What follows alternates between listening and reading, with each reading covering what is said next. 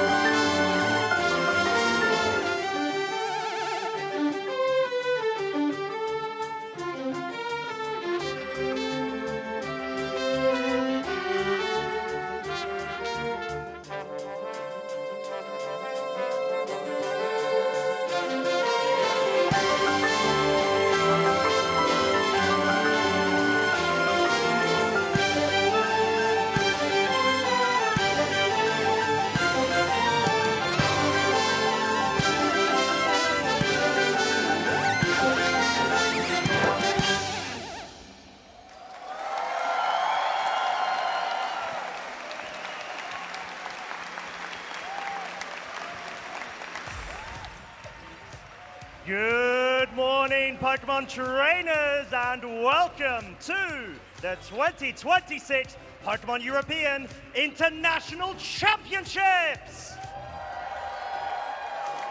We hope you enjoyed that quick journey back to the games where it all started. We wouldn't be here today if it weren't for the games that introduced Pokemon battles to the world and led us all to this moment. So let's hear it one more time for Look Mum No Computer and the Manchester Video Game Orchestra!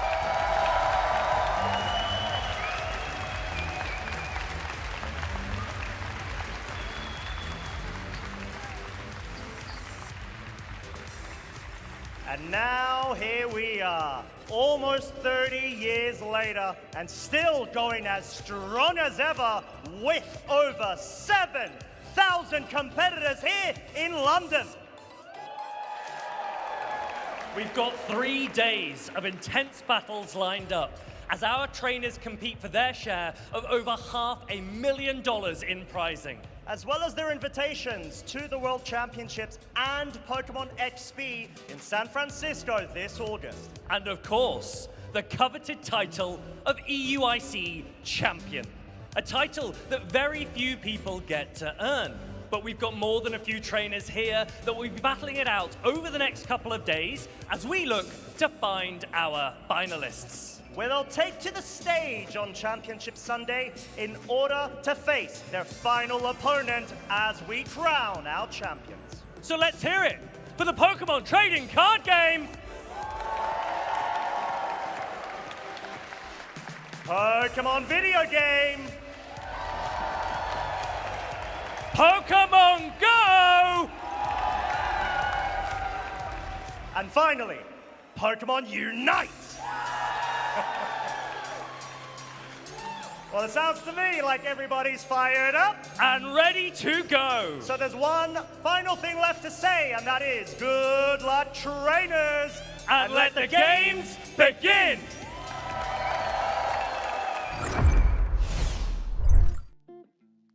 And welcome back, Pokemon trainers. We just witnessed a great opening ceremony at the Pokemon European International Championships. Back into the caster's booth here at the side stream. My name is Andrew.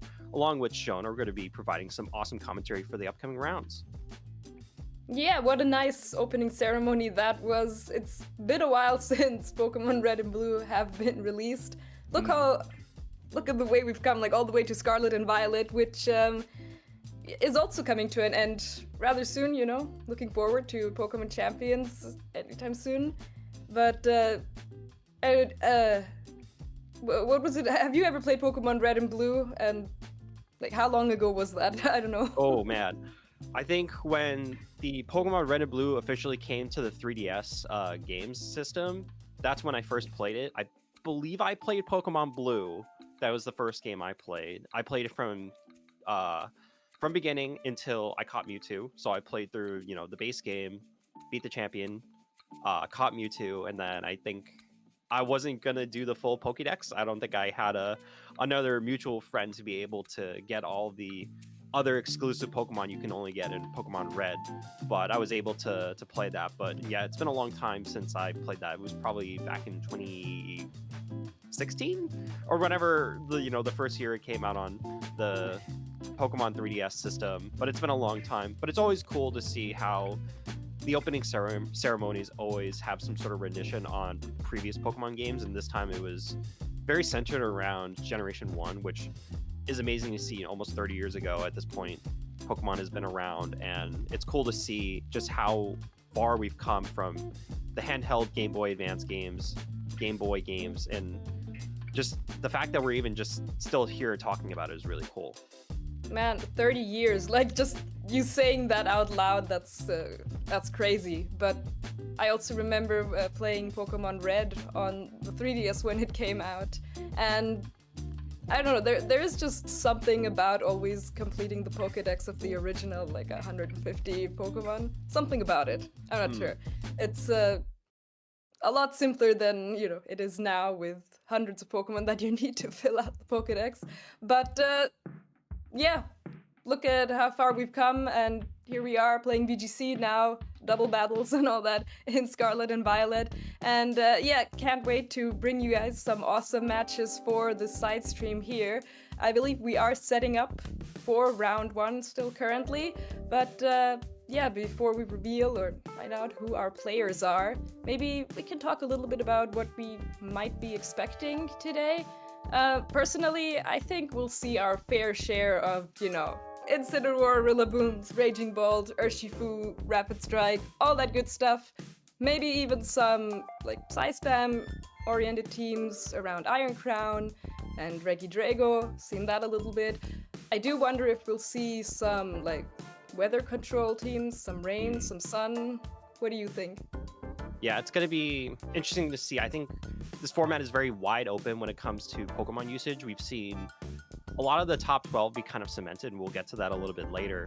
But I think this format, if you can really try to format your team in a way that can beat like the top 12, then your team can be really good. But otherwise, we're going to be talking about a couple of the other great points about the European International Championships. Being an international event, you can get more championship points. So let's talk about that real quick with our first slide.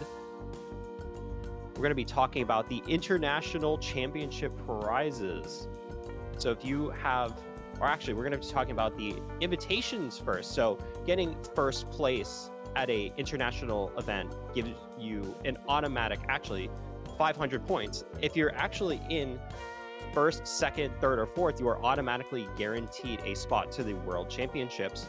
And even if you do not make it into that top 4, even getting 5th through 8th place, so a top 8 spot, 380 championship points is so much to help you in your trip to get to the World Championships.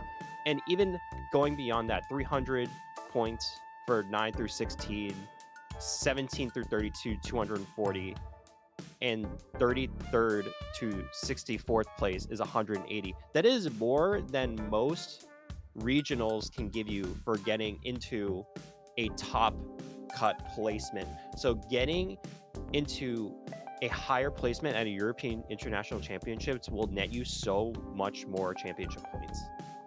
Yeah, with the competition being as fierce as it is now, that, especially since there's not just a certain amount of championship points you need to reach, but you do need to be in like the top 80 of your region, or,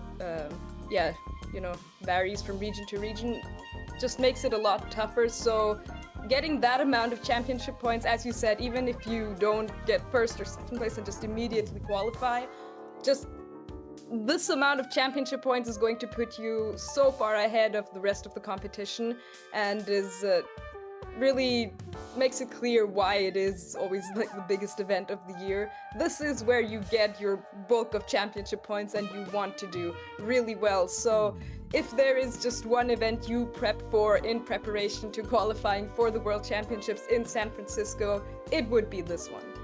Yep, absolutely. And now let's talk about what Pokemon players can expect to win at an international event. So we're going to be seeing this. If you are in the juniors and seniors division, you make it into that prestigious top 8 placement, you could be expecting to get about $5,000 for first, and then $3,000 for second, $2,000 for top 4, and $1,000 for 5th through 6th, which is still incredible money, especially for these younger trainers.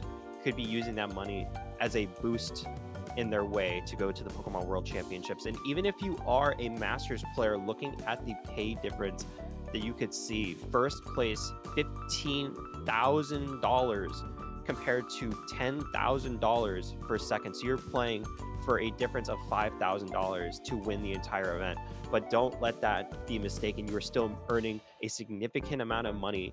If you're even just playing for 32nd place, $2,000 can still help you even with your trip to EUIC or potentially to the World Championships in San Francisco. Yeah, you're probably already making winnings there if you're top 32.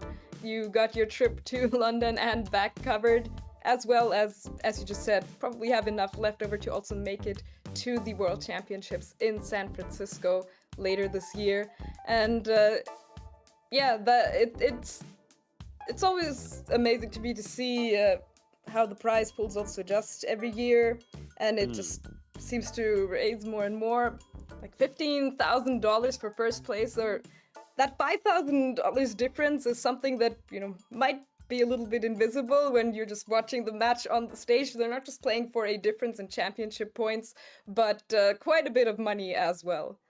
Yeah, I can't recall the exact difference that first place gets at a regular regional, whether it's the NA circuit or the EU circuit, but it is significantly more at a European International Championships, or any international championships for that matter, whether it be LAIC, EUIC, or NAIC. But again, these events only ever happen once a year in their respective regions. So being able to come out on top at one of the most prestigious events of the year, is the ultimate honor for Pokemon trainers, other than, of course, the World Championships. Yeah, and you know, I feel like despite the prize money being so great, it is always something that is probably more in the back of players' minds, sure, but it's not first and foremost the reason why you're there to compete.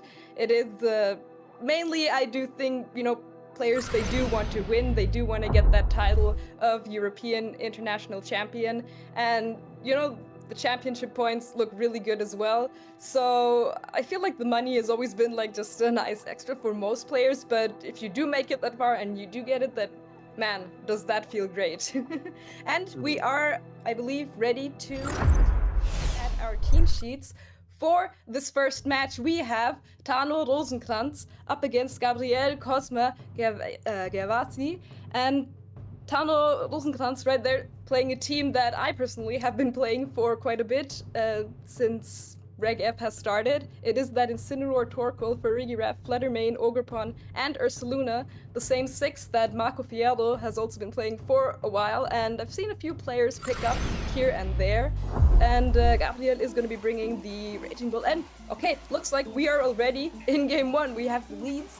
That is an Okidogi and Chien-Pao up against an Incineroar and Farigiraf, and we will be watching from Tano's perspective. So there we go. That is a very classic lead here for this team, where you have the Incineroar and the Farigiraf on the field, and you can go for something like a parting shot or a fake out to help this Farigiraf set up the Trick Room, because there are 2 Pokemon specifically on this team that really like to use Trick Room. Yeah, on this board state, we do have the Okidogi as well from Gabriel's side of the field. It does have that Guard Dog ability, so that Intimidate drop will not be active. It's actually going to be giving Okidogi a stat increase.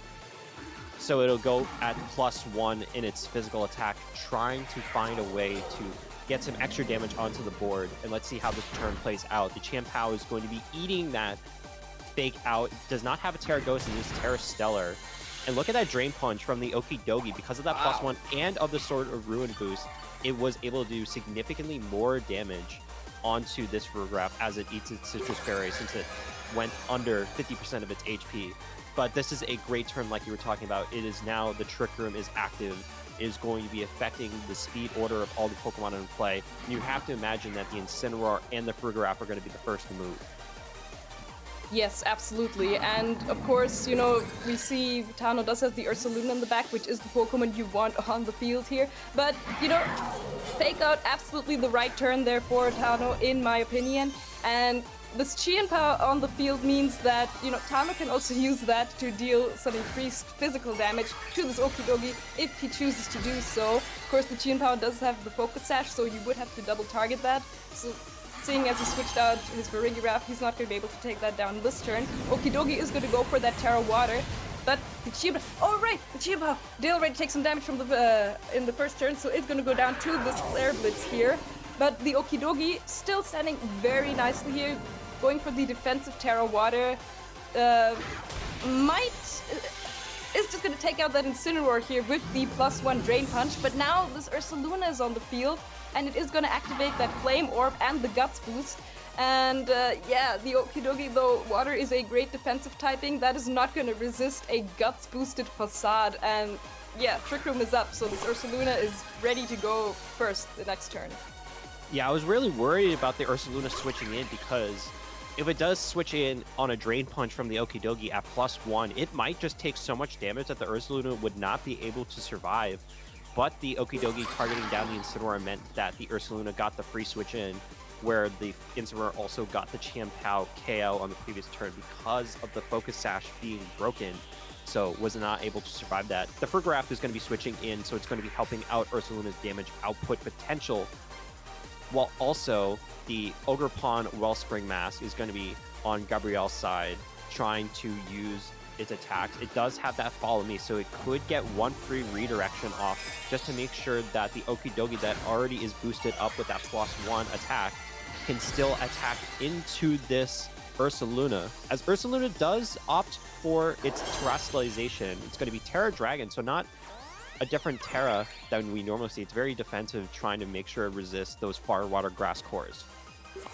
Yeah, and the Farigiraf here is gonna fire off this Hyper Voice, gonna deal some chip damage to both of these Pokemon. Ogerpon gonna go down to the facade here thanks to its Follow Me. But that gives this +1 Okidogi an opening to go for an Ice Punch, calling the Terra Dragon, but that actually does not take out the Ursaluna. I was scared there for a second that might do a little bit more damage, but Ursaluna still hanging on is definitely going to make Tano really, really happy. I'm guessing, like, if you had gone for a Drain Punch and the Ursaluna, like, if it does not Terra, you know, you still get super effective damage from the Ice Punch, but Drain Punch would have done a little bit more and would have also given you some recovery. So, that is, I guess, the trade-off there for, you know, going for the Ice Punch that you cover for Terra and hit the Ursaluna super effective either way. Another Hyper Voice here is going to deal even more chip damage, and now this Okidogi is just going to go down to this Facade, and this Ursaluna just taking out one Pokemon at a time here. It's looking really, really tough for Gabriel to come back here, but this Raging Bolt is going to get an opening to go for a Draco Meteor, gonna take out that Ursaluna. But now it's the last Pokemon on the field. It is at -2, and Tano still has 3 other Pokemon. Yeah, there's not much that the Raging Bolt was going to be able to do. Its Thunderclap is going to be null and void against this Farigiraf, having that Armor Tail ability, blocking priority type attacks. You're already transformed into a Terra Dragon type, so that Thunderbolt isn't really going to be doing that much extra damage. So you pretty much have to go for the Draco Meteor. But now that you still have 2 Pokemon on Tano's side, you have the Ogerpon Cornerstone Mask having that sturdy ability, so it means that you need to at least get 2 attacks into the Ogerpon while still also trying to KO this Farigiraf in this turn. It doesn't look like the Raging Bolt is going to be able to do much in this game. It is going to be concession. Gabriel is going to be losing that game, Gabriel is going to be losing that game. Tano is going to be winning that game, so we're already off to a very good start here. Yeah, and I think Gabriel realized that there's no way this Raging Bolt is getting through these last 2 Pokemon in time, so chooses to lock in that forfeit in Game 1. But, so he does have opportunities to adjust for Game 2. I feel like this team that Tano is playing is one that can be very, very dominant in Game 1 when your opponent is still unsure about, you know, what do I expect my opponent to lead, you know, what is their game plan. They have a lot of different modes with this team.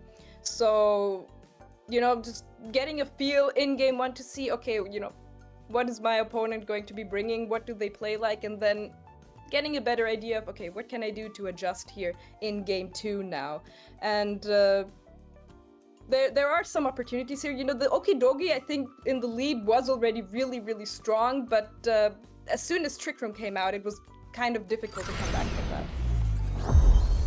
Yep, and let's go back into the game. We're already seeing a new set of Pokemon in game number 2, but it's going to be the same. Okidogi in the Chien-Pao for Gabriel, and Tano is going to be leading with the Farigiraf and Incineroar. So both players recognizing that this is probably their best leads that they could go for, as the Okidogi going to be getting that Guard Dog boosted +1 attack once again. Chien-Pao going to be hit with another Intimidate.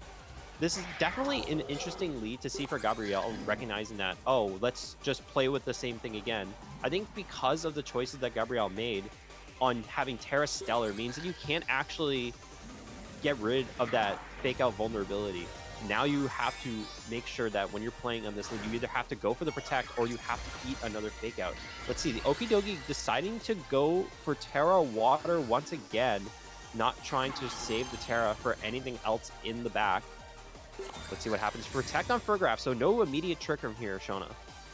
Okay, no Trick Room here in turn 1. The Chien-Pao is going to go for the Throat Chop here into the Farigiraf.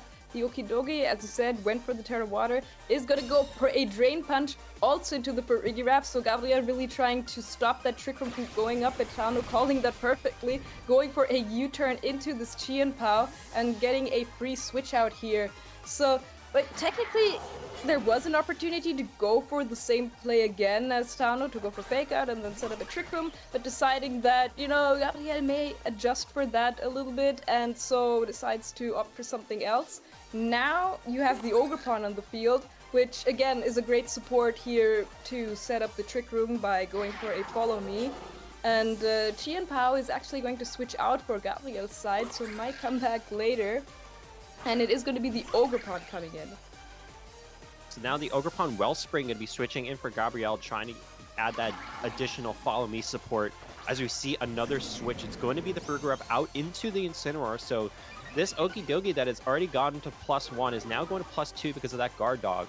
But because of the Ogerpon switch in, is now going to be taking that Intimidate drop, as the Power Whip on Cornerstone Mask Ogerpon is able to do a clean one-hit KO into this Okidogi. That Terra Water deciding that it was not the time to use it, and now it is going to be falling as Chien-Pao has to switch back into this game. I wonder if Gabriel was expecting that if he switches out the Chien-Pao, there may be a chance that the Okidogi can take the Power Whip, but it is just that strong of a move. If also inaccurate, you know, but if it does hit, then it is really, really strong into a super effective hit.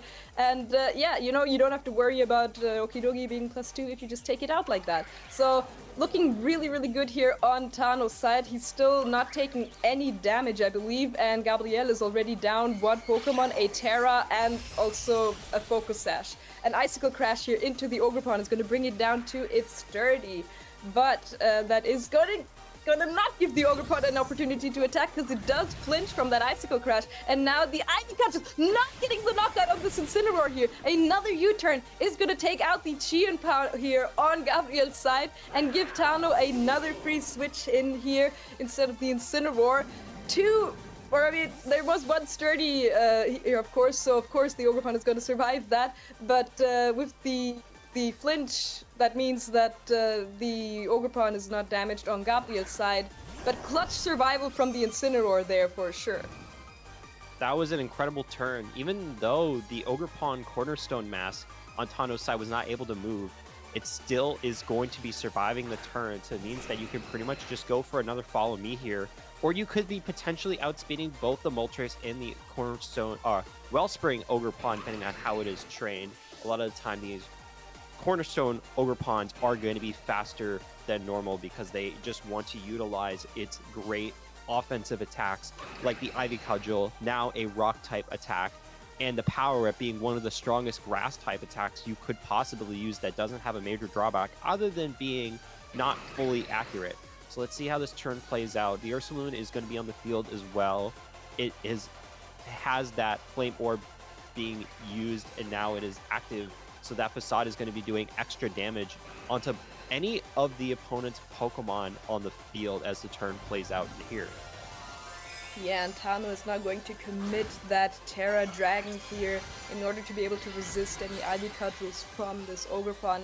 And yeah, the Moltres coming in here. I'm actually surprised we didn't see it in the lead, but it is still, you know, able to go for Fiery Rats here. Follow Me from Gabriel's Ogerpon is going to redirect this Ivy Cudgel away from the Moltres. That is still over half damage. Fiery Wrath is going to be able to take out that Ogerpon. Is it going to flinch the Ursaluna? We already saw one flinch in the Icicle Crash. Are we going to see a second one? And no flinch there. Facade does come out, does take out the Ogerpon, but I mean, at this point, I think it's pretty much over, because now all Tano really has to do is bring in the Incineroar, go for a Fake Out and a Facade, and that would be game. Although Tano is actually opting to go for the Farigiraf instead. Yeah, the Farigiraf is fully healthy, which means that if you want to be able to target down onto both Pokemon, you have to use Fiery Wrath. Is not going to be able to pick up the KO on either Pokemon, and you have a small chance of getting a double flinch, which means you can keep with the cycle of hitting those Fiery Wraths. But it looks like the Ursaluna is just going to get off a Facade one additional time, taking down Gabrielle's final Pokemon, and Tano is going to be our winner of the first round of the side stream at the Pokemon European International Championships. Yeah, that was actually, I think, the correct play by Tano there, because I was expecting the Moltres to be choice specs, but it is actually the Citrus Berry variant, so that Fake Out and Facade play, of course, you know, becomes unnecessary when the opponent can just go for a Protect in that turn. So correct there, in my opinion, to bring in the Farigiraf, and you know, okay, maybe one of my Pokemon will flinch, but I'll either get a Trick Room Up or a Facade. Very unlikely that both of my Pokemon flinch, and then in the next turn my Ursaluna just keeps getting flinched. And if that does happen, okay, you would have still had a game 3. That would have been really unlucky. But yeah, really well played still by both players in my opinion. We already got to see an Okidogi on stream, you know? Seems to be on the rise as well.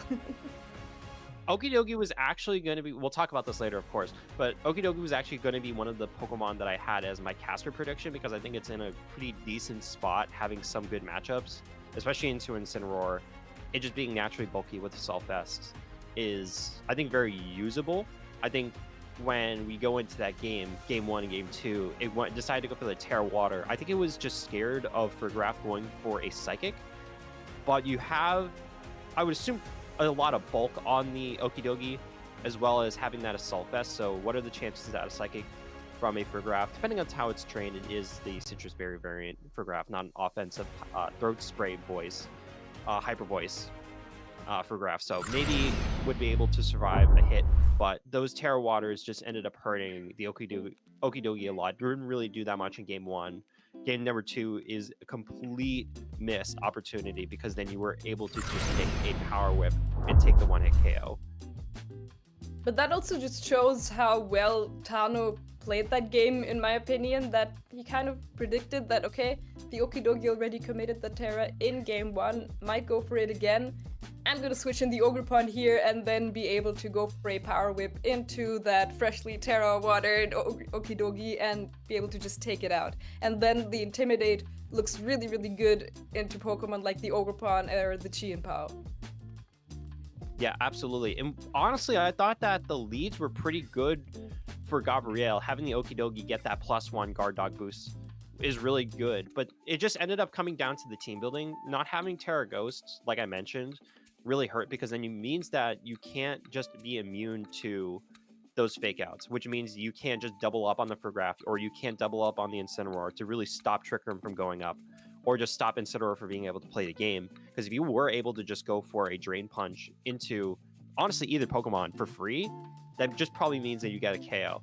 There are some situations where you do have to consider that Tano could go for a Terra to try to either be immune or resisting some of the attacks that were coming from Gabrielle's Pokemon. But I think most of the time you're pretty safe when you want to go for that because you have such good offensive Pokemon on the field.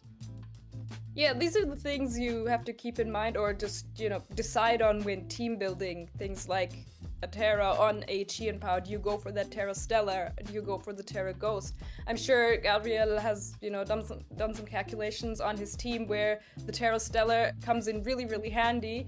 But then when it comes to situations like this, where you kind of need to try and dodge a fake out, you don't have that option. And so just preventing Tano from either setting up a trick room or just, you know, getting his pieces into place was really tough in that matchup. So, you know, it may be, I actually would be really curious to see how a rematch of that best of 3 would go, like in a day 2 kind of situation or something like that. Because that's just been my experience, like playing these 6 Pokemon myself, is that the second time people play against it, they've figured something out, but it can be really, really tough with the amount of modes this team has to face up against it. Yeah, we didn't even see the Fluttermane or the Torkoal coming into either game 1 or game 2, so we didn't really see that hyper offensive Sun mode.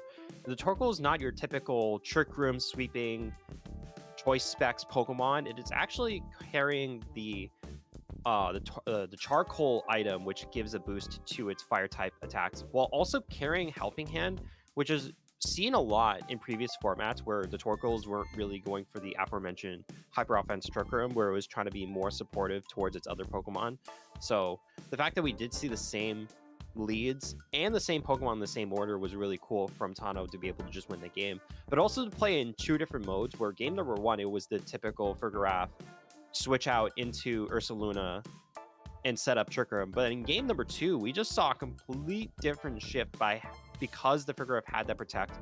You know that the Frigoraph is the big target on the field. The Incineroar just went for an immediate U-turn to just switch into the Ogerpon to get a free hit, while also just having the Frigoraph still threatening the Trick Room as well. It was really cool to see Tano just deciding to go with a different mode, where Trick Room definitely gives you the guarantee that it helps out with your Ursaluna, but recognizing it was not good in that one situation was really, really impressive to see.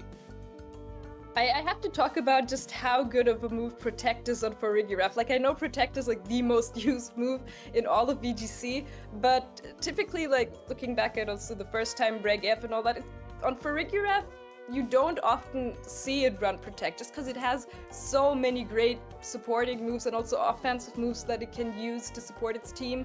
But my god, does it become just even more of a threat when it does have that Protect, and you know you can't safely just double target it, you know? And we saw that here, that a turn like that where it is a Pokemon that you want to double target, especially with also a fake out of the field, and if it just goes for a Protector and gives your other Pokemon an opening to do whatever you want, that is just swings the momentum into your favor by just so much. Yeah, I think Farigiraf is also one of the best Pokemon in the format right now. Obviously, it's not at like Incineroar, Rillaboom, or Urshifu Rapid Strike good, but it being just solid, having great ability to block priority type attacks, being able to set up Trick Room, could be used as an offensive attacker, could be just used as a supporting Pokemon. It has so many different tools, and it's been around since the beginning of the game. Obviously being introduced in Generation 9, and its typing is pretty decent, its bulk is really good, its offensive stats are really good, it can be used in Trick Room, and honestly could be used in Tailwind too. There was a time where in Reg H, if you really wanted to go Hyper Voice Tailwind and then use Trick Room later, it's definitely an option. But I think going back to what you were saying, just having so many tools, I think Farigiraf sometimes has that fifth move syndrome, is like we like to call it, where it wants to run so many different moves. Almost always it's going to be running Trick Room, right? It probably will always run Protect or maybe Psychic Noise as its go-to Psychic type attack, just to make sure either you have the extra damage or maybe you want a little less damage but stop healing on certain Pokemon. Those third and fourth moves always tend to vary. If you were running the offensive Farigiraf, you typically want to have Hyper Voice, especially with Throat Spray, to be able to get that +1 into your special attack. And sometimes you want to have Protect. I think, again, Protect is one of the best moves in the entire game, and just having that just means that you're able to pivot, able to play defensively. It just means that your Farigiraf is not a liability on the field, so if you're fighting down hyper-offensive teams, you can make sure you protect on the turn you need.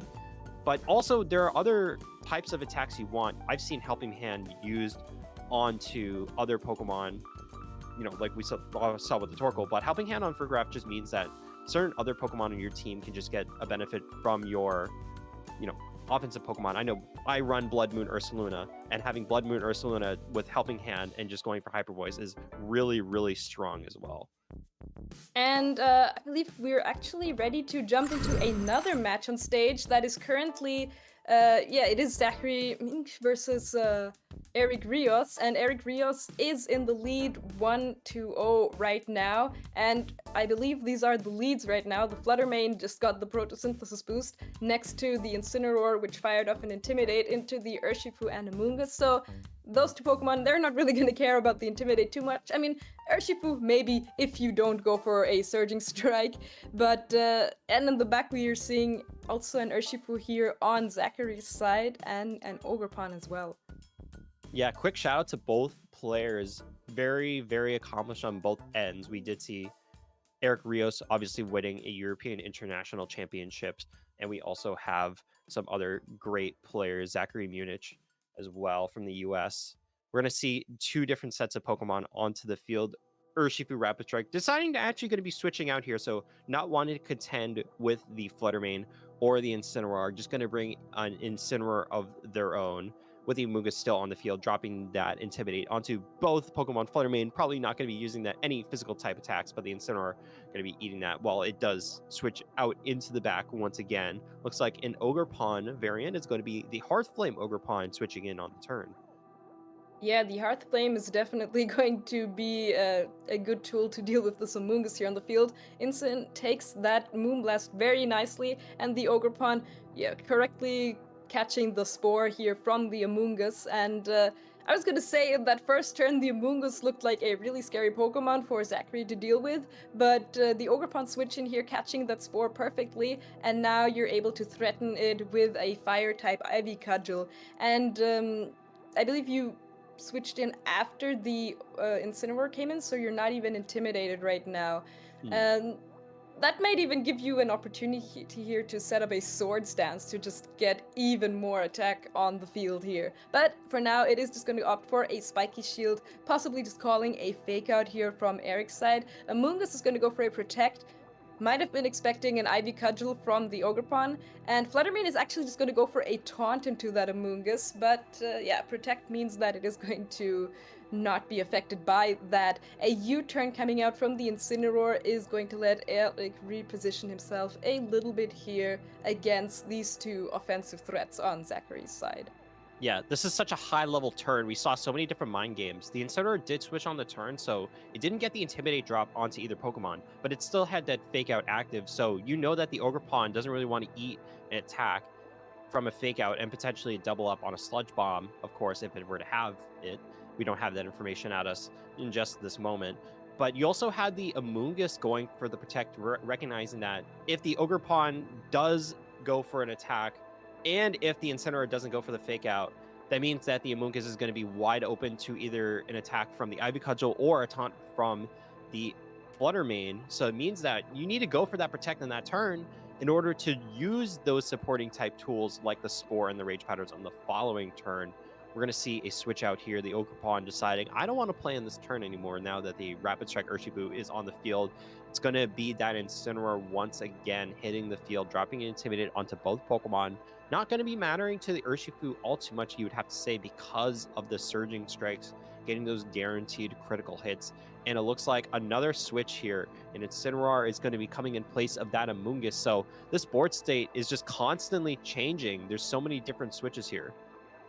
Yeah, and I think that Incineroar switch here for the Amoonguss will catch anything that Zachary would throw into that slot very nicely. The Urshifu is actually going to commit to that Terra Ghost there, and we did also see Zachary switch out the Ogrepon, which I think also makes a lot of sense. It's Pokemon you don't really want to take a lot of damage right now. And the Fluttermane, yeah, the taunt is going to go into that Incineroar. Surging Strikes is going to go into that switching in Incineroar and just going to be able to take it out.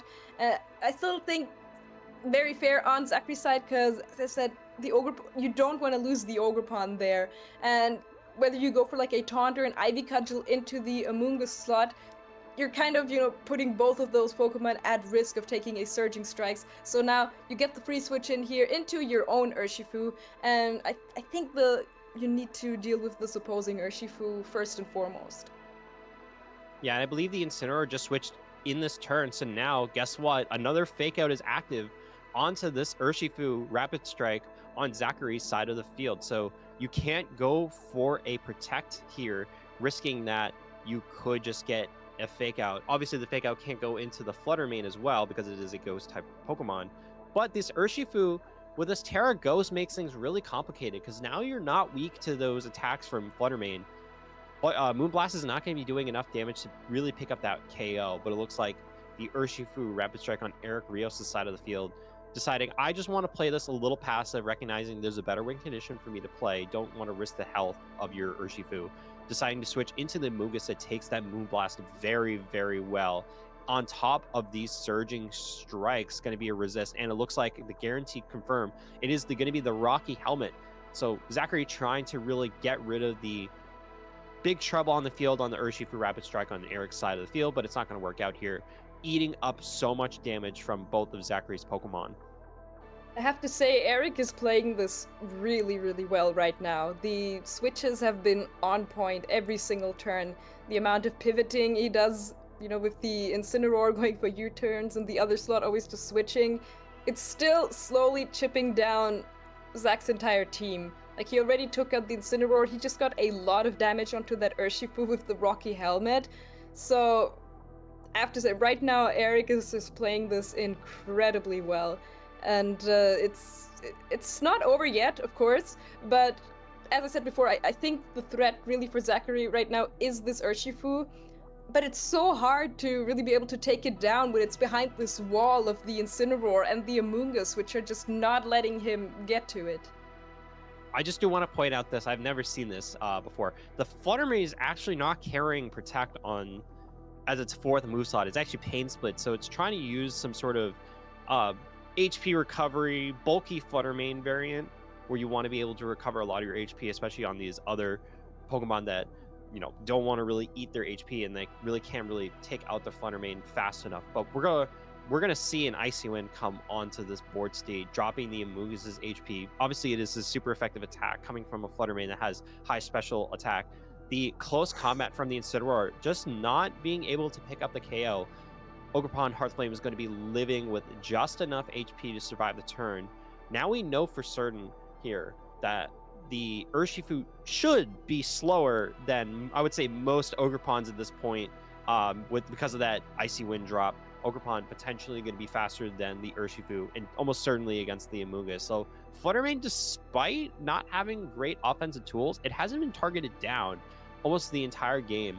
Most of what Zachary's Pokemon has been taking has been the Incineroar before, where it did take the rapid surging strikes before, and now the Ogerpon is just going down and down and down on its HP. Yeah, and I was just gonna say, I'm sure the Incineroar is coming back in here now, maybe for the Urshifu, but actually the Amoonguss switching out here to get that regenerator going, and Urshifu is just going to protect. So I think that is the right turn here for Eric as well, because the Incineroar is still looking really, really good here, and Eric just continues to do a really good job, in my opinion, of not letting Zachary really touch this Urshifu. Now, of course, you again have the opportunity to either switch the Urshifu, or you don't even have to, because you have fake out pressure on the field once more. This Ogerpon is now at -1 attack as well. So, and the Fluttermane is a great support here, but it's not the damage dealer, right? This specific Fluttermane set is not the damage dealer, and it also does not carry Shadow Ball to be able to hit this Terra Ghost Urshifu in any way. You can just see, Zachary going into his team preview in the back, like his resources are just slowly being chipped away, and Eric is making it really, really tough for him. Yeah, you can also just see at how confident Eric Rios is playing, knowing that the switches are so key to this game. And I think this is the first time we're actually going to be seeing the Porygon 2. We've only really seen the Amoonguss, the Urshifu Rapid Strike, and the Incineroar, and now Porygon 2 probably hitting the field for the first time in this game number 2, recognizing that, oh, hey, if I can get the Amoonguss in on this turn, it's going to have that additional healing recovery because of the regenerator ability, one would presume. And now you have Amoonguss and Porygon 2 hitting the field.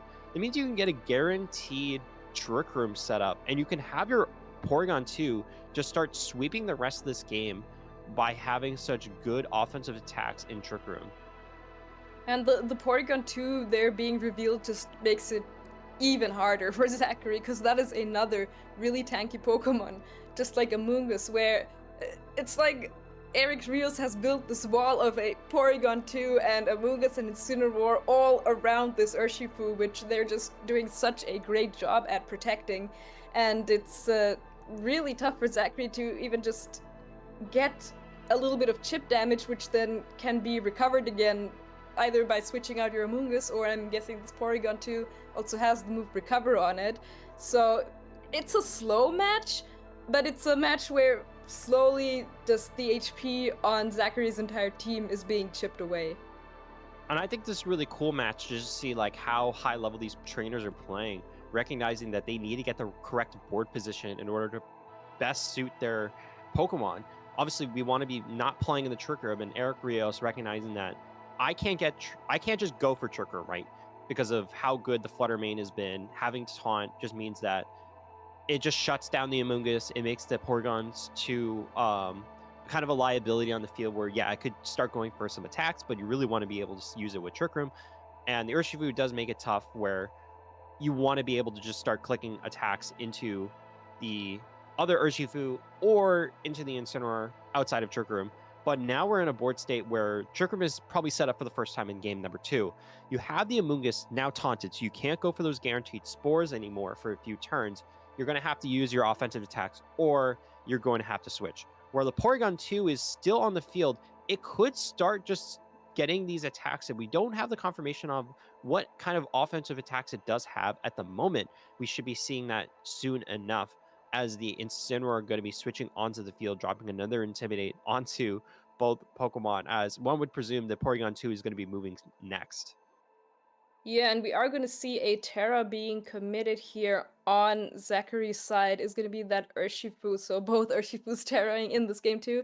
This one deciding to go for that Terra Steel here as its defensive typing, which, yeah, it's going to make it weak to that Incineroar that just switched in, but it is going to be able to take this Terra Blast nicely, so yeah, hangs on there with a bit more HP, and these Surging Strikes here going to go into that Porygon 2, going to deal a good amount of damage, but you just see how tanky of a Pokemon Porygon 2 is. I mean, that is a Mystic Water boosted Surging Strikes, and it takes that so nicely. And Icy Wind here is not going to be able to take out that Porygon 2 either, though it is in the red now.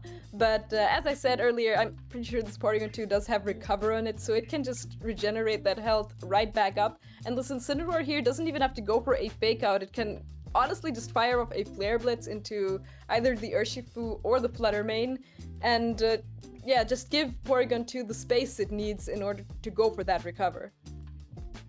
Yeah, using that Icy Wind there from the Flutter Mane is an interesting position because you don't really want to KO the Porygon 2, right? Because if the Porygon 2 goes down, you bring in the Incineroar, and you also bring in the Amoonguss to just start dropping those spores down. You're in Trick Room. I believe there's only 3 turns of Trick Room left. So you can able to get a spore onto both the Flutter Mane or the Urshifu as much as you want. You still have the Incineroar doing as much damage as possible. We're going to be seeing Pain Split for the first time in this game, just deciding to get a little bit of the HP off of the opposing Incineroar, giving it to that Flutter Mane, making it equal in their HP stats, which is very unique move to Pokemon. You don't really see this very often. Even in competitive battles, Pain Split's not used. Also not on a lot of Pokemon either. The Incineroar, Urshifu, did opt to go for the Detect, making sure that it lived another turn. Oh. It looks like we got a double Detect in this game number 2.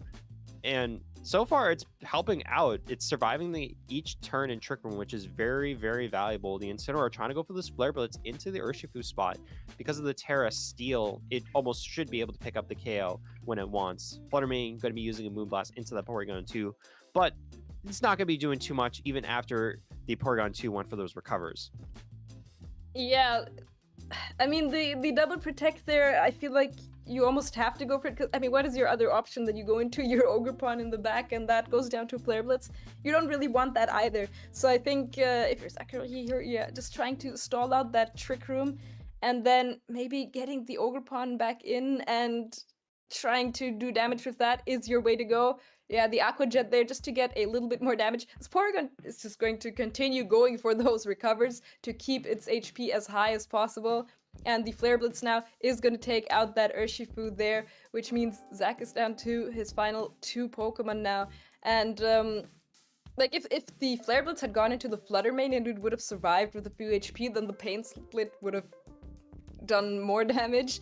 But the Moonblast here, yeah, it's just barely not going to be able to take out that Incineroar there. And yeah, Zachary is down to his last 2 Pokemon, and the Ogerpon already took so much damage from that close combat earlier, and Trick Room is still up. Yeah, this is a tough situation. You still have 4 Pokemon for Eric. The Urshifu is still sitting tight with that Terra Ghost. You have the Incineroar. The Amoonguss swapped out earlier, so it's regained a little bit more of its HP. The Ogerpon, like you said, had taken that close combat earlier from the Urshifu. Not holding on to much HP, and especially when you have the Porygon 2 and the Incineroar onto the field, there's not much you're going to be able to do here. Moonblast going into the Porygon 2, just trying to get as much damage as you can during this match. Ivy Cudgel going into the Incineroar, just trying to make sure you can get a KO wherever you can. Even if the Incineroar wasn't the target, it was probably going to go for that Flare Blitz or Knockoff to get an additional KO onto that Pokemon. But it looks like the Terra Blast from the Porygon 2 is going to be able to pick off Zachary's 3rd Pokemon. Is going to be that Hearthflame Ogerpon, as the lone Flutter Mane on this board is going to be the last Pokemon for Zachary to try to close out this game. But this is going to be a tough one to come back from. Yeah, the Flutter Mane, you know, against this Porygon 2, which has recovery, like that alone, if it were just the Porygon 2 versus the Flutter Mane, that alone would have already been really, really tough. But it's not, right? There's still an Amoonguss and an Urshifu as well to deal with.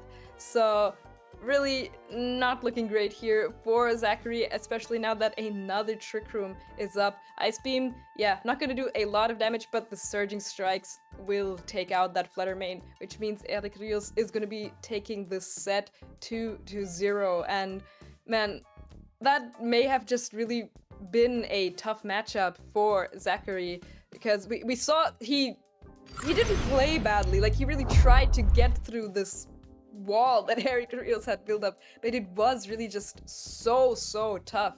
And you know, showcases why these defensive teams can also be, you know, really slow, but also really good to play. I think if you're able to play that Porygon 2 team well, we don't really know what other Pokemon that Eric Rios had. Could have been the Ursaluna, but just the forward that Eric brought was so good, so bulky. But the fact that he was able to position it wherever he wanted the entire game, while still having to deal with a Flutter Mane that had taunt, just means that Eric is so seasoned, understanding the board position, understanding, you know, in 3 turns into the future, this is where I want to end up. We did see 2 Trick Rooms come up. One of them helped set up the check, and then the last one set up the checkmate. So, and obviously still had the Amoonguss in the back too, so that means that any spores that were going to be coming in onto the board was going to be rendering that Flutter Mane or anything else very useless on Zachary's side of the field. Yeah, and I believe we can go to a short break right now. So yeah, that's what we are going to do, and then we will be right back with even more EUIC games. I am looking forward to it. See you guys soon.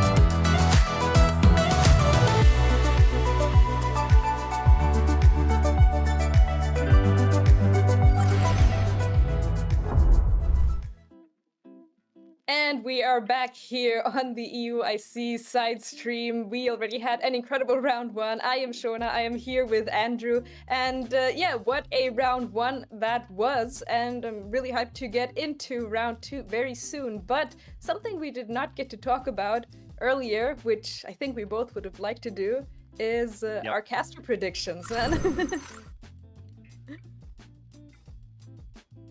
And let's see what we have here. We all have some interesting choices. I know for me, I have a big shout out to Grimmsnarl, Torkoal, Incineroar, and specifically Urshifu single strike. I think they're all well positioned. I almost decided to go for a fourth dark type to make it some sort of, mono type caster prediction where you have the Grimmsnarl, Incineroar, and Urshifu, but I decided Torkoal is in a really good position, whether you want to use it in a more trick room oriented hyper offense team, or if you just want to have Torkoal as the supporting Sunsetter and then use other Pokemon like the Raging Bolt or a Fluttermane to just help boost your damage output or increase your speed. Yeah, man, Torkoal was also a Pokemon I was thinking about putting on my list of caster predictions, because I also play it a lot right now, but I don't know how many people are actually going to be bringing it. So I also decided to opt for stuff that I feel like is probably more likely to just show up. Of course, Incineroar is there, and the Urshifu Rapid Strike, and I think Ogerport Hearthflame is a Pokemon that can do really, really well at EUIC, so I'm trusting that. And the Iron Crown there, because I know there will be some spam players up there, and I do think that there's probably at least one player out there that has been training with it for a long time and might make it really, really far with it. Yeah, and speaking on behalf of Cedric and Paul, we also have some of their caster predictions, which you'll hear about more of their picks and why they chose them respectively. But we got for Cedric, you have the Firgraph, which we did see in round number one, being a really strong, versatile Pokemon, always different sets and cool stuff to see. Landorus Incarnate, Champao, and Ursaluna, not the Blood Moon variant, but the regular one, just offering such good offensive power from all three of those Pokemon. And Paul deciding to choose some interesting Dragon type. I actually didn't think about this at first. It's mono dragon type, similar to what I was going to go for with the dark. Latias was an interesting pick. It was used slightly in previous formats, especially towards the beginning of regulation, where you could use it as this Tailwind supporting set that has really good offensive power from something like a psychic type attack. You have the Roaring Moon, which I think is really well positioned. Being a dragon type in this format means you do resist those fire, water, grass attacks, especially from Rillaboom, Incineroar, some of the Ogerpons, and Urshifu. And you also have Regidrago, which is honestly becoming one of the best hyper offensive Pokemon you could see. A lot of teams want to run like Tornadus or Firgraph to make sure that your Regidrago is not going to get damaged too much, and then you can start using those dragon energies at full HP to get maximum amount of damage output. And surprisingly, or I guess you could say unsurprisingly, Paul had chosen Raging Bolt, which is still one of the best Pokemon in the format.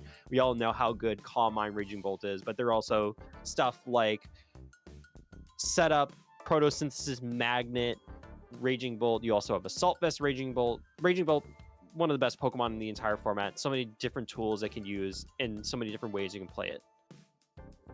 And I love to see how, aside from both of us having Incineroar, I think we have like 15 different Pokemon here on the screen. We have the different Urshifu forms respectively, and I also think Farigiraf is like a really good pick. It would have probably been like my fifth pick if I had another Pokemon to choose from. We already saw it do really well last year at EUIC. It came in second place. So, and it is just a really good Pokemon. We were talking before also about how versatile it can be, how many different moves it can learn. So also a great pick there from Cedric. And I believe we are ready to, in just a moment, take a look at the team sheets for our next match. We are going to be featuring Lorenzo R versus Ashton Cox. And we have the team sheets right here. And a few very interesting Pokemon here. I have to immediately give a shout out to the Kingambit here on Lorenzo's side with the Sinistcha as well. And on Ashton Cox's side, we see a Heatran, and I feel like Heatran is one of those Pokemon where it can be really difficult to play or just incorporate into a team, but if it does find its place on a team for a very specific reason and it does its job well, it can be an incredibly powerful threat. Yeah, when I'm looking at Ashton's team, I'm seeing a lot of counter meta picks. The Heatran is not a very popular Pokemon, but it has one of the best typings in the entire game, having Steel and Fire, having so many different resistances.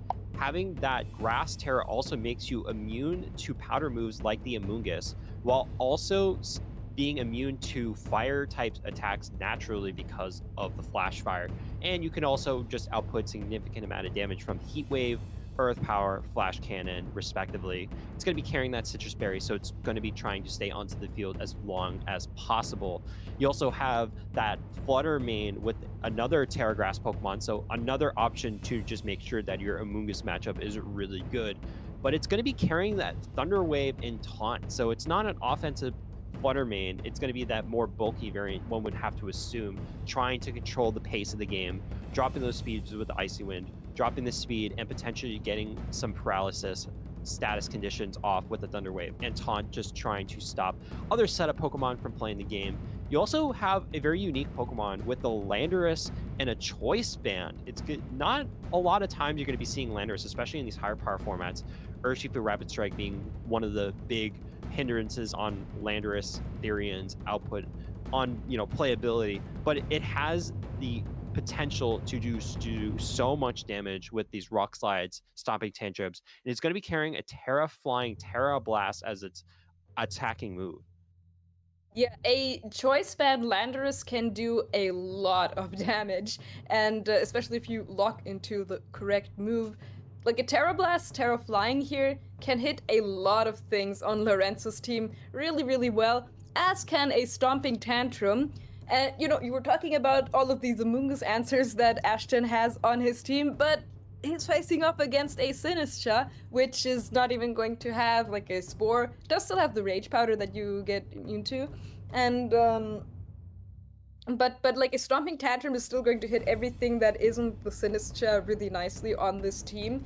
Even things like a Flutter Mane, which doesn't have great defenses, is going to be taking a lot from that. And I'm curious to see if it's a Pokemon that we'll see in the lead or maybe just in the back, since of course you do have to respect the Defiant of this King Gambit.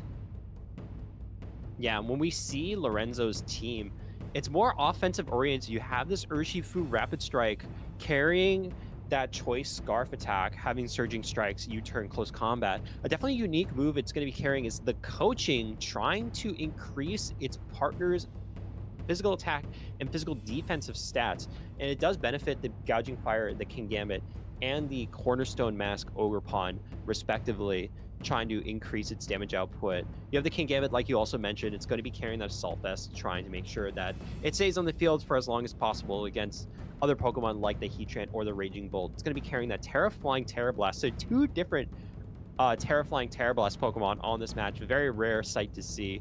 Gouging Fire is going to be the Terra Fairy variant with the booster energy. One would have to assume it is going to be the speed boost to try to make sure it outspeeds other opposing Flutter Manes if possible, other Ogerpons, other Raging Bolts, pretty much anything that is, naturally slower than base 150, one would have to assume.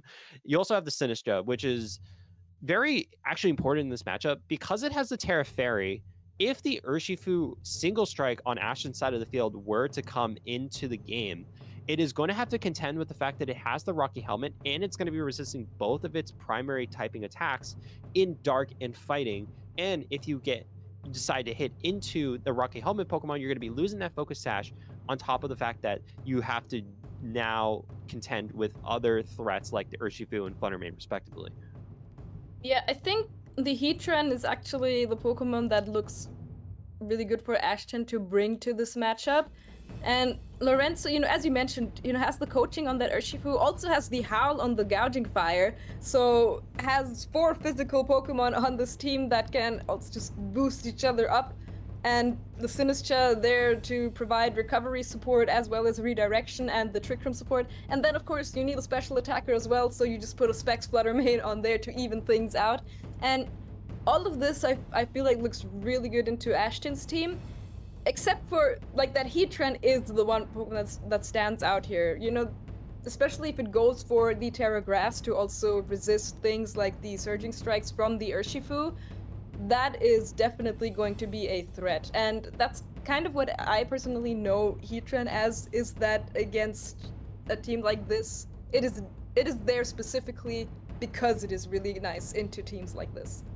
Yeah, and especially that it does have that Terra Grass. I did notice that the Sinistcha is going to be powder, so it has the potential to get those Earth Powers and Flash Cannons off into Pokemon that, you know, Sinistcha should be protecting. Has Earth Power into the Gouging Fire, has Earth Power into, you know, other Pokemon. It also has a Flash Cannon into the Flutter Mane. You could go for an Earth Power into an Urshifu. Honestly, it could do a lot of damage. Urshifu doesn't have the biggest special defense stat. Its HP stat is pretty respectable, especially for a legendary Pokemon. But, you know, being able to do a decent amount of damage should just be good enough for other Pokemon like your own Flutter Mane, or even the Raging Bolt, which we really didn't talk about too much. Could be ending up just winning the game for you. The one thing I didn't see about the Raging Bolt, it is not going to be carrying Thunderbolt by itself. It's actually going to be carrying 3 electric moves. It's going to be carrying the Electro Web, Thunderclap, and Volt Switch, which is not seen too often on Raging Bolts anymore. It's a great pivoting move. Doesn't deal that much damage in comparison to Thunderbolt, but I think having the potential just to reposition yourself to a different Pokemon in the back could benefit you long term. Yeah, and not just the Volt Switch, but also the U-turn on the Landers means that Ashton does have all these tools to reposition himself into, like, yeah, just a position where maybe this Heatran or another Pokemon can get an important hit, important damage, an important KO, really. We are ready to head into this game 1 here right now. It is Kingambit and Ogerpon up against the Flutter Mane and the Urshifu. So here is going to be the Flutter Mane Photosynthesis boost is going to be activated. It's going to be that speed. Going to be outspeeding almost for certain the Ogerpon and the Kingambit on the opposing side of the field for Ashton. We're going to be looking at Lorenzo's point of view here. The Urshifu Single Strike is going to be providing some great offensive output into both Pokemon that are going to be weak to fighting type attacks. But we do need to remember that this Ogerpon Cornerstone Mask does have that sturdy ability, which means that it's going to be able to at least take one more hit to knock it out on this immediate turn. So let's see what Lorenzo's going to want to do. Are you going to want to go for an attack that KOs the Ogerpon, or are you going to try to get a switch into something else? Yeah, and the Ogerpon as well, okay, is gonna opt to go for the Follow Me here. So wants to protect this Kingambit from anything else. Is gonna be the Thunder Wave here that goes into the Ogerpon. So gonna slow it down by quite a bit. And we're gonna see if it is gonna be a Wicked Blow here from the Urshifu coming out, bringing it down into the red as Kingambit just goes for that Iron Head and takes out that Flutter Mane. And honestly, if you're Ashton, that may... You're already down a Pokemon after turn 1, but you might not be too upset about that. Like, now the Ogerpon is paralyzed, it is a lot slower, so this Heatran here could just go for a Heat Wave next turn, and that looks really nice. Yeah, if you decide to go into the Heatran or even the Ogerpon, because the opponent's Ogerpon is now going to be slower, actually, it kind of benefits Ashton a little bit more, as we did see the names were swapped, so apologies on that. We could see the Heatran being able to be faster than the Ogerpon, so it's actually going to be the Ogerpon Wellspring Mass instead. There could just be a double KO here, but remember, both Pokemon, or both sides of the team still have the ability to go for a Terastallization. It's going to be Terra flying on Kingambit, so if you decide to go for a close combat into the Kingambit, you are risking a potential on a resisted attack on Terra Flying, and now the Kingambit could just attack you with a Terra Flying Terra Blast, which is a complete flip in the matchup chart. Yeah, no, absolutely. And, you know, this Ogerpon here on Lorenzo's side it's looking like it probably is just going to go down this turn, and the King Gambit really has to think about, you know, it probably wants to commit for a Terra here. It does not want to stay in that Steel and Dark typing, and that is exactly what we're seeing Lorenzo go for here. Commit to that Terra flying. It also allows you to hit both of these Pokemon super effectively on Ashton's side of the field. Of course, he also has Terra open as well, and the Ogerpon is going to be fully paralyzed, so not going to be able to protect this King Gambit this turn, as it is going to be taking this Ivy Cudgel here, a decent amount of damage, followed by this Wicked Blow, and that is almost going to knock it out, not quite, and the Terra Blast here is going to go into the Urshifu and bring it down to this, or not bring it down to the Focus Sash, but yeah, lives at 17 HP. That Ogerpon not being able to go for the Follow Me there means that this King Gambit took so much damage this turn, and now both of these Pokemon are in range for, you know, Ashton to go for a double KO in this turn. Yeah, we gotta remember that the board position is still slightly favored for Lorenzo. You have 4 Pokemon to 3, and now one of Ashton's Pokemon, the Urshifu Single Strike, is now also in very much danger of getting KO'd by a potential attack from the King Gambit. You could go for something like a Sucker Punch into the Urshifu. Despite it being significantly in the red, it could just be able to pick up. We know that King Gambit is one of the strongest Pokemon in the entire game, having incredible base attack stats. Looks like the Ogerpon is going to go for a Follow Me to just try to redirect from another attack, and it is going to be a KO into the Urshifu from the Sucker Punch on the King Gambit. And now that is going to be another Pokemon that has fallen down. It's going to only be 2 Pokemon left for Ashton. And as the Ogerpon Wellspring takes out the Ogerpon Cornerstone Mask with that Ivy Cudgel, going to be taking out another Pokemon in return. So we're now at a 3-2 Pokemon advantage for Lorenzo. But we still don't know what Lorenzo has in the back. We've only ever seen the first 2. There's a couple of Pokemon that we could see, like the Sinistra, or the Fluttermane, or an Urshifu, or a Gouging Fire. So we'll just get that momentarily. Yeah, that turn was not completely risk-free. Like, Ashton could have also gone for a Sucker Punch on the Urshifu, and yeah, it would have been redirected, but then the Sucker Punch on King Gambit would have failed, and then you would have still had the Urshifu on the field here right now. But maybe if you're Ashton, you're fine with this, you know, getting the Heatran in still looks really good against both Fluttermane and King Gambit. And if you can just get the knockout on this King Gambit, then again, it's both players having 2 Pokemon left. And, like, Ashton has 2 Pokemon on the field here that, first of all, his Terra is still open, and they're both really defensive. They have great typings here. And Fluttermane is, especially if it is, you know, a choice specs variant, is usually on the frailer side. So there is an opportunity here to maybe not only knock out the King Gambit, but also the Fluttermane this turn and really swing things in your favor. And here we see the Spiky Shield coming from the Ogerpon, trying to make sure it doesn't get hit by an attack from the Fluttermane, or even the King Gambit trying to go for that Sucker Punch, so it could have been a 1-2 punch to go into this Ogerpon, knowing that if you can get rid of it, no more Follow Me support, no more redirection on the field, as Heat Wave does double connect onto the King Gambit and the Fluttermane. No statistician here, but more importantly, the Pokemon count is back at even, as King Gambit does end up going down to the Heat Wave. Fluttermane taking a little bit of damage, and the last Pokemon for Lorenzo is coming onto the field now. It's going to be that Single Strike Urshifu. So that was a great time to position yourself with the Ogerpon. Because it has the Water Absorb ability, you're going to be immune to that Rapid Strike attacks, the Surging Strikes. And we're going to see it's actually going to be using a Terra. So getting rid of that usage of Water Absorb, trying to benefit the higher special defense from Embody Aspect. Yeah, that was a great Spiky Shield in that last turn, and I was almost expecting for now a Terra to come out on the Heatran, but is going to be the Ogerpon that goes for it instead, as the Fluttermane is going to go for a Shadow Ball after that close combat, and with the special defense boost, still the Ogerpon is not going to be able to hang on there, goes down to the double up, and now it is only Heatran up against these 2 Pokemon on Lorenzo's side. Is going to go for a Flash Cannon into that Fluttermane and take it out. But now that the Terra is gone, you know, Heatran is still a fire type, so a Surging Strikes is going to really, really hurt next turn. Or a close combat. Remember, it is a choice Scarf Urshifu, so it's locked into the close combat, and that's going to end up being the downfall for this Heatran, because it is still that Steel type.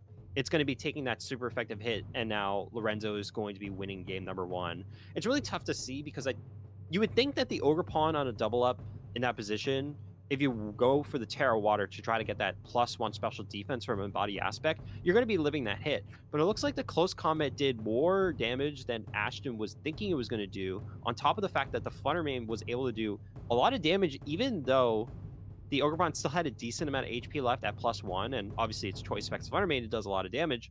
But because the Fluttermane went down and you lost, because the Ogre Pawn went down and you also lost your Terra, it means on that turn you lost your Terra. You can't Terra the Heatran into Terra Grass, force the Urshifu to go to -2 because of the 2 consecutive close combats, and then maybe an Earth Power in the next turn could end up sealing the deal, depending on how the Urshifu is trained, of course.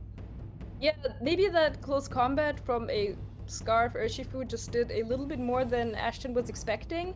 Because, yeah, as you said, absolutely, if you just go for either a follow me or even just attack with the Ogre Pawn in that turn, you know, and you don't commit the Terra, it still goes down, but next turn you have the Terra open on the Heatran, and like there's no way the Urshifu is going to be locking into Surging Strikes in that position, so it is kind of forced into close combat and forced to take those defense drops, and then after 2 defense drops, an Earth Power should have been able to take it out. But yeah, it is these little things where maybe the Urshifu is a lot more offensive than most are, and that really threw Ashton off guard. But that is also key information to keep in mind in Game 2. Yeah, you'd have to think that Ashton's thinking, you know, Urshifu's not doing, or hopefully not going to be doing that much damage. All should be able to live on the Shadow Ball attack, because we had already confirmed that it was using Shadow Ball on the previous turn. You know, it should be fine, but it ended up just being a downfall. I think Ashton could play that a little bit better. As we see, game number 2 looks like it's going to be the same leads. Lorenzo going to be going with that Ogre Pawn and King Gambit combination once again, and the Fluttermane and the Urshifu single strike combination going to be used for Ashton once again.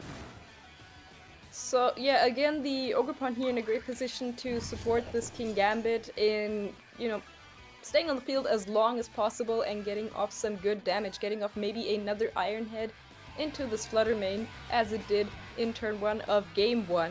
And the Fluttermane once again still possibly could go for another Thunder Wave. I think that was still a good turn for Ashton in game 1. It is going to be once again the Follow Me coming out from the Ogre Pawn. Thunder Wave also once again, so both players agreeing that that turn was played nicely on both sides, and it is going to be a close combat from the Urshifu now.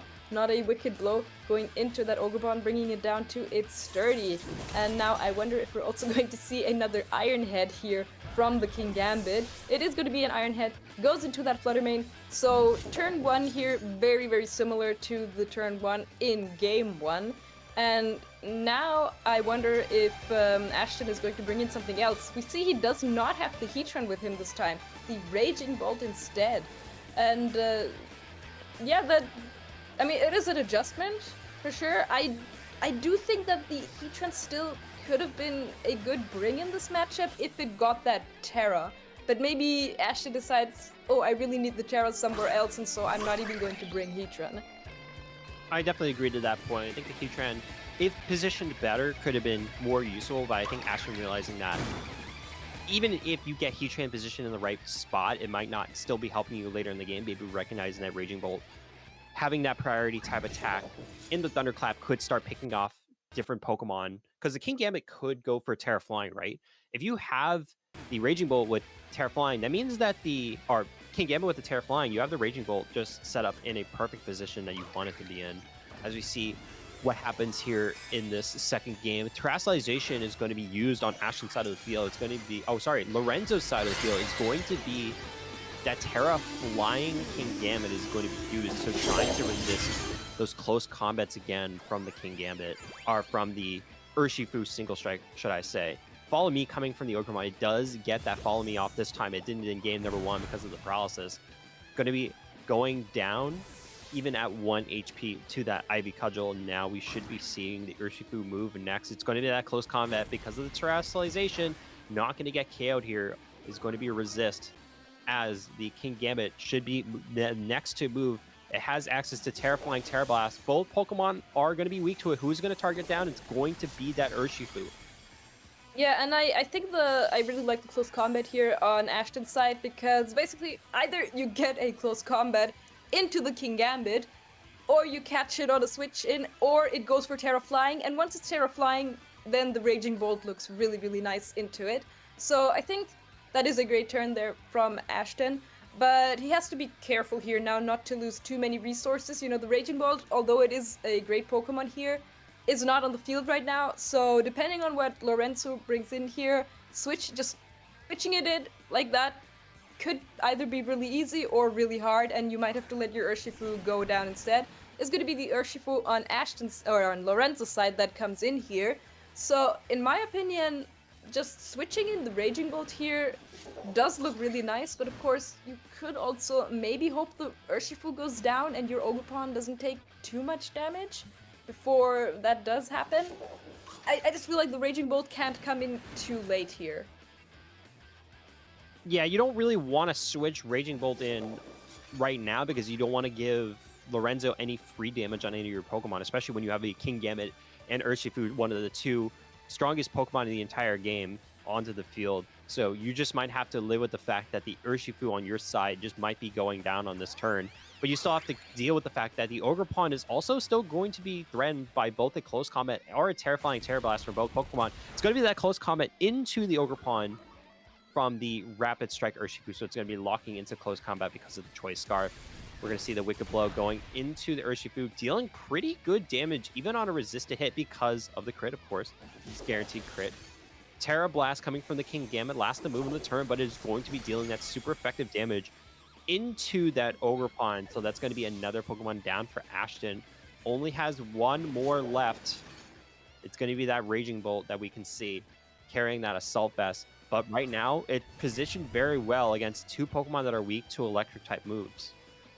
Yeah, but like this is what I was kind of worried about, but it was also really tough to get out of, is that now you brought in the Raging Bolt at the expense of sacrificing your Ogerpon.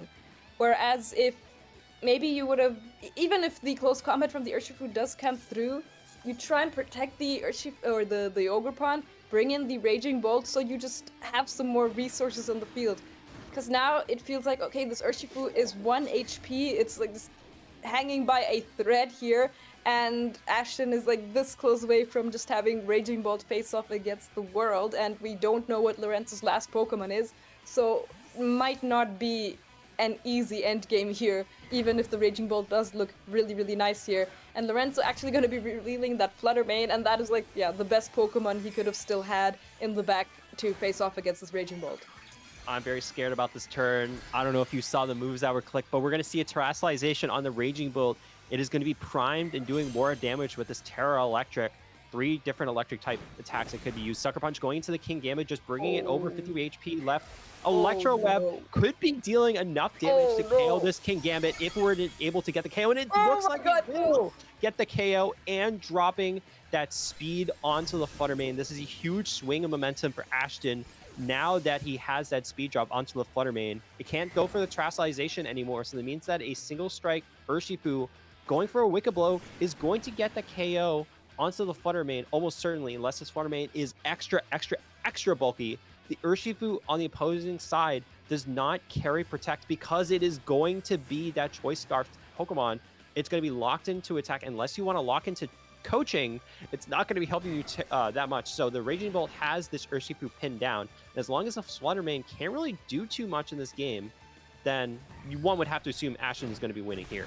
But it's deciding to go for a Sucker Punch. Wow. Oh, wow. Just going to take it out. I can absolutely understand why you said you were so scared in that turn, but my god, was that a huge turn there for Ashton. It's just going to go for this double priority here and knock out both the Flutter Mane and the Urshifu here, and is going to take that game 2, which means we do have a game 3 to get to.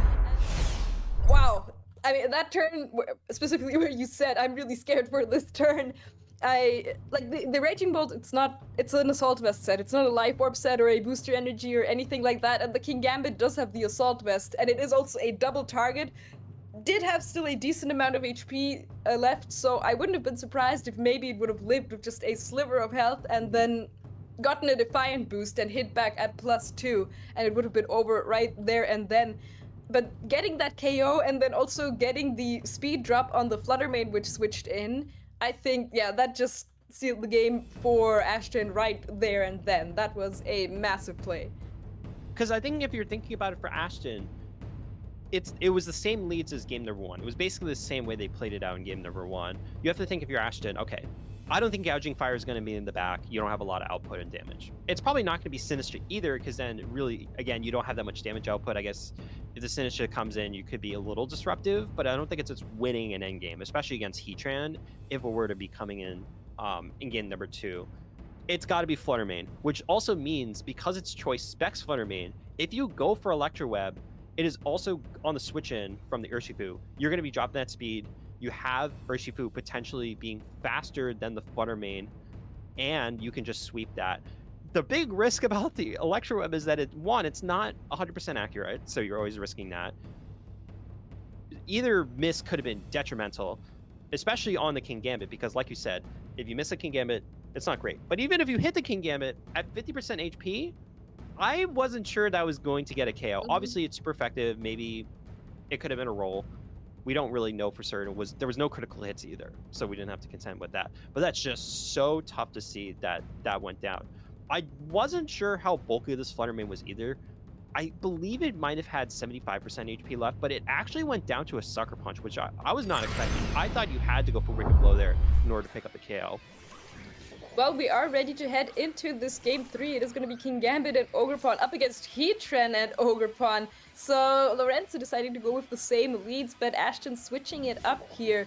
The Heatran is back on the field now.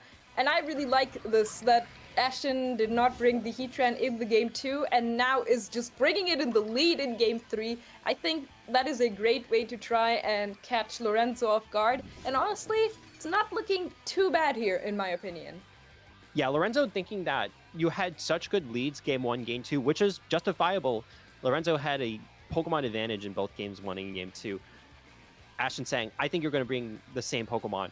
And going to just opt for the Heat Wave onto the Heatran, because it's going to be threading super effective damage on both Pokemon. But it looks like another switch up for Lorenzo as well. It is going to be the Gouging Fire coming for the first time in the entire set. So that's actually going to be providing a quad resistance to the Heatran, as we do see a Ivy Cudgel. It's going to be a rock type this time because it is in the Cornerstone Mask, dealing pretty good damage, just a little over 50% HP, activating that Citrus Berry, but a counteracting Ivy Cudgel from the Wellspring Ogerpon on that side, going to be attacking into the other Ogerpon on Lorenzo's side, going to be going down as well to that Heat Wave, and Gouging Fire just taking a little bit of chip damage. I think if you're Ashton, you're really, really happy to get that KO so early, because we saw the Ivy Cudgel did do a decent amount of damage. It is like the one Pokemon that can hit Heatran okay-ish. And now the King Gambit, is back in here, but has to, respect those Heat Waves, definitely. Might go for a Terra Flying to not be weak to them anymore, and then with the Assault Vest, you're able to take special hits really nicely. But the Gouging Fire here, I'm sure also, is also something came in for the third game here. Might also be there to try and catch Ashton off guard a little bit. But, he does have the Ogerpon on the field, which can attack it, and also Earth Power is decent against it. It is going to go for a Howl here, though, to boost that King Gambit up a little bit. And the Ivy Cudgel, a critical hit! That is actually so much damage. The Earth Power going into the Gouging Fire is not enough to get the KO here, as a +1 Kowtow Cleave into the Heatran is also not enough to get the KO. Everything hanging on here with just a few HP. The calculations are absolutely on point here in terms of how these Pokemons are trained. Yeah, these are huge missed opportunities for Lorenzo, not being able to pick up a KO with the Kowtow Cleave, even at +1 due to the Howl boost. The Ogerpon is still healing healthy. It could just go for a Follow Me or a Protect to try to keep it alive for another turn, as the Gouging Fire or the King Gambit try to find a way to get rid of the Heatran that has been such a nuisance in this entire game number 3, able to get enough damage onto the Ogerpon for a KO, able to do a lot of damage into the Gouging Fire almost for a KO. Looks like Sucker Punch is going to be trying to use, but it's going to fail because of the Follow Me. Breaking Swipe is going to be used as the next move, it should be able to pick up the KO into the Heatran just barely enough to get rid of the Heatran at that low HP mark. But the Gouging Fire is going to be taking a little bit of chip damage for its return because of that spiky shield. Yeah, and now Ashton has to figure out how do I also get this. I mean, the King Gambit has already taken a decent amount of damage thanks to the critical hit, so it's actually not that bad here. I feel like this position looks really, really nice for Ashton now. With the Gouging Fire being at such low HP and the King Gambit already having taken a good amount of damage, it's possible to maybe knock it out in 2 turns or so. You know, doesn't have Protect because of the Assault Vest. You have 2 physical attackers on the field, and really, the last Pokemon we don't know what it is yet for Lorenzo could be a Flutter Mane again, but even so, I feel like this looks really nice for Ashton.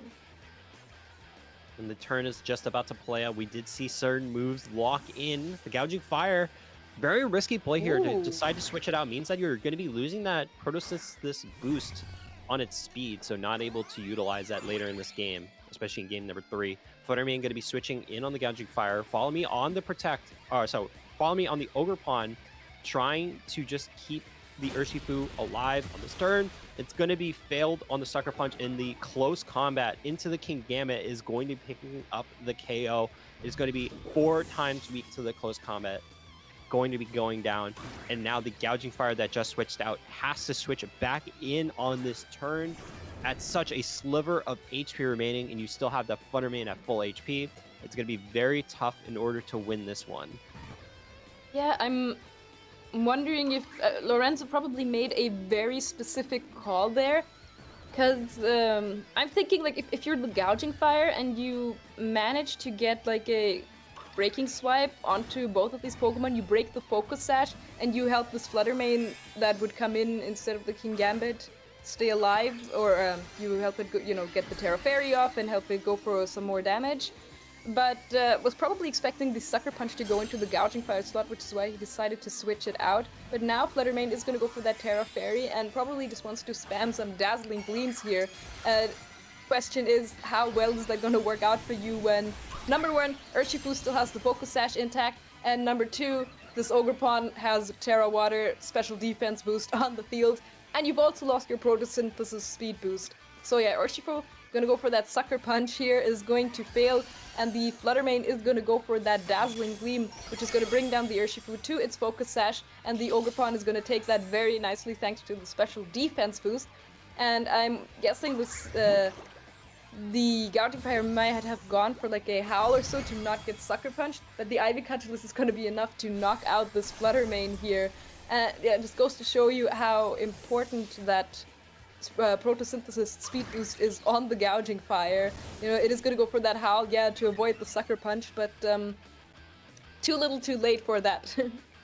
Yeah, ultimately a meaningless Howl doesn't really help you in that position. Sucker Punch is always going to be locking down the Gouging Fire from being able to use an attacking move, and we did see that the Fluttermane was pretty frail. It did end up going down to the Ogerpon, going with that Terra Water embodied aspect boosted, Ivy Cudgel just able to pick up the one-hit KO. But ultimately, a very great set. I think Ashton played it extremely well. Lorenzo, I think the Pokemon that they had brought was really strong, but I think Ashton just ended up making a better Game 3 adjustment, bringing the Heatran on the lead, assuming that Lorenzo is going to be playing very similar, and ultimately the Gouging Fire really didn't do that much in game number 3 either.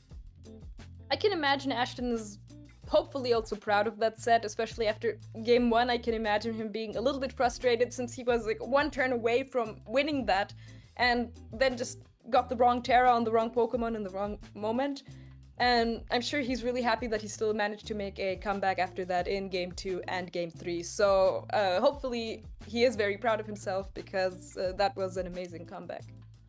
And I love to see just the different plays that Ashton had to make in order to bring this back. We did see the Heatran game number 1. It was helpful, but again, it wasn't positioned that well enough to be able to sweep the rest of the game. I think Ashton had a little bit of a blip trying to figure out like, oh, which Pokemon should I Terra? What are the damage calcs that I know my Pokemon that can survive? But ultimately took too much damage. Game number 2, Heatran didn't come at all, recognizing, okay, I need this Raging Bolt. And honestly, it was very good. Having that Terra Electric just absolutely made it so that it was able to do more damage than you needed. Thunderclap being one of the best moves in the entire game, especially against choiced Pokemon, means that you can always go get that Thunderclap almost guaranteed, or you're locking down an opponent's Pokemon able to pick up the KOs you want.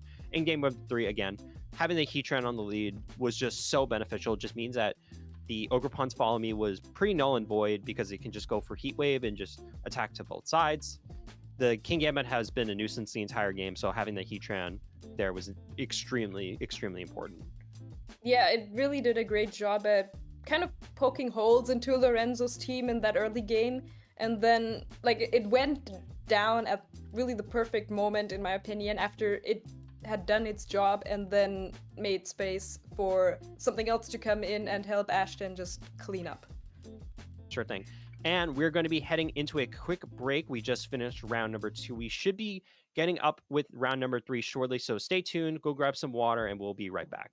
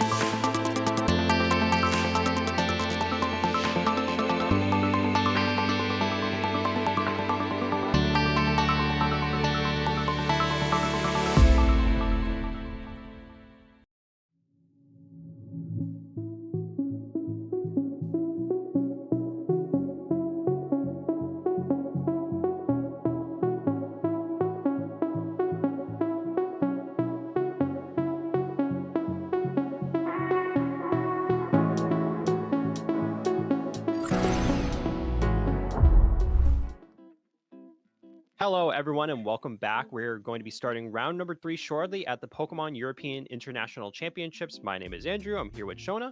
We got some incredible matches upcoming, but we also got some important players to talk about going into this round number 3. Yes, we do. There are a lot of really strong players at EUIC, of course. 3 of them being Wolfie Glick, Yuma Kinugawa, and of course Marco Silva. And just 3 really, really consistent players, really accomplished players, and they're all here gunning for that prize of the title of EUIC champion, which Wolfie Glick, of course, still has from last year, so he is going to be trying to defend that title, I'm sure. Absolutely. I know Wolf Glick currently competing in today's tournament. He's at 2-0 right now, but you know, as we're obviously talking about Marco Silva, he's not doing so well right now. Not completely eliminated from the tournament, but currently at a 0-2 record. So has to fight his way all the way back if he wants to win this tournament with basically an undefeated streak of 16 or 17 games in a row. I mean, if there's one player who can do that, then it is Marco Silva, if you ask me personally. And I think we talked about this a little bit off stream, that it is kind of hard to determine like a best player since the format just changes so often. But these 3 players, in my opinion, are all really strong candidates for if you had to pick one. I agree. As we're talking about these players, let's go into our round number 3. We have a great matchup for you here. We have Joshua Van Sandich versus Michel Kelsch, one of the premier players from the European region. And both teams are going to be very interesting. Let's talk about them, Shona. Yeah, we have the double genies here on Joshua's side with the Ursaluna, the Ogerpon, Heartflame, Farigiraf, and Urshifu Rapid Strike. And on Michael Kelch's side, we have the Reggie Drago with also the Entei and a Chienpao, Ogerpon, Goldango, and Whimsicott. So a lot of like setup Tailwind and just go for big damage setup kind of team. Yeah, both teams really want to weigh in their offensive Pokemon. For Joshua's team, we have a lot of offensive boosting attack items. You have the Mystic Water increasing your water type attacks on your Urshifu. You have your Sharp Beak, which increases your flying type damage on your flying type moves. So most importantly, the Bleak Wind Storm. Landorus is going to be carrying the Life Orb in combination with the Cheer Force, increasing even more damage. So those Earth Power Sludge Bombs. And something you don't see too often is going to be that Sandsear Storm. If you do have the rain up, it is a no accuracy checked move, meaning that it is going to be landing into any Pokemon that is either not already immune or in a semi-invulnerable state, which is incredibly valuable. You have the Frigoraph with the Throat Spray, which you could use to boost your damage if you use Hyper Voice at least once during the match. Ogerpon obviously carrying the Heart Flame Mask, increasing its damage output if it were to Terra, and the Flame Orb increasing your damage output if you were to get burned or have another status condition felled upon you, and then you get some extra damage boosts with the Guts. Yeah, the speed control here could definitely come into play with, you know, one side having the Tailwind, the other side being able to counter that with a Trick Room. And, you know, something like a Sandsear Storm also hits a lot on Michael's side really, really well. But also, on the other hand, Michael with his Regidrago can also hit Joshua's team really well. So positioning is definitely going to be key here. And I think for Joshua, also the Farigiraf, probably a very important Pokemon to consider bringing here in the lead to set up that Trick Room and try to get this Ursaluna going. I'm really curious to see how well this Entei is going to be positioned in this game. It's going to have to contend with a lot of offense output. Landorus is going to be threatening with the ground type attacks on both sides on the Sandsear Storm, as well as the Earth Power. You also have the Ursaluna also threatening just, you know, massive amount of damage from the Facade. You have the Rain Dance and the Urshifu also doing incredibly well into this Entei. So it's going to be tough for Michelle to be able to find that opening. But you also have such great offensive output from the Golden Go. It's not going to be Life Orb. It's going to be that Metal Coat, meaning that you're not going to be taking that recoil damage that honestly could matter. 10% of your HP is a lot of HP, especially for a Golden Go that wants to hang on in, you know, higher power formats like Regulation F. you also do have this Regidrago. Currently on the field, there is no fairy type Pokemon. So there's no immunities from the Regidrago. If you are able to land just a regular Dragon Energy, even if it's not boosted by any other, status effect by, Terra or anything else, it's going to be doing a lot of damage into any of Joshua's Pokemon. Yeah, the Farigiraf does have the option to go for like a Terra Fairy if it wishes, but that is still like sacrificing the Terra there just to be immune to Dragon Energy feels like it is almost not worth it. Like you'd rather try to get some damage off on the Regidrago and then try to reduce the damage of that massive Dragon Energy.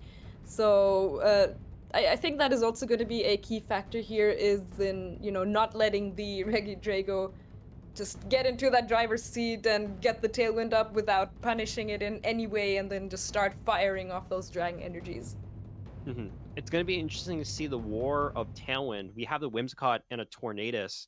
One of the pretty much the number 1 and number 2, respectively, Tailwind setters in the entire format. Both do it slightly differently. Tornadus trying to be a little bit more offensive. I'm going to use Bleak Windstorm and Rain Dance to set up, or even Sunny Day, to support my opponent's Pokemon, support your Pokemon, sorry. But if you're playing Whimsicott, you're obviously using the Tailwind, but you also have a little bit more disruption tools, as in you have the Encore to potentially lock down Pokemon in a status move or just a regular move that's not going to be doing that much damage.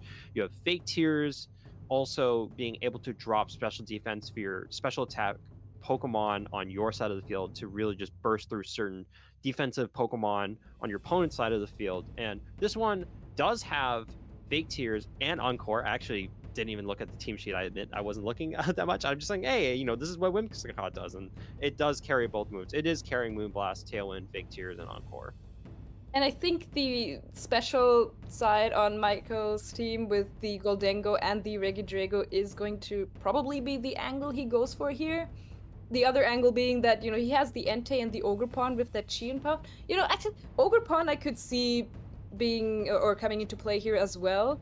Either with or without the Chien-Pao, though the Chien-Pao also looks really nice here. The Entei not so much in my opinion, but yeah, those 4 Pokemon, or those 5 mainly, anything other than the Entei I feel like could work really, really nicely here. You probably don't want Goldengo and Regidrago without the Whimsicott, so then you have to maybe leave the Chien-Pao behind, deciding you don't need the defense drop on the opponent, you're hitting things super effectively anyway. Or maybe you do go for that. Maybe you leave one of the special attackers behind, and you bring one with the Tailwind and also the Ogerpon and the Chien-Pao mode. Mm-hmm. The Chien-Pao is definitely interesting because, back, 2 years ago when we first started Regulation F, we did see the power of Entei and Chien-Pao almost on par on the same level as Dragonite and Chien-Pao, but it's kind of fallen off because people realize that Entei's output isn't that great in comparison to Dragonite, and not having that, higher power extreme speed and people just being able to, bully down a mono fire type Pokemon, it hasn't been that great. But it's still definitely threatening a lot of damage output if it were to go for something like a Sacred Fire into either Farigiraf, Tornadus, Ogerpon, Landorus, or even the Ursaluna, which is very fun because you probably don't want it to get burned in that situation because then it means it can retaliate with another attack.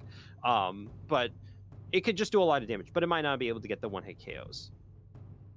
Yeah, and I'm also really curious to see this game 1 especially, because I think if you're Joshua, looking at this team from Michael, you know that, okay, he has a lot of modes he can go for here, and you probably need that game 1 to figure out, okay, how is he playing this team, what is he doing, and what can I do against that? And we are going to be watching from Joshua's perspective. It's going to be Ogerpon and Farigiraf versus Regidrago and Ogerpon. And right there is also the Trick Room mode, as we said, that, you probably, if you're Joshua, that is something you do want to try and set up here. I think this Farigiraf is positioned fairly well, but you're going to have to use the Terra to just make sure that you don't lose your Farigiraf too early. You still have that Ursaluna potentially in the back to start sweeping over Michelle's entire team. But it looks like the Regidrago deciding that it doesn't want to play on this first turn, going to be switching into the back for the Goldengo, trying to catch a Terra. And it looks like Joshua did take the bait, trying to survive a potential Dragon Energy, goes for the Terra Fairy. And now that Goldengo is primed in a position to start getting that super effective damage onto Furgraph. But we'll just have to see what this Overpawn Hearthflame does. But it's going to be that Follow Me, so no super effective Ivy Cudgel damage into that spot. Ivy Cudgel from the Wellspring instead is going to be hitting into the Hearthflame Mask. Actually takes that really, really nicely, you know, and the Farigrev is going to be able to set up that Trick Room there. And the Goldengo coming in here now, probably not too happy about standing in front of a Hearthflame Ogrepawn, but I wonder if another Ivy Cudgel even is enough to, you know, since the HP bar is still green, could very well be that this Ogrepawn is able to take one more Ivy Cudgel. But maybe you also just try and switch it out into something else. Okay, Ursaluna is looking a little tricky here, but you could bring in your own, or your water type Urshifu to maybe resist that hit. That, however, then, you know, leaves you open to something like a Horn Leech in the next turn. You don't want to let this Goldengo set up and then just start spamming Make It Rain, that is for sure. But for now, it is just going to go for a Protect here as the Urshifu comes in place of the Farigiraf, and a double Protect actually on Michael's side. Gonna go for that Spiky Shield, as this Ogrepawn is going to go for a Wood Hammer into the Spiky Shield. That is going to be a little bit of recoil damage here, and now it is definitely in range of another Ivy Cudgel.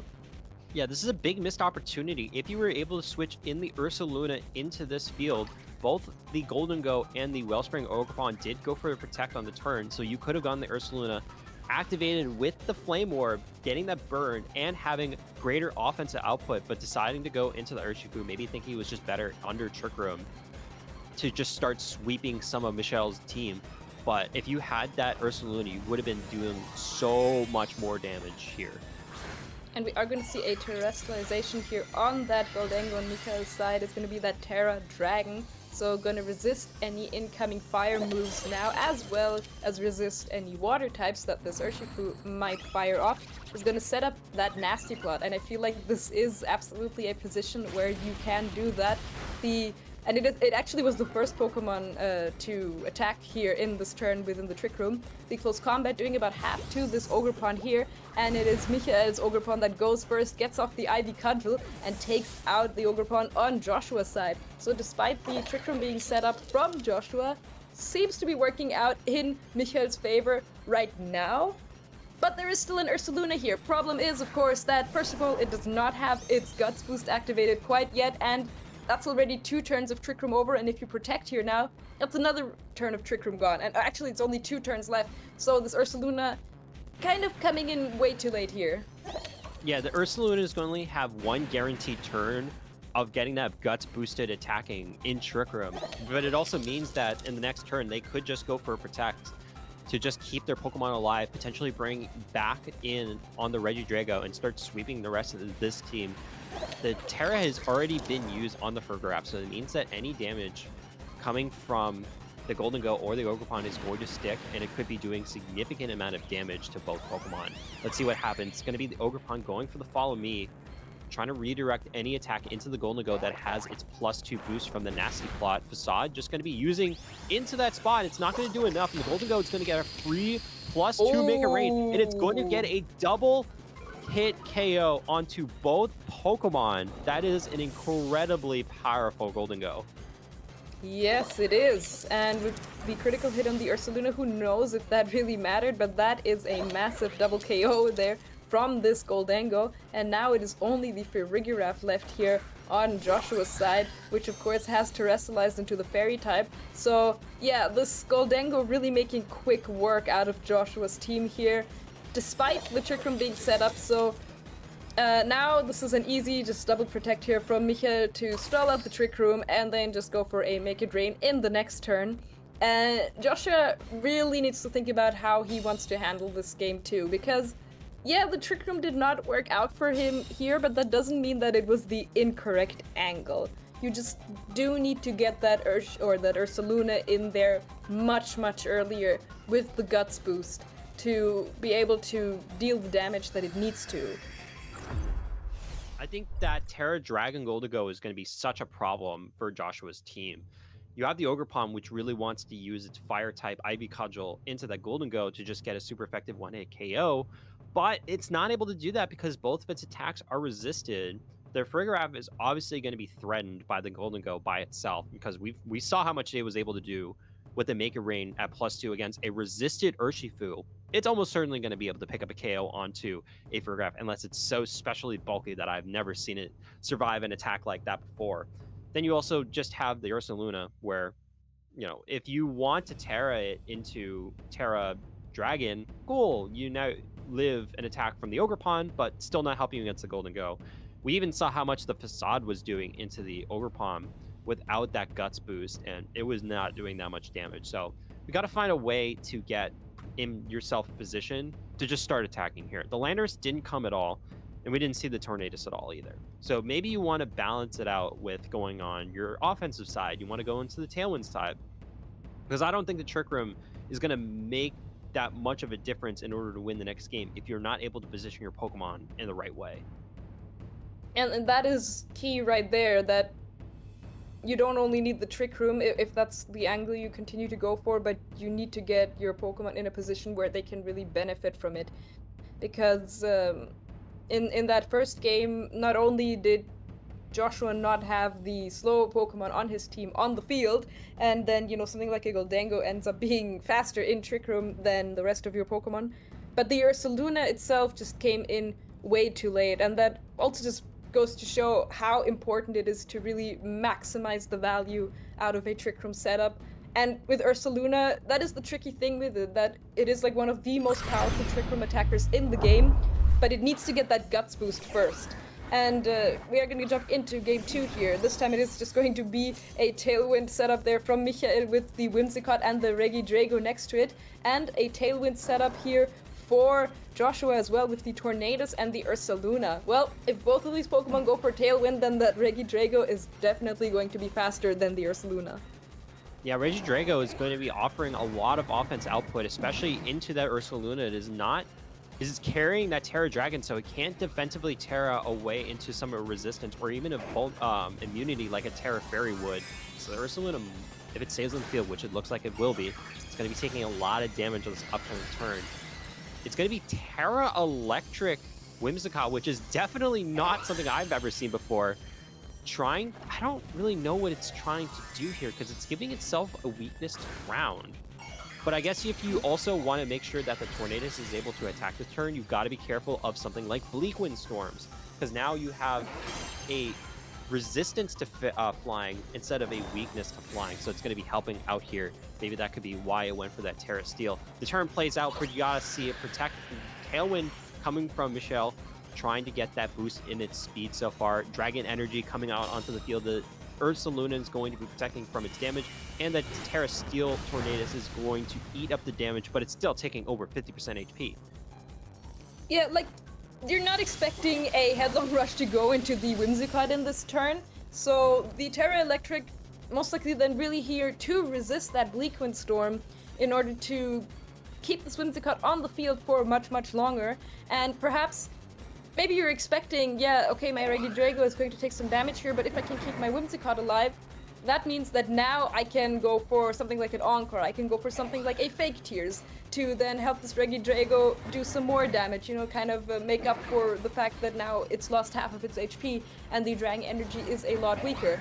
But I think most of all, like, the Encore is looking really nice here to go into that Ursaluna that just went for a Protect, because like, if this Whimsicott had just gone down, this would be a very different position here. And the fact that it did go for that Terra Electric and safely survive that turn, and now is just able to go on the offense, go for the Moonblast, and a Draco Meteor as well onto this Ursaluna, just takes it out. So Michael also really nicely covering for the option of Joshua going for a switch out there to dodge the Encore. Yeah, because it's either that the Whimsicott is going to go for the Encore to lock down the Ursaluna, or something else in the back is going to have to be able to take both a Moonblast and a Draco Meteor. Joshua's entire team does not have a resistance to both. That Draco Meteor was going to stick if it were going to land, and it did, knocking out the Ursaluna. We did see a retaliation from the Tornadus, able to pick up the KO onto the Regidrago onto Michelle's side of the field, we do see two different switches. We see the Golden Go coming back in. No more Terra Dragon this time, so if this Heartflame Ogerpon is going to be faster than this Golden Go, we could be seeing another quick KO. The Golden Go does carry Protect, so it could try to survive for at least one extra turn. But so far, this Tornadus has been putting a lot of value into this game number 2. Oh yeah, absolutely. And but for Michael, this is just looking really, really nice here, seeing as the Trick Room mode is not coming out here for Joshua. And in the Tailwind, like, mirror matchup kind of, Michael does have the advantage, in my opinion. The Fake Tears is going to come out here on this Ogerpon, and the Tornadus is now going to set up its own Tailwind here, which means that, as soon as Michael's Tailwind does run out, you do have an advantage. But the Ivy Cudgel going to go into the Whimsicott and take it out. Honestly, making sure that Michael cannot get up another Tailwind later, that could still be huge in this endgame here. But the Goldango still gets a chance to move, goes for the Make It Rain, does a decent amount of damage, but not enough to knock out the Tornadus here. And yeah, it's at -1 special attack now, and it's definitely not over yet. Joshua has a chance to turn things around. Yep, I believe there's... So yeah, we just saw it. There's one more turn of Tailwind for Michelle's side of the field. No more Tailwind from the Whimsicott. So once that Tailwind is gone, it is gone for the rest of this game. We still have at least a few more turns of Tailwind on Joshua's side of the field. So having that speed advantage here is going to be super, super valuable, knowing that your Heartflame Ogerpon is going to be guaranteed faster than this Golden Go in or outside of Tailwind at this point. You can pretty much just go for a Protect here, try to guarantee bait out another Protect, or just try to stall away that Tailwind. You still have one hidden Pokemon in the back if you're Joshua, so you still have the advantage here for sure. Oh yeah, absolutely, and it is going to be here a Spiky Shield and a Protect from Joshua. Try to stall out that Tailwind on Michel's side. Michel gonna go for that Follow Me on the Ogerpon. But yeah, Goldango gonna hit a Make It Rain into this double Protect here. And like, it's still used. I think you do still need to hit some Bleak Wind Storms here. Like, the Terra is spent on Michel's side, so being able to go for Ivy Cudgels and Bleak Wind Storms here is definitely looking really, really nice. But Michel does have the Protect open on both of his Pokemon, so you might also have to call correctly here. Okay, where does this Ivy Cudgel go into? Because Bleak Wind Storm, yeah, is going to deal super effective damage to Ogerpon and not to Goldango, but if you double into the Ogerpon, you might be able to get that KO. Follow Me gonna come out here, so the Ivy Cudgel is gonna be going into that slot, and I wonder if the Bleak Wind Storm does connect, is it going to be able to knock it out? It is going to be able to knock out the Ogerpon here, so it's just Goldango left against 3 of Joshua's Pokemon. Is going to be able to get a Make It Rain off here, which should take out the Tornadus, but at -1 probably is not enough to take out the Ogerpon, if I had to guess. Actually, just a Shadow Ball coming out here. Really good play there by Michael to get rid of the Pokemon that could potentially fire off an Ivy Cudgel into the Steel type next turn. So it is now Tornadus and Urshifu up against this Goldango, which has already lost some special attack. Yep, and here comes the checkmate situation. You still have the Tailwind up. Going to be using that Rain Dance. It was trying to be clicked, and the Surging Strikes to pick up the last KO that you do on this Goldango. I think that was a really well-played game by Joshua, able to just leverage, Ursaluna. It was on the field. It didn't end up mattering later on, but having that Ivy Cudgel on the Heartflame Ogerpon, just knowing that you're able to just put more damage onto Michel's entire team that way, instead of, leveraging the Ursaluna, was really smart. Also, delaying the Tailwind, really, really good, because Michel decided to go for the Tailwind early, go for the Dragon Energy, try to get as much damage onto the field as possible, but knowing that if you whittle down the HP on both the Whimsicott and the Regidrago, you will eventually get the leverage you need to start just going for Tailwinds and attacking later. Oh yeah, absolutely, and I still think that Michel played that endgame to the best of his ability. Like, going for the Shadow Ball, realizing that, okay, I need to get the KO on this Ogerpon, and if the last Pokemon would have not been an Urshifu, if it would have been something like a Farigiraf, then that Goldango would have still had a chance. So also, really good on Joshua to bring the correct Pokemon there in that situation. Question is now for Game 3, do you try the Trick Room angle again? You know, do you try to get this Ursaluna in much earlier and try to go for that strategy? Or do you stick to this Tailwind mirror where you need to get through a few turns, but then maybe in the end game where Michael's Whimsicott is down and you still have your Tailwind setter, or you still have a few turns of Tailwind up, you manage to clean up the end game? Yeah, Michelle only really has one mode. It's Talon. If you don't bring the Talon, you're basically playing without speed control at that point, because it's not like the Chien-Pao has Icy Wind, and it's, you know, the Ogerpon only really has Follow Me. The Golden Goat doesn't have any speed control, neither does the Rage Drago. So if Michelle doesn't play with Whimsicott, there's no speed control, whereas Joshua has two modes and would have to contend either with playing in Talon again or in Trick Room. As we see game number 3 hit the board, Chien-Pao is going to be opted into this time around with that Golden Go on the lead. And we do see the Heart Flame Mask Ogerpon and the Farigiraf for Joshua's side of the field. So we do see this Trick Room being a huge threat here. Oh yeah, absolutely. And an interesting lead here on the Ogerpon, or the Goldengo and the Chien-Pao. So I wonder if Michael is just going to try and go for a Terra Dragon again and try to get the Nasty Plot set up to then fire off some Make It Rains, or if he's going to try and reposition a little bit and maybe try and get through this Trick Room differently. But like there's nothing really that can stop a Trick Room from coming up here. But again, like right now the Goldengo's in the field and the Ursaluna is not. So a Trick Room wouldn't even matter too much for Michael right now. It depends on how this first turn goes. Ogerpon is going to go for a Follow Me here, as the Goldengo goes for a Terra Dragon. And an Ice Spinner going to come out here from the Chien-Pao, doing over half damage there. And it's just going to be a Make It Rain coming out here. Over half of the Farigiraf, not enough to get the KO on the Ogerpon. But if you're Michael, you might be fine with that, to not let Joshua get a free switch in here. I think this is a fine turn for Michelle.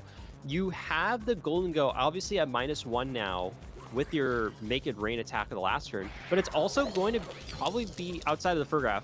It's going to be the slowest Pokemon on the field, which means that you could just use another Make It Rain, get rid of this Ogerpon, or just get even more damage onto this Farigiraf.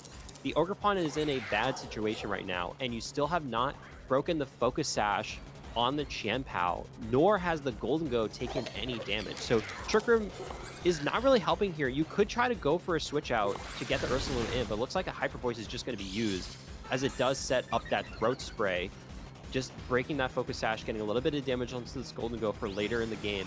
We do see another Make It Rain dealing significant damage, and the Farigiraf is going to be barely holding on. Golden Go now at -2 special attack. But we have yet to see the Chien-Pao move. It is almost certainly going to be picking up the KO with the Sacred Sword here.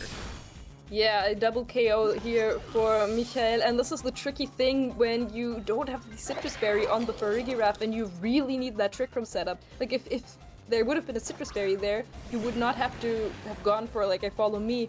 And then the fact that your Ogerpon actually lived in that last turn put you in a worse position now, a turn later. And yeah, the Hyper Voice was able to get some chip damage on both of these Pokemon. But again, this Ursaluna is missing its Flame Orb Guts boost. And the Goldengo might just be faster than, or definitely is faster than this Urshifu here in Trick Room. And right now it is not scared of this Ursaluna quite yet. It has lost 2 stages of special attack. So, you know, that is something Michael has to keep in mind. But also, again, like if this Ursaluna goes for a Protect now to get the Flame Orb boost, or generally just spends this turn getting that Guts boost, that is again already 2 turns of Trick Room gone. Michael is in a great position to just stall out the Trick Room and then clean up the game later. Here comes the Whimsicott, going to be switching out the Golden Go. It's going to be a double switch, so just immediately trying to preserve your 2 great Pokemon in the back. And there comes Ogerpon. Let's see if the Surging Strikes was used into that Ogerpon, has that Water Absorb. Headlong Rush, not going to be doing any bit of damage into this Whimsicott, just under 50% HP, but it's going to be that close combat, recognizing that you need to get the damage into this Ogerpon. You don't want to risk a Water Absorb immunity onto that spot, so it means that you get some damage onto this board. Still 2 turns of Trick Room left. onto this field. You have the Whimsicott out and about.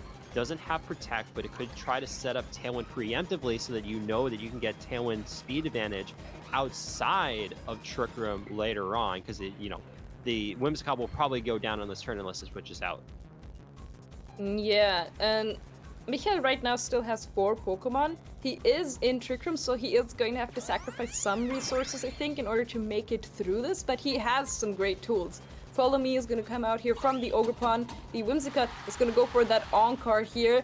Prankster, of course, still useful in Trick Room as well. And now the Ursaluna is forced to go for this headlong rush into the Ogre Pond, which resists it, and it actually lets it hang on with just a little bit of HP. And now this Urshifu is going to go for a close combat into the Ogre Pond and finish it off. But that means this Whimsicott did not take any damage this turn, and the Ursaluna is forced to go for headlong rushes. And that is also going to lower its defenses turn by turn by turn. So, maybe not right now yet, but yeah, bringing the Qianpao now and then later bringing the Goldengo, and you're looking really, really nice.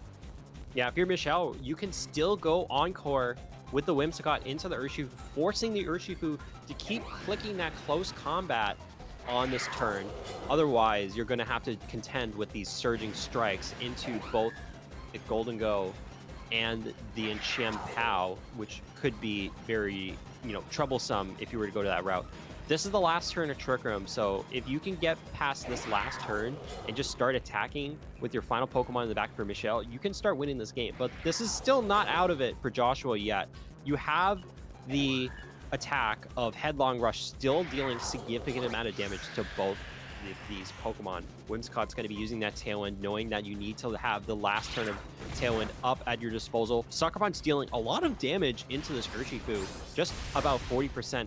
Whimsicott is going to be taking that Headlong Rush all the way down to the depths.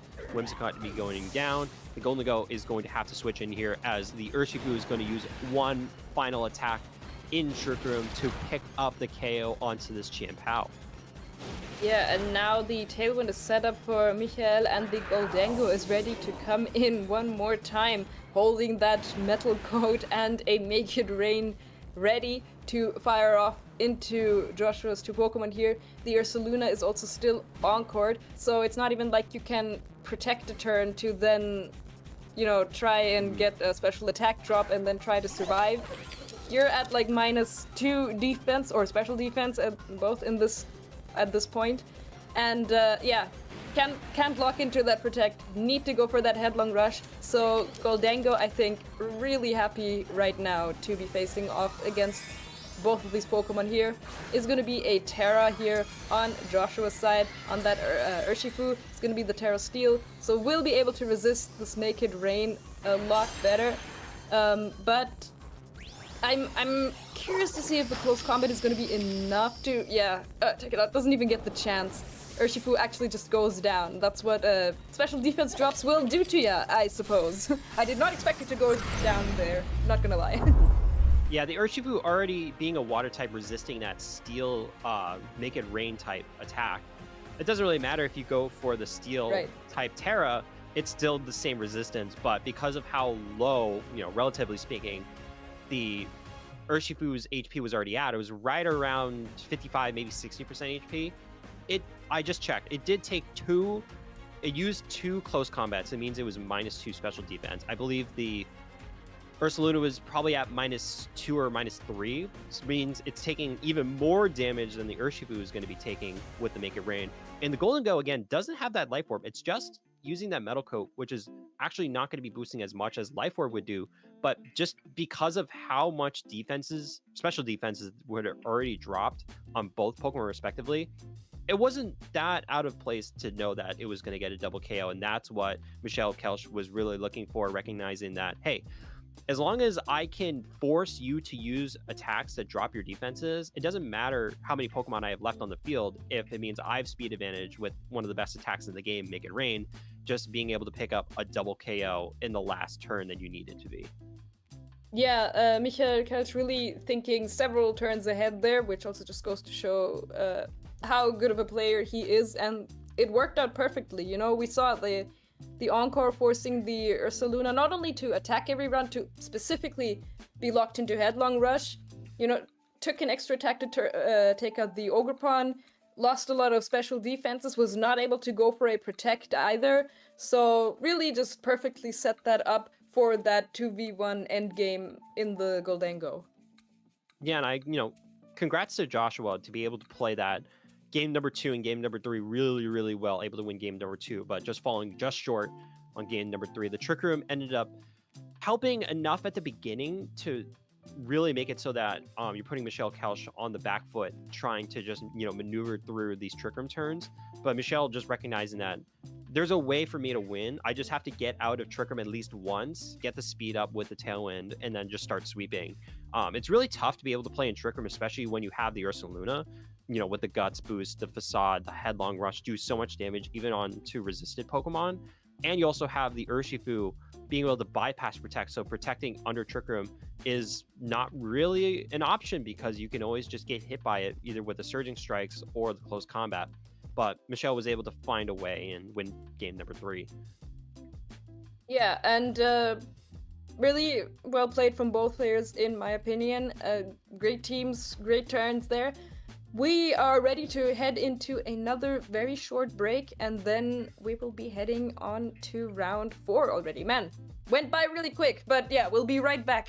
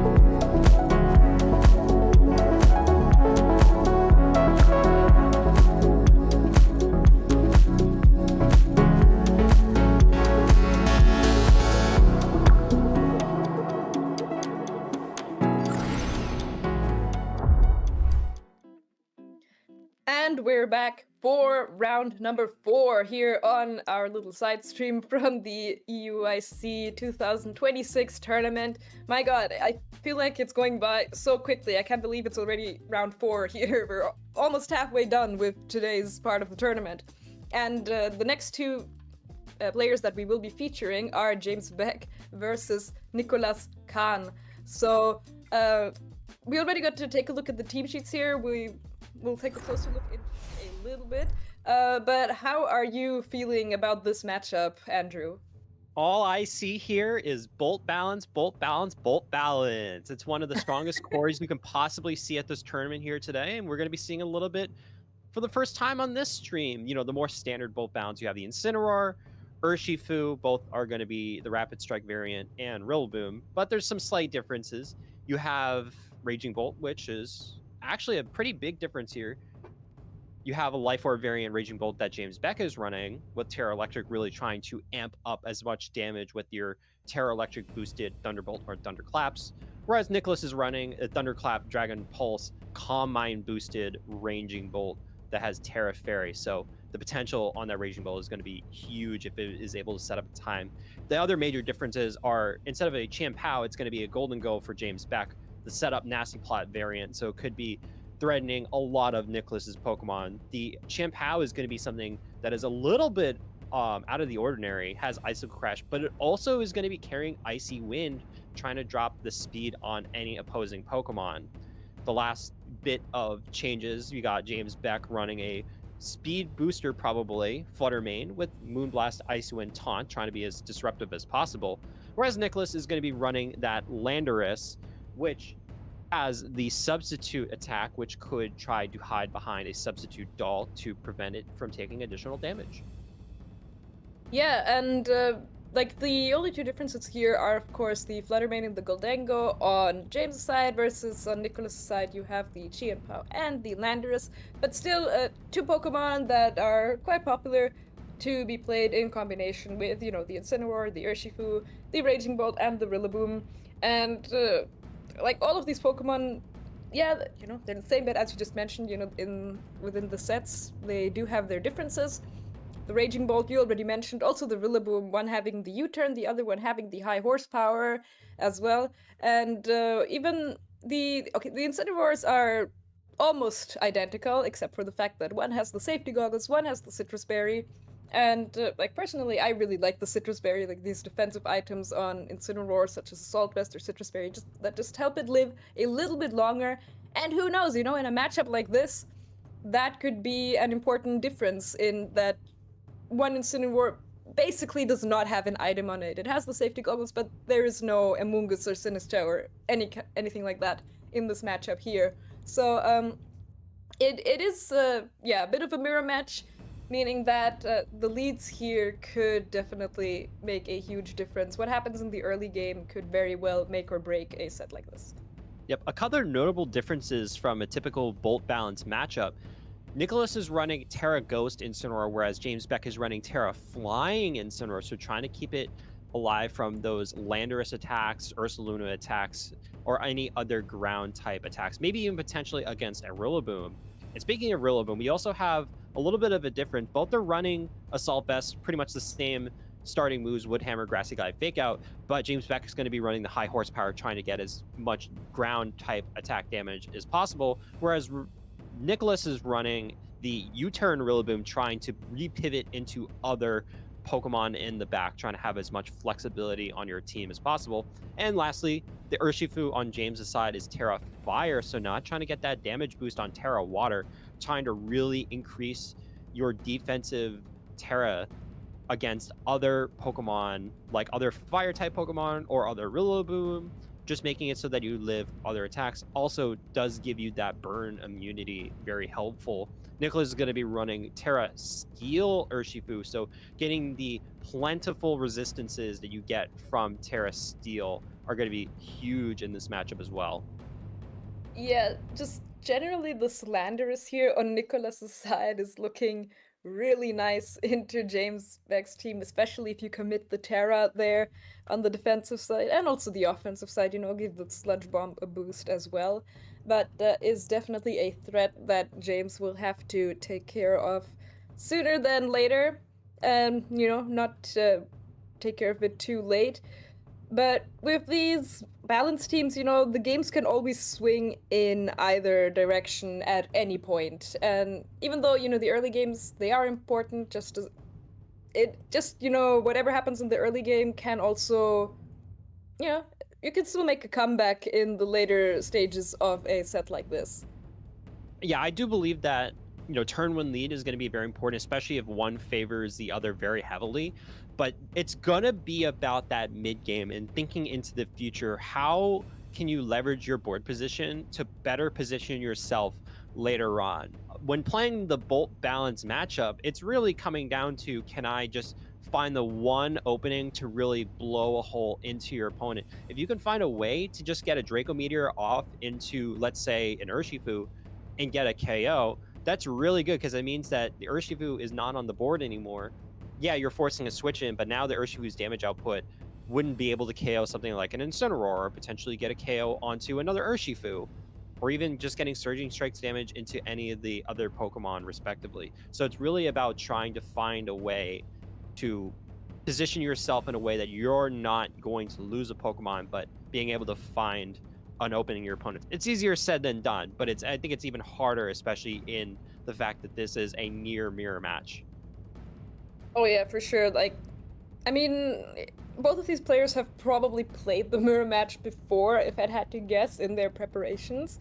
But, even if you might know, okay, what do I lead here, you may have stuff like that figured out, but I feel like it's really difficult to flowchart a matchup like this, in terms of preparing for it. So really, both players are going to have to do a good job at adapting to what their opponent does here. And already team preview is already a very important part here. I mean, it always is, but I feel like in a mirror match like this, even more so. Yeah, because it's not like they're running the same moves, and we don't know what the stat distribution is going to be on certain of these Pokemon. We could be seeing a faster Incineroar on James's side, potentially. Or potentially we could be seeing a slower Incineroar on James' side. So the small stat differences really do end up making a huge difference. The Rillaboom that has the U-turn attack, what if it goes first and then ends up KOing a Rillaboom on the other side before it can actually use an attack on its own? So that's one of the things we'll have to see.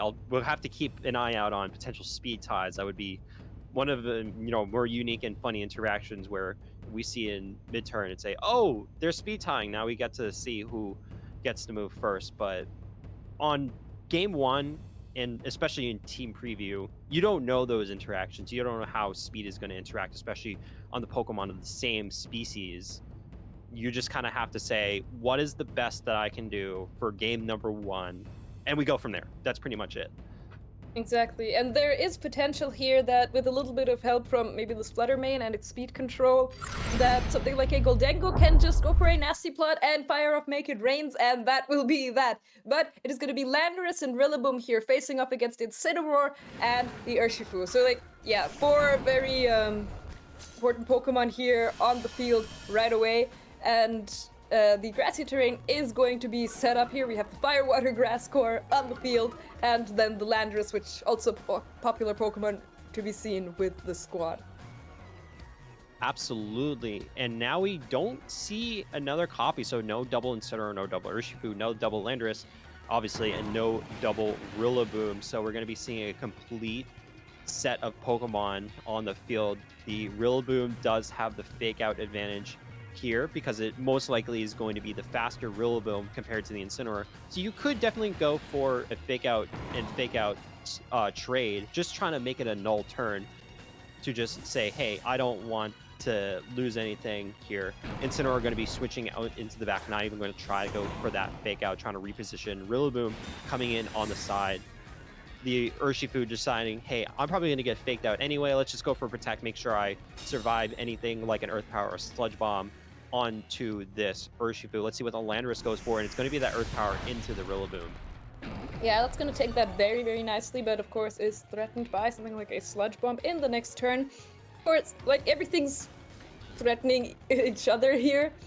There's the fake out pressure from the Rillaboom. There's Surging Strike's pressure to go into the Landorus, but then again, there's also the pressure of a Grass Type attack going into that Urshifu. So, in a turn like this, figuring out, okay, what do I want to do? What do I want to switch? Is there a Terra I want to commit already this early into the mirror match?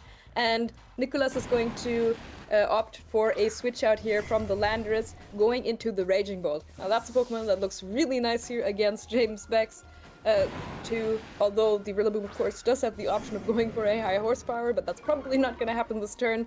And the Incineroar comes out here as well, so a double switch on Nicholas's side as the Rillaboom goes for a fake out into that switching in Incineroar, and the Surging Strikes into the Raging Bolt is going to take that very, very nicely. Yeah, I do love this from Nicholas, deciding that because of the Rillaboom and the Urshifu, you can get a pretty good switch in. Now you have your Raging Bolt threatening the Urshifu on James's side of the field. You just swapped in the Incineroar, and most likely the Urshifu was not going to click Surging Strikes into Nicholas's Rillaboom, now the Incineroar, so you were able to get a great switch in. You have Fake Out onto both of these Pokemon. The Urshifu definitely could just go for a Protect, try to buy the time with the Fake Out, or just deciding, hey, I want to switch back out into Rillaboom, try to give me an extra resistance. But you also have to keep in mind, this is a Calm Mind Raging Bolt, so every turn that you let this Raging Bolt set up with the Calm Mind just means that it's going to be doing even more damage with its special attack boosted moves in the Thunderclap and Dragon Pulse later on in this match. Not many special attackers on the field at the moment, but again, you do not want to let this Raging Bolt go to town. And one way you can slow it down a little bit is, of course, bringing in that Incineroar and getting off a parting shot. But that's also only going to be lowering special attack, not the special defense, but okay, you have 3 physical attackers that you've revealed so far anyway. But that still requires Incineroar to switch out. It's not like you can constantly spam parting shot to keep it low, but that Thunderclap is barely going to miss the KO on that Urshifu. Calculations once again absolutely on point there as a Surging Strikes comes out into the switching in Rillaboom, going to take that very nicely as the grass type that it is. And the Raging Bolt here did not set up for a Calm Mind yet, but that is still very much an option for Nicholas. Yep, that Urshifu almost certainly is going to be trained to live an attack from a Thunderclap Raging Bolt. So it was able to survive on, I would have to imagine, is close to 1 HP. It's going to survive the turn, but you still have to contend with the fact that the Raging Bolt could go for another Thunderclap, not trying to risk that mind game, deciding to switch the Rillaboom out, or switch the Urshifu out into the Rillaboom. So now you have Incineroar and Rillaboom onto the field. Fake Out going to be used on Nicholas's Rillaboom onto the Incineroar, and now we have a null turn from James trying to repivot, but more importantly, this Raging Bolt gets its first Calm Mind of the set, and both of James's Pokemon do not want to see that. Yeah, absolutely not, and I wouldn't be surprised if it's not the last Calm Mind we see here. Of course, James does have the option to go for like a Fake Out and then a parting shot into Raging Bolt. Raging Bolt could very well also just Protect here. And that is something the Rillaboom can't do, so, you know, if you're James, do you just go for a double up into the Rillaboom?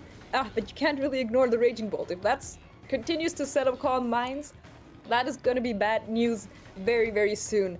And yeah, you have the option to go for something like a high horsepower, but you can't lose your Rillaboom too early here.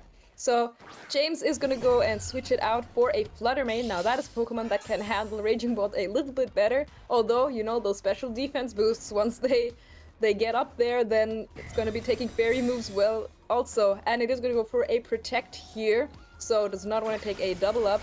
The Rillaboom going to go for a Fake Out, or for a U-turn here into the Flutter Mane and give Nicholas a chance to reposition himself as well, just a little bit.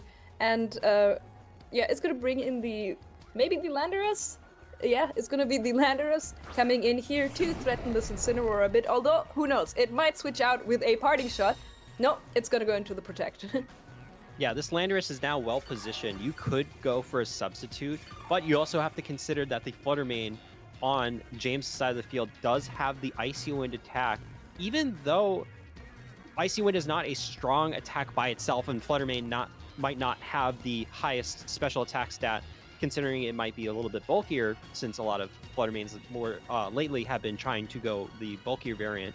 It's still going to do a lot of damage because Landorus is 4 times weak to that Icy Wind, so you have to be careful. We already saw how much the Thunderclap was able to do into the Earth Shield, and look that it's still in the back, but it doesn't have a lot of his HP. A lot of this matchup is going to come down to how well can you preserve your HP on your Pokemon.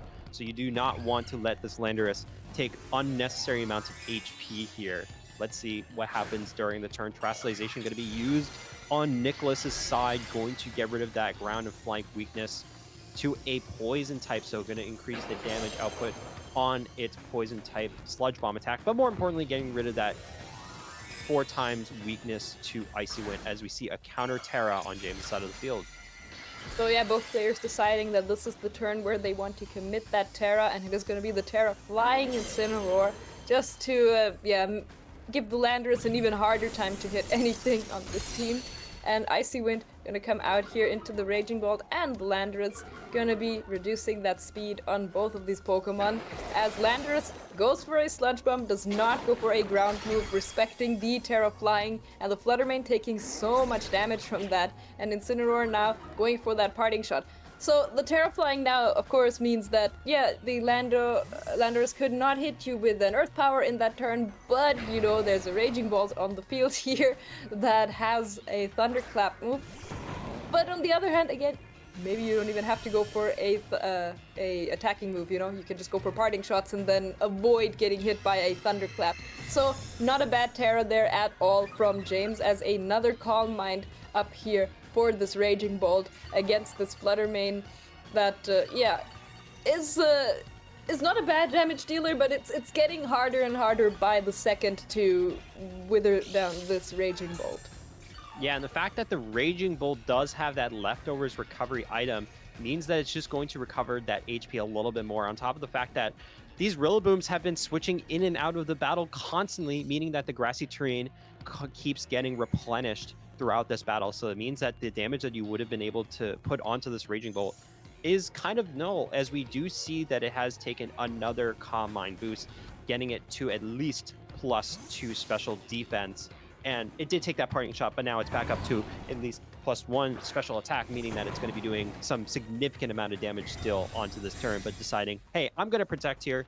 That Rillaboom just switched in. I don't want to have to deal with a potential Moonblast and Fake Out combination to keep its HP all the more green and healthy, as high horsepower trying to do as much damage. That is probably your highest value attack to go into Raging Bolt. It's going to bypass that special defense stat completely because it is a physical move.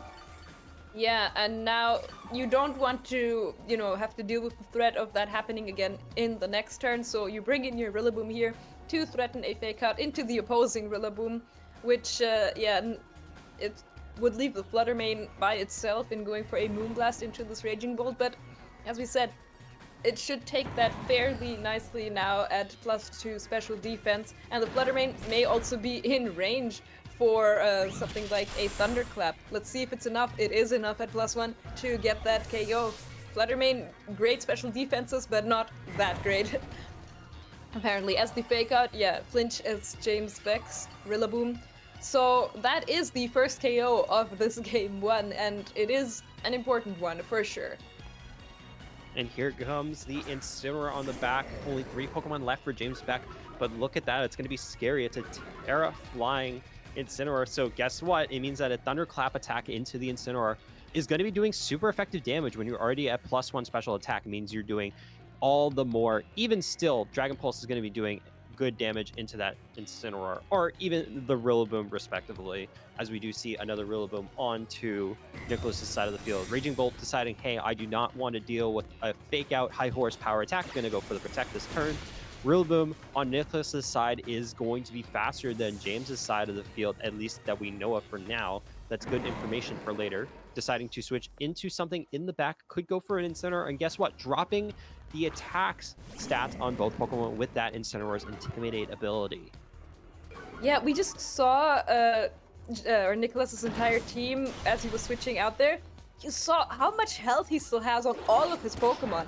a knock of a high horsepower into the Incineroar here is gonna knock off the safety goggles. Nicholas is not gonna care about that too much.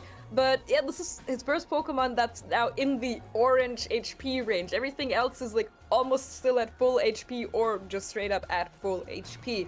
And James has already lost a Pokemon, and his Rillaboom has taken a little bit of damage and is taking even more here from this fake out. And the Incineroar is going to keep going for those parting shots. You know, does not want the Raging Bolt to get too many special attack boosts. But really, the Raging Bolt not all too bothered by that right now, especially now that James is down one Pokemon. This pivoting around and stuff is also on just as much as a timer. And we see the Urshifu is going to go down now to this Dragon Pulse. It already took a Thunderclap earlier, and now James is down to his last two Pokemon. Can't do any more switching, can't get off... or I mean, you can still go for the parting shots and, you know, you don't switch out. But you really don't have any offensive pressure on the field here against this Raging Bolt.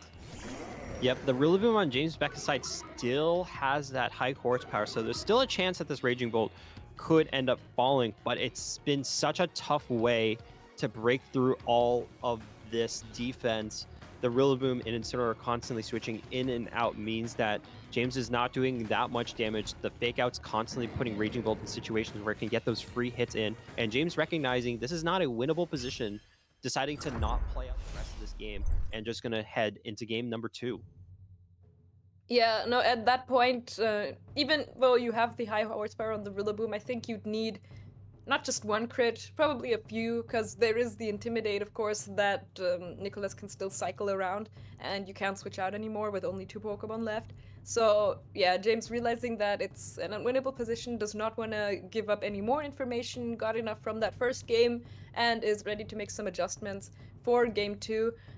Question is, like, what adjustments do you make? Like, this Raging Bolt was still at full HP at the end of that, and what can you really do to change that? Do you bring in your own Raging Bolt? Do you try to position the Flutter Mane? Maybe, you know, try to time it perfectly so that you get the Flutter Mane in a position where the Raging Bolt does not have any special defense boosts yet, and you can actually get a Moonblast off. Like, it just went for a Protect, and it is maybe not in a great position to switch, and there's also no fake up pressure on the field. I mean, how do you do that? It is really, really complicated. See, the problem in this matchup is if you're James, you really do want to bring in that Raging Bolt. You get the benefit from the grassy terrain, healing as well as, you know, Nicholas's Raging Bolt. The problem comes down to the fact that the Landorus exists. The Landorus is going to be threatening the Raging Bolt on James's side of the field so much because it is Terra Electric, so any Earth Power into that Raging Bolt is always going to stick into super effective damage. And obviously, because the Landorus has Protect, any turns that you want to go for Fake Out and an attack on Raging Bolt, you can just Protect through it. You would have to outplay your opponent so hard to just get to that one board state that I don't think the Raging Bolt is going to come here for James. But James really doesn't have a better option. We saw the Urshifu Rillaboom Incineroar lead on top of having Flutter Mane, but it's not able to, you know, break through a very bulky defensive core of that Rillaboom, Incineroar, and Raging Bolt on Nicholas's side. You kind of want to have Golden Go, but it's also not that great either because it can just go and keep its Terra Electric, meaning that it's resisting those Make It Rains. Yeah, it is a really tough spot here for James, that Landorus doing so much work, even just in team preview alone. And we saw that it didn't even really mind that the Incineroar had the Terra Flying, it just went for the Sludge Bomb, and really Nicholas doing a great job at chipping away at James' team so that then a Thunderclap could get the KO on the Flutter Mane, and you can easily get the KO on the Urshifu later, and that's 2 KOs already. And as soon as you have those 2 KOs, and it's only Incineroar and Rillaboom left on the field, then you've pretty much already got it. Absolutely. Hopefully we can see what happens, what kind of adjustments James is going to make in this next game. We'll get that up to you real soon. They're in team preview right now, I believe, and hopefully we can see what James is able to do. Again, it's going to be tough for him to have this uphill battle against the Raging Bolt. Nicholas is almost certainly going to be bringing Raging Bolt again, and the fact that it is the Combine variant makes it flip on the matchup because, again, if you're able to set up 1, maybe even 2 Combines, it also means that the Golden Go is not doing that much damage. Even if it decided to go for Terra Fairy and you have to deal with the Golden Go, make it rain. It's not going to be doing that much. It's basically meaning that the Terra that it had is becoming a neutrality. You also don't have a lot of special attack offense out of the Fluttermane either. Yeah, you have Moonblast, but how are you getting your Fluttermane in a position where you're, one, hitting the Raging Bolt for decent damage, and two, the Fluttermane can't really protect itself from like 2 attacks from an Incineroar or a Rillaboom, so it's going to go down pretty quick. Yeah, you have Taunt, you have Icy Wind, but again, the Landorus is putting a lot of pressure too to just get rid of this Fluttermane as well. Yeah, and so I think that is the key here. But even if you can get the Landorus into a position where you can target it with something like a Surging Strikes, the Terra Poison is something I think Nicholas can easily commit here. It's a really good defensive as well as offensive Terra here for him, and he's not really forced to commit his Terra in anything else. So yeah, we're gonna have to see how these players play this game 2 here. It's gonna be Rillaboom and Urshifu here on James's side versus Landorus and Rillaboom on Nicholas's side. So this time there are 2 Rillabooms on the field. Yep, both Rillabooms on the field. We know that the Nicholas's Rillaboom was faster in game number 1. It got a U-turn into James's Rillaboom first, so that is going to be important for the Fake Out wars that are about to come. So you'd have to imagine that Nicholas is going to use Fake Out into either of James's Pokemon first. Looks like Nicholas not wanting to contend with the Urshifu Rapid Strike, going to be switching it out into the Incineroar, but that's also going to be a Pokemon that's weak to a Water type attack. But it's great to at least drop the Intimidate down onto both Pokemon on the first turn of the game, as James decides to switch out his Rillaboom into Incineroar, now dropping both stats onto both the Incineroar and Rillaboom on Nicholas's side. Let's see how the turn plays out. Protect from Urshifu, trying to make sure that it stays healthy at least through the first turn of the game. Fake Out looks like it went into that Protect, so pretty null turn, but those Intimidate drops are going to matter here.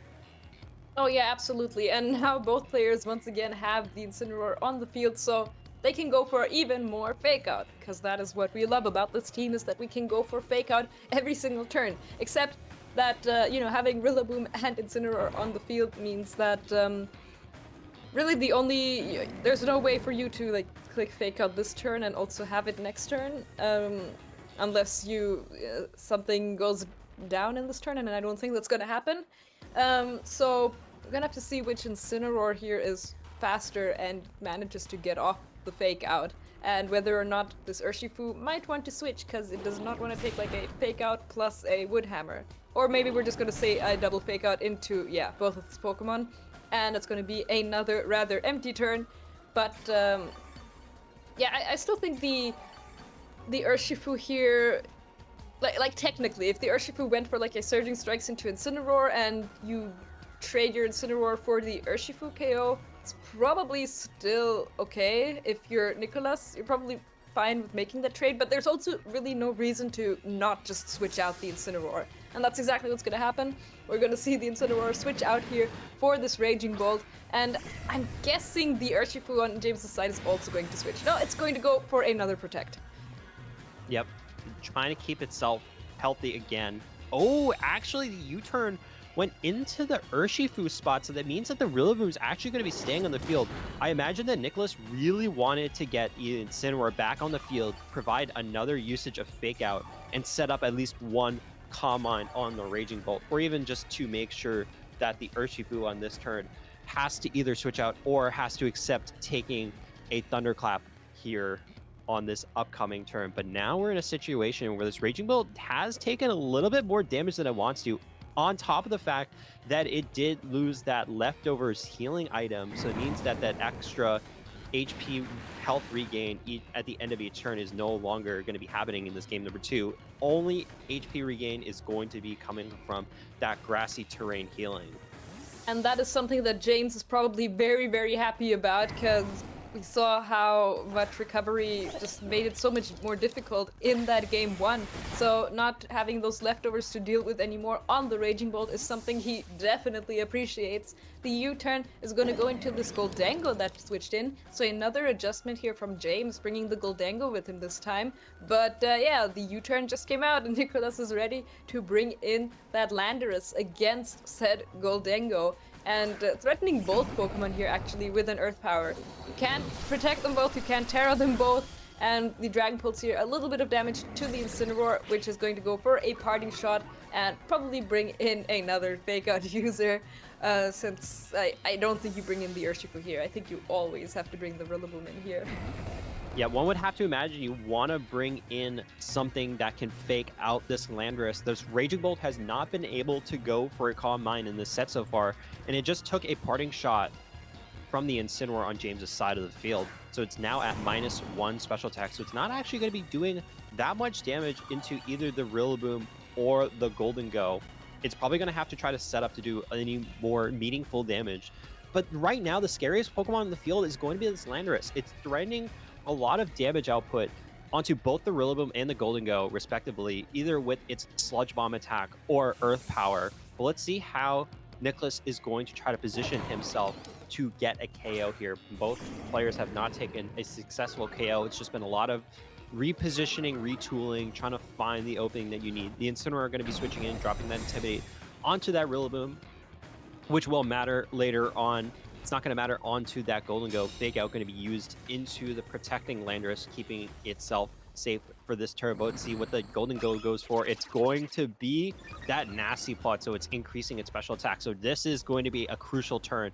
Will the Goldango be able to get a proper attack off the next turn? It could be a very, very huge turn here for this Goldango. Its Terra type is the Terra Fairy, so that means once you go for the Terra Fairy, you know, you're not weak to Earth Power anymore, but you are weak to Sludge Bomb. But it's like a crazy call to make to just straight up go for a Sludge Bomb into the Goldango, calling the Terra. But otherwise, if it doesn't Terra, it's weak to both Incineroar and Landorus, and to a lot of moves it can throw at them. But it is just going to be a Fake Out here into the Incineroar, and Landorus actually going to go for a Substitute here to, yeah, is going to be able to take at least one hit, but the Make It Rain coming out is going to immediately break that Substitute again, and the Incineroar actually took a very good amount of damage, you know, it being resistant and it being an Incineroar. That is just the power of Nasty Plot to you right there. And now the Incineroar that just came in, of course, has the ability to go for another Fake Out. Like, the fact that you went for Substitute there means that you can protect now and dodge that Fake Out and Make It Rain combo. Yeah, at least now you force the Goldango on James's side to use at least one Make It Rain. So now it's only at +1 special attack, which is still going to be doing significant amount of damage even into an Incineroar. Obviously not carrying the Assault Vest, but it was able to take around 33% of its HP just from a +2 Make It Rain. You'd have to imagine how much it's going to be able to do from +1, still a decent amount. Like you mentioned, the Landorus did go for a Substitute. It could go for Protect this turn, but it's not going to. It's going to just call out, going for the Earth Power into the Goldango. That is going to be a huge, crucial piece gone for James Beck, not having the access to attacking anymore with that Goldango, as the Incineroar on Nicholas's side is going to hit a parting shot into James's Incineroar, switching out into the back. Now getting to choose mid-turn which Pokemon you want to go into. You could go into the Rillaboom or the Raging Bolt. Is going to be the Rillaboom, setting down another grassy terrain from the Grassy Surge ability. The Incineroar on James' side is yet to move, but it looks like it's just going to be a parting shot in retaliation to drop the attack onto the Rillaboom. It's going to switch back out. More crucially, James only now has physical attackers again in this game number 2, while still having the Raging Bolt up in the back. Yeah, a really good call there from Nicholas, gets that correct and takes out the Goldango. Now the Urshifu is coming back in here together with the Rillaboom. So yeah, you have Fake Out pressure on the field, you have the Urshifu on the field, but man, the Landorus now already got one important KO, and you have to probably switch it out here, maybe into a Raging Bolt, to, you know, not have this Urshifu go for 8 Surging Strikes into that slot. But it's not over yet, of course not, but James being down one Pokemon again is now making it easier for Nicholas to try and get a KO on another Pokemon and then seal the game. Absolutely. James is only down to 3 Pokemon. Nicholas still has all 4. And realizing that, hey, I got to be careful with this Rillaboom that switched in. Fake Out is online. Getting the Incineroar in instead of the Landorus means that you can keep that Landorus healthy. Dropping the intact stat on Rillaboom on James's side, getting another Fake Out into the Urshifu. Rillaboom going to go for a high horsepower, even calling out the switch on the Landorus side. That is a very risky maneuver, but James saying, I have to call it out. Getting some crucial damage in onto the Incineroar. Does not get the first KO, though, on Nicholas's Pokemon.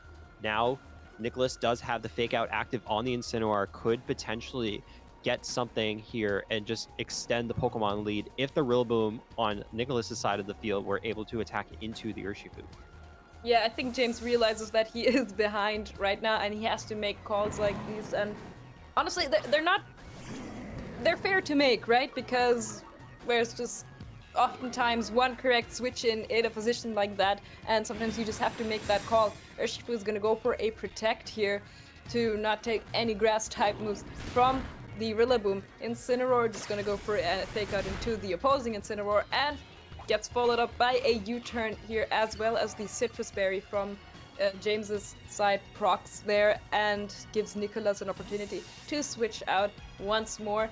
And here again, you probably bring in the Raging Bolt, yeah, because the Landorus you really want to save for that. Like, you're really good against Incineroar and Rillaboom, so once the Urshifu is taken care of, then it has free reign to just finish up the match. And so you bring in the Raging Bolt here. Once again, it gives you an opportunity to switch out the Incineroar one more time, right? Question is, what do you do with the Raging Bolt here? Do you just go for a Thunderclap? Do you just go for Dragon Pulse? Do you finally try to set up a Calm Mind? What are your options here? There's not a lot of options you're going to be able to go for your James. Again, the Rillaboom has the strongest matchup into this Raging Bolt, but getting in a position while the Landorus and honestly the Incineroar are still up, it's going to be a tough one to grasp. James is trying to find a way into this match as much as possible, but Nicholas is making it so hard with the Pokemon and the team building that they have been able to accomplish so far in this tournament. Nicholas could be moving on to a 4-0 record in this tournament. EUIC, one of the best events in the entire circuit, in the entire season. Incineroar going for that Fake Out, and Urshifu just going for the Surging Strikes into the Raging Bolt, trying to just get as much damage into that giant dragon Pokemon as you can, but obviously the grassy terrain is going to nullify some of those attacks into the Raging Bolt. Going to be a null turn. Otherwise, the Rillaboom was able to switch in on this turn, and guess what? We're going to be talking about another Fake Out potentially into this Incineroar or Urshifu, and the Raging Bolt has free reign to get an attack off here. Barely seen any Fake Out this game so far, so I'm really excited for this next turn. Now, the Urshifu is going to switch out here for the Rillaboom that's going to come back in here. And it's like the damage on the Raging Bolt was definitely important, because if you manage to do that a few more times, it's going to go down, and that's an important threat off the field there. But the Rillaboom going to get to go for a U-turn here to bring back the Incineroar to fire off that double Intimidate into both the Rillaboom and Incineroar on James's side, and it gives Raging Bolt an opportunity to go for a Dragon Pulse, or maybe even set up a Calm Mind here. We are experiencing some technical difficulties on our end. The screen is currently frozen, so hopefully we'll be able to get that back up before you. We did see the Incineroar did switch in on that turn, so if we don't get the conclusion of that game, we'll try to get it to you as soon as possible. But, you know, I think we have to say right there, it's looking really good for Nicholas. If you bring in the Incineroar, you have the ability to go for another Fig on the following turn. You're not threatened by the Urshifu or the Rillaboom, really. Maybe the worst thing that could happen is you could have to take a close combat from the Urshifu.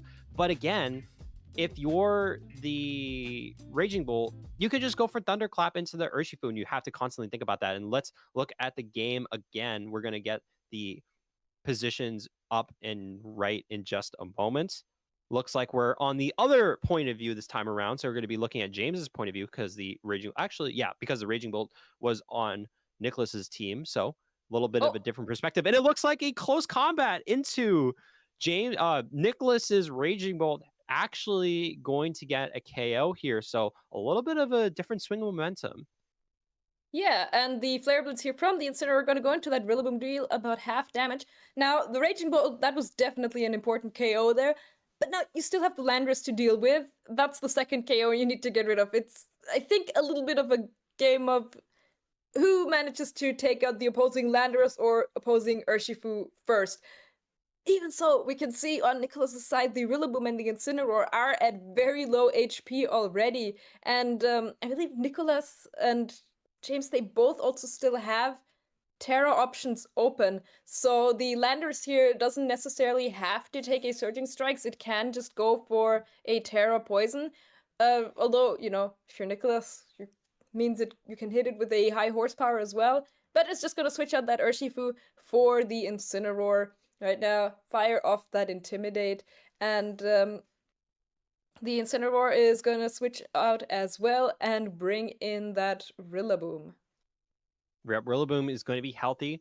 No grassy terrain was set up during the turn, so we got another 5 turns of grassy terrain activated for some additional extra healing, especially for James's Pokemon. They're so low in HP, and maybe the little bit of HP recovery could matter later on. We're going to see a Terra Poison coming from this Landorus, trying to boost its offensive output, but also trying to make sure that it's going to be resisting certain key hits. Sludge Bomb going into that Incineroar are going to be able to pick up that low HP Pokemon, sending it back to its Pokeball and forcing the Urshifu to switch in once again. High horsepower on James Beck's Rillaboom, not able to do that much damage into the Rillaboom on Nicholas's side, and we could be seeing a potential checkmate situation coming up here. The Rillaboom that Nicholas had just switched in now has that fake out active once again, could be trying to use it into that Urshifu that has to switch in, and the Landorus could just go for a potential Sludge Bomb into the Rillaboom to get the final KO it needs to say, hey, this game is all but over. Yeah, absolutely. And we're seeing the momentum kind of being swung slowly but surely back into James's favor. You know, that Raging Bolt KO there was definitely an important one, and we're starting to see why so. And now the second Terra here is going to be committed, is going to be onto the Rillaboom here, which is going to be Terra Fire. So, yeah, gonna be able to resist a Sludge Bomb once, but now you're weak to the Earth powers, of course. And the Fake Out is gonna go into the Urshifu here as a Sludge Bomb comes out from this Landorus. It's gonna be into that Rillaboom, and it's not gonna be able to survive it because of the critical hit. I wonder if that mattered and if the Terra Fire was there specifically to live that round, and now things are looking dire. Yeah, this is not where you want to be, because now this Rillaboom only has one more target that it needs to hit. It's going to be that water type Urshifu. You would use that Terrestrialization to try to make sure that you survive the turn and get a retaliation attack with that Rillaboom of yours. So that is going to be a concession on the turn. Nicholas is going to be your winner of round number 4 stream match here on the side stream. And what a complete game. We saw game number 1 going down to the wire, but it ended up being a clean victory for Nicholas. In game number 2, we did see a potential swing in the matchup where the Raging Bull did end up going down, but I think ultimately that Landorus was the MVP of that entire set. Oh yeah, absolutely. And even in the end there, like if the Rillaboom had not gone down to that critical hit, then it would not have been over yet. That's why he committed that Terra in that turn, or, you know, realized I need to live this turn with the Rillaboom, otherwise it's over. Which is why when it did go down, he just locked in the forfeit, because at that point there really was no coming back from that.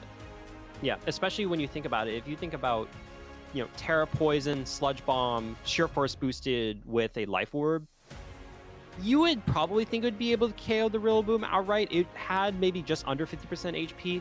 The critical hit, I would almost certainly had to have mattered to some degree, but also Landorus is a very strong Pokemon, but we obviously don't know how strong or how bulky the Rillaboom was ultimately, so we don't have that information to look at. You know, if that didn't KO, that Rillaboom on James's side could have gone for a high horsepower into that Landorus and could have swung some momentum, but ultimately I think because of the, the Incineroar in the back and the Rillaboom still being up, that the Rillaboom on Nicholas's side still had a pretty good advantage going into that Urshifu. Yeah, absolutely. And my God, what a match that was. That as much as I like to feature all these crazy teams and whatever, I think featuring also two balanced teams facing off against each other like this, it is something that happens more often than not, since it is a very popular team. So I'm glad we got to showcase that as well. And we're ready to go into a break. We will be right back for our next round.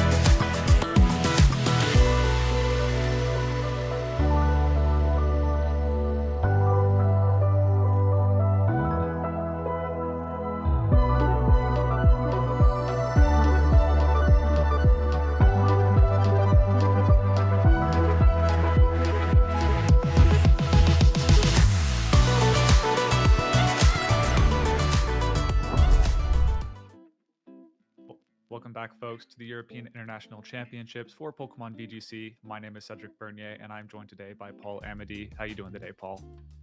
Cedric, I'm feeling great. I don't know how you're feeling, but I'm pretty sure I'd be very similar. We've got some pretty exciting stuff coming up here in our round 6. Yeah, I think, unless I'm mistaken, round 5. But yeah, a lot of Pokemon left to be played on the day, of course, but we have some really excellent players, so yeah, definitely tune into round 6 as well. Yeah, we're going to be featuring Yuki Zaninovic versus Roberto Parente. Tripping over my words there, but yeah, really excellent players with a lot of history in the game. Yuki been playing since at least 2018, just a fantastic player overall. And then Roberto Parente, I don't know exactly when he started, but has a world's top cut to his name with the top 16 in 2022. So incredible players to both of them. But looking, zooming out a little bit, we're going to take a look at our caster predictions. I'll start with myself, and then we'll go into the rest of the casters. I have a good feeling about Farigiraf, Landorus, Chien-Pao, and Ursaluna. Really, the Chien-Pao Landorus version of the balanced composition was what I was going for there. And then I do like the Farigiraf, Ursaluna, both the Tailwind compositions and the one that Dale Yamons and Marco Fierra have been killing it in the IRL circuit with lately. Yeah, I'm going to quickly run over some of mine as well. So I've kind of gone with 4 dragons here. I found that a lot of the dragons have been finding a lot of fairly solid success. The Roaring Moon has been coming through with both those Dragon Dance sets and those Tailwind supporter sets. We've seen Regidrago already just being able to fire off those big dragon energies, just being able to push out a lot of spread damage and a lot of offensive pressure in early games, whether in Tailwind or in Trick Room. Raging Bolt, in case you missed last round, Raging Bolt balance is pretty common archetype that is going to be expected to be brought just with a lot of those like calm mindsets with those thunderclaps and dragon pulses, also with the option to run like an assault vest. So pretty good versatility depending on your team. The only real outlier here is Latias. I've always been a believer of the Lati twins, and I still believe this fall match in Regulation F is no exception. It's got some pretty solid defensive typing into the likes of Urshifu and Rillaboom. Especially those that are running high horsepower, just being able to resist a lot of those very common moves that they ran with. Alongside Terrestrialization, you can get yourself a really good defensive typing into some other common threats, mainly stuff like Landorus Incarnate if you steal Terrestrialization, alongside being able to take some hits from Ursaluna, just because you do have the ground immunity with Levitate, and alongside its ability to provide Tailwind support and alongside some very strong damage mitigation with the likes of Fistball, being able to drop the special attack. So a little bit of explanation there on why I believe Latias is a potential contender that is still relatively slept on, but I believe in it. Yeah, absolutely. The dragon types kind of covering, like you said, a lot of the archetypes in the metagame. Andrew's team got lots of dark types on his side, and then the Torkoal, and then Shona's team, or predictions rather, a lot of Pokemon that we're most likely going to be seeing in this next match. So kicking it off, let's actually get into the team sheets and start to look at some of those Pokemon. Starting off, we got a brief glimpse of both of them, but we do have on Yuki's side a more typical Dondozo's. A Dondozo team, whereas on Roberto's side, we have some of those predictions from Shona, the Choice Scarf Urshifu, Indeedee, Tornadus, Iron Crown, Ogerpon, Heartflame form, and the Regidrago, like you called out. As well as on Yuki's side, we have the Chi-Yu, Dragonite, Weezing, Fluttermane, Tatsugiri, and Dondozo combination. With the Oblivious Dondozo, not going to be as effective in this matchup, but something of a balance breaker that we saw do incredibly well at the Birmingham Regional Championships, taking to a second place finish there. We do see a lot of some interesting text here on the side of Roberto. The main thing to call out is the Rock Tomb Urshifu, actually. So it's a way to break and slow down Pokemon, something even like those Fluttermanes, being able to get a Water Terrestrialization to leave a hit if they're booster speed, and be able to Rock Tomb them for a partner to be able to deal with, alongside having it be able to just hit and slow down just anything in the metagame, because unlike Low Sweep, nothing's immune to that Rock Tomb, and so hitting those flying types also for some pretty decent damage.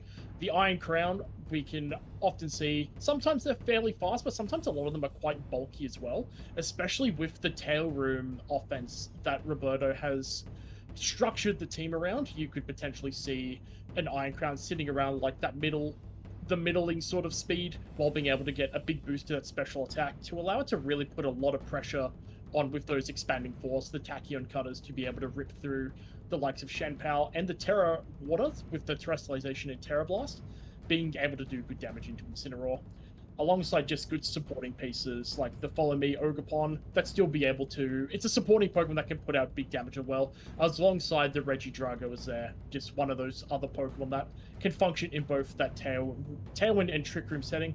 It'll be interesting to see how they go into slowly looking at chipping away the Dondozo build from Yuki's side, especially if they are able to get up Toxin Spikes with the Wheezing, as you can see there with the Neutralizing Gas. Neutralizing Gas looking to be probably a pretty big contender in this matchup, being able to shut off Dragon's Maw, the Quark Drive, the Psychic Surge, and even the Prankster as well from the Tornadus. It's pretty big there, Cedric. Yeah, I agree. Zooming out the Wheezing is definitely going to be really important. Removing the ability for the Tailwind to go up with the Prankster, you can maybe get some cheeky, get your Dragonite to be able to go for an extreme speed before it can move, as well as, neutralizing the Psychic Surge from getting the Psychic Terrain up. If you can knock out the Indeedee before the Wheezing leaves the field, really limits the damage potential of Expanding Force on the Iron Crown. Looking at some of the details on Yuki's team, it's actually quite a single target based team overall outside of Earthquake and Heat Wave on the Chi-Yu and the Dondozo. I really want to point out that there's no Snarl on the Chi-Yu. That's a move that can typically be really, really strong against these Iron Crown Regidrago combinations. Just being able to do a lot of damage while also limiting their own damage is really important, as well as, I think just the battle between the terrain and the Follow Me's on these teams. On Roberto's side, just having ample Follow Me's to redirect any of these stronger single target attacks like the Overheat, Extreme Speed, and Wave Crashes from the Dondozo, as well as just the Expanding Force to limit the ability for the Dragonite to go for an Extreme Speed as an option to chip down the Regidrago on the Iron Crown after it's gone for the Terastallization. Definitely going to be expecting the early game kind of trading off between the Wheezing and the Indeedee, trying to get their favorable abilities on the field. Yeah, we do see as well, it's the Oblivious Dondozo as well, so missing those Snarls for those threats, like you mentioned, the Regidrago, the Iron Crown. With Unaware, you wouldn't mind if they were special attack dropped or not with the Dondozo, but with the Oblivious, those special attack drops do remain, so it does make it a little bit harder for those to be able to break it. So it is a pretty interesting decision on why Yuki has elected to run with just Dark Pulse as the attacking move on the choice, the Focus Sash Chi-Yu. Mm-hmm. Yeah, I think the Chi-Yu being Focus Sash definitely, at least at the Birmingham Regional Championships, it not being choice card for another item or, something that's a little less defensively sound means that you get to play a little bit trickier with the Chi-Yu. I think a Chi-Yu Dondozo lead was something that was pretty typical in that run, just forcing you to either double target in the Dondozo as the Tatsugiri switches in on the Chi-Yu slot, or just, the Dondozo protects and then you have to eat an Overheat. And there's situations with the Focus Sash where you can actually just safely go for that protect and still get the Overheat off, and unless your opponent made a really aggressive read and doubled into the Chi-Yu, you're still up and you at least have your Focus Sash and you've gotten an Overheat off, unless your opponent made a really aggressive overcommitment, because if you do switch that Chi-Yu out, obviously, then you're just completely whiffing into the Tatsugiri Commander activation, and then the Dondozo has the opportunity to order up and really start snowballing the game. Yeah, Dondozo can run away with those if it's given the opportunity to. Especially into a team like Roberto's, there could be quite the fair bit of snowball possibility. Because with those boosts up, the best way to be able to rip through it would generally be by getting those critical hits, primarily coming from guarantees like the Earth-Free Surgeon Strikes. But enough talk about that. We're going to get right into the action. We're going to see a Dondozo and Fluttermane lead from Yuki's end, and from Roberto's end, we've got the Ogerpon Halfling and the Tornadus coming out here. We've got the Booster Speed coming out here as well, and that does look like, correct me if I'm incorrect, that looked like a speed boost. Was that right, Cedric? Yeah, it looked like Velocita. My Italian's not great, but, velocity, speed, close enough. But really interesting decision not to lead the Indeedee or the Wheezing on either side, just really both of them opting out of that. Out of that lead, we see the Tornadus and the Ogerpon. You can, of course, threaten probably a Woodhammer or an Ivy Cudgel knockout straight away into the opposing Fluttermane if you go for Tailwind and Ivy Cudgel. But of course, that's opening you up to a pretty obvious switch into the Tatsugiri, which would really just open you up to a Wave Crash into the Tornadus or the Ogerpon. I do want to point out that it is Focus Sash on the Tornadus that's actually quite effective against this Dondozo, where it has to go for the Wave Crash or the Order Up 2 times to actually knock out the Torn, so you're a little bit safer in that regard. As we see the turn start to play out, a little bit defensive on Roberto's side, going for Protect on the Tornadus, as well as a Spiky Shield on the Ogerpon, likely trying to bait out any Protects on Yuki's side, and or a switch into Tatsugiri to simplify the next turn. As we do see a move coming out from the Fluttermane, I believe that's an Icy Wind based on hitting into both Protects, but pretty null turn. But overall, a lot of defensive resources burned on Roberto's side. Smart of Yuki not to bite defensively on his side. Yeah, so very solid defensive play there coming from Roberto. Just getting a little bit of idea on what's in Yuki's mind going into the turn 1 there. Particularly going for the Icy Wind there, just looking to slow things down potentially for a Dondozo coming in late game. There is the possibility, if there is a Weezing in the back, to be able to shut down the Tornadus' Tailwind options off by going in and going for that taunt, depending on if that is in the back or not. We are looking like we're going to see a potential... There could be a potential attack coming out here from Torn. There could be just the option to go for a Tailwind and looking at going for that faster option itself. We'll see as the play's made. But we do see the Fluttermane switch out here, so losing that booster energy buff for the remainder of the game. Yeah, we see that Tatsugiri switching in the Commander, of course, going to activate the Dondozo and Tatsugiri combination, getting a +2 in all of the Dondozo stats, making it a real threat to deal with at this point in the battle. You did mention in team preview, this is not an unaware Dozo, this is Oblivious, so if Yuki had, or Roberto had decided to go for the Terrifier, or decides to at any point in the battle, you will actually have the advantage of that +1 boost on the Woodhammers or Ivy Puzzles, unlike against a typical Dondozo with Unaware, which would ignore that boost entirely. We do see the Psychic Surge activate on the field, so Weezing not able to stuff that out in this battle, as we see a Wave Crash coming right out into that Indeedee, netting a one-hit knockout, but of course dealing a lot of recoil in return. This Indeedee is both gonna, has a high HP stat, so dealing 1/3 of the recoil on the Wave Crash, in addition, an additional chip of damage from the Rocky Helmet. Bleak Wind Storm going to come out, that it is going to hit the Dondozo, and it does a whole lot of damage with a critical hit, knocking it in range of pretty much any other attack afterwards. And to boot, we get a speed drop, meaning that any of the faster Pokemon that Roberto has in the bat, you no longer have to set up Tailwind to deal with the +2 boost on the Dondozo with its low natural speed. At +1, probably going to be outsped by both of the Pokemon in the back. Roberto really has his pick of the litter here on how he wants to progress in this endgame based off of that really strong turn. Yeah, absolutely phenomenal turn coming out there. As we mentioned at the start, looking at the best ways to deal with that Dondozo is getting a critical hit. No better way than to showcase it in game 1 of the set. We do see the Indeedee coming in, getting up the Psychic Terrain, but very key for that recoil damage that the Wave Crash gives off, alongside the Rocky Helmet as mentioned as well. We do see the Regidrago coming in here, so there is a possibility for Roberto to go for a Bleak Wind to have a look at knocking out the Dondozo. With the Focus Sash Taunts, they are generally trained to be faster than those Regidragos, which looks like it's exactly what we're going to be seeing here. That one, they taking out the Dondozo, with the Regidrago being able to attack into the Tatsugiri without the ability to make a selection because it's inside the Dondozo. Yeah, we see the weakness of no focus option with Tatsugiri is on those turns when your Dondozo is primed for a knockout by a faster Pokemon.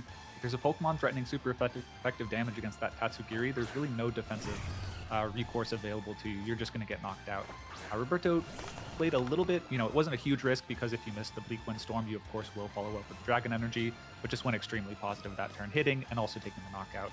Now with Chiyu and Fluttermane in the back, you actually saw that the booster energy was burned turn 1 on Yuki's side, so no longer has a speed advantage, and of course with no neutralizing gas on the field, Tornadus free to set up a Tailwind to really set up this Regidrago to deal with the rest of the Pokemon on Yuki's side, mainly the Chiyu because the Dragon type damage. Not, of course, doing a lot of damage into the Fluttermane, so going to be a little bit reliant on the Ogerpon in the back. We're going to look at getting Regidrago and Tornadus set up on the field at the same time. Does not look like that's happening. It looks like there's going to be just a Dark Pulse into that Regidrago, so Yuki just looking to channel down and focus as much damage as possible onto the Regidrago. You actually quite like that decision to go for the Icy Wind and not double into the Tornadus. By leaving the Tornadus on the field, there's a chance that if you're a faster Fluttermane, you can now outspeed it and maybe knock it out with a Moonblast, and leave your Chiyu free for a turn to tank a hit with its Focus Sash and chip down the Regidrago while also stalling the additional turn of Tailwind. Looks like that is probably what Yuki's going for. Could also just be kind of a slow turn. This turn with a double protect to stall an additional turn of Tailwind, but yeah, I think a little bit subtle, but a really good call to not double into that Tornadus and a little bit slow play this Tailwind from Roberto's side. As we see, no double protects in Yuki's side, going on the offensive as Tornadus goes for protect, wants to protect itself, make sure that it can potentially go for another attack later in the battle, and yeah, really good call. Able to survive the Moonblast due to that protect, no damage, absolutely. And then we see the Chi-Yu going for a double up into the Tornadus, so brilliant call from Roberto's side. Oh, actually, just a Heat Wave. Still lots of damage into the Regidrago, but critically, still kicking and around on the field. Yeah, very, very solid call there. Going for the Earth Power into the Flutter Mane. Probably looking at the Chi-Yu on the team sheet and going, there might be a possibility that this Pokemon does elect to go for Protect. So I'll look to do as much damage as possible to the Flutter Mane. And the little bit of damage does help, especially with the Beads of Ruin being able to utilize it in their favor, despite being the Pokemon on the opposite end of the field. Really good shout from Roberto there. So having a look at the position now, it's still potentially looking like there is a little bit of a mountain to climb for Yuki.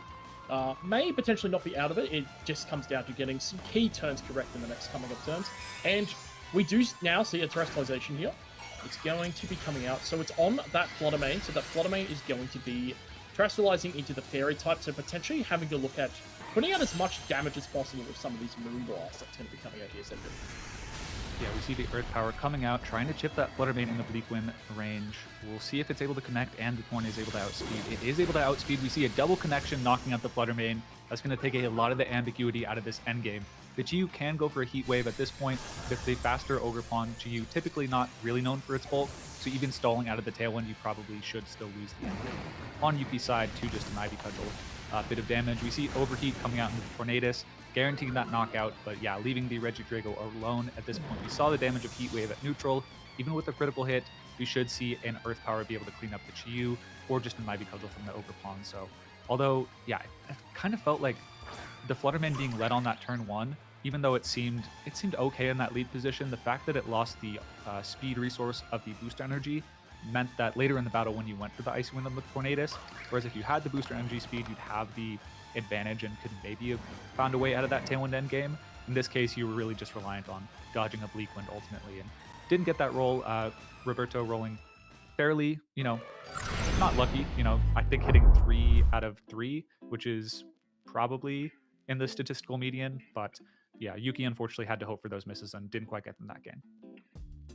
Yeah, very unfortunate for Yuki there, but there is always a game 2 and a potential game 3 as well if Yuki does have a look at readjusting, formulating a different kind of game plan and going at it. Roberto generally played quite well, had an idea on what they wanted to do and was able to maneuver their pieces successfully to be able to get the Regidrago to go in and do the damage it needed to do, alongside the just the Tornadus just being able to position it well. The big news coming out there for the critical hit onto the Dondozo as well. If that doesn't critical hit, it could potentially be an entirely different game that we're calling. Maybe the Dondozo will be almost guaranteed to do a lot more work into the matchup, being able to throw out some more hits or so, despite still being at around 50% health after all the recoil it had taken after taking out the Indeedee.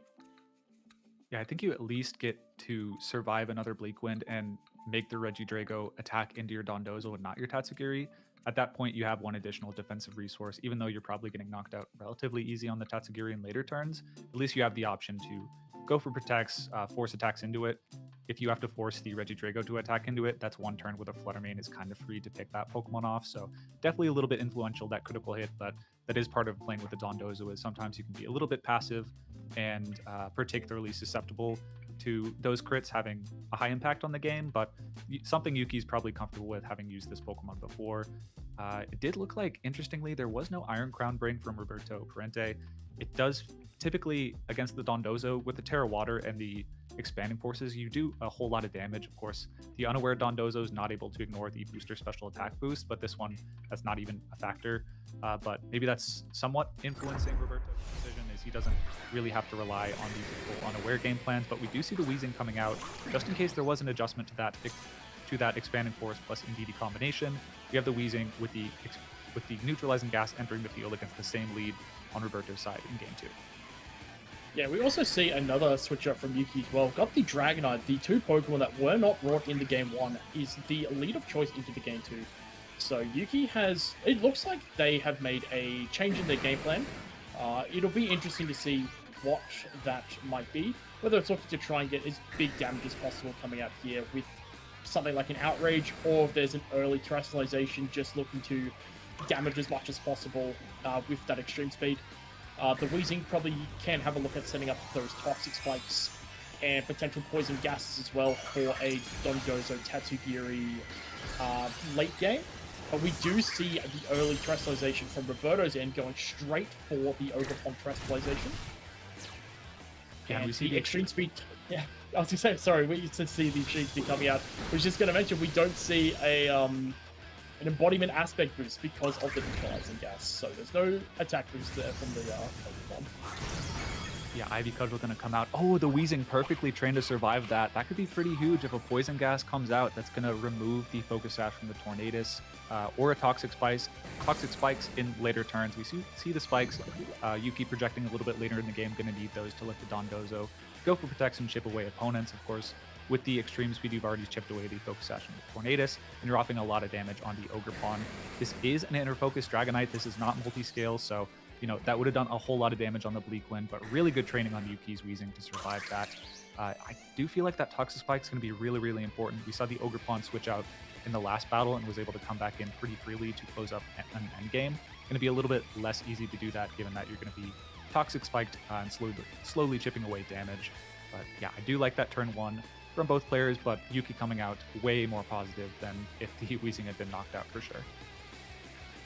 Yeah, I do agree with that, Stephen. Without the Iron Crown as well, if it's not brought in the back here, the Toxic Spikes do hit everything that could be in the back if there's no Iron Crown. The Regidrago, the Urshifu, and the Indeedee, all grounded Pokemon, so they do take those there. The Dragonite, being Choice Banded, is still just going for those extreme speeds, looking to have a look at picking up the Tornadus there. We do see that, even without an attack boost, well, that's why it did half. There's a critical hit there. And there's a Sludge Bomb coming out from the Ogerpon as well. Getting that poison. Who needs poison gas out here? We've got Sludge Bombs that poison.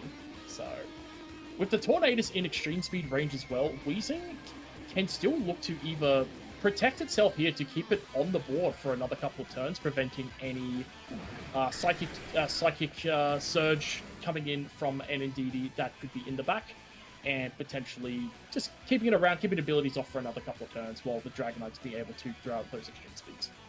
Yeah, and we do have the benefit of seeing that there is no Iron Crown in the back, so those Toxic Spikes, like you said, Paul, will be effective against all the remaining Pokemon on Roberto's side, aside from the Tornadus if it switches out this turn and is able to come back later in the battle with that Flying type immunity to the Toxic Spikes.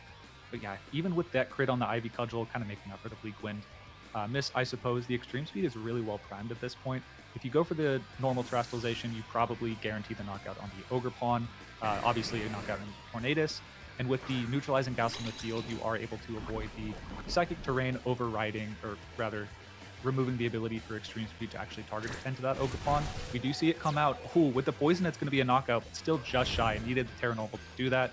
And now we see a Terra attack of its own on the Ogerpon come out, going to clean up that Weezing, which did provide a lot of value. It's now poisoned the Ogerpon and the Indeedee, and will later poison the Regidrago in the back with the effect of that Toxic Spikes. We see the attack boost finally able to activate with the Weezing off the field. I believe that Poison is going to tick it off, so not able to actually take advantage of that. But yeah, the Dragonite at this point in a little bit weaker of a position with the Psychic Terrain now on the field, but you might have gotten all you need for a Dondozo sweep, having chipped away at this Ogerpon, the main super effective threat against the Dondozo, and the Tornadus, its Focus Sash broken, just really low. Yeah, so from Yuki's end, you could probably have a look at a Dondozo coming out here. If the Tornadus does come out, it still can be extreme speeded.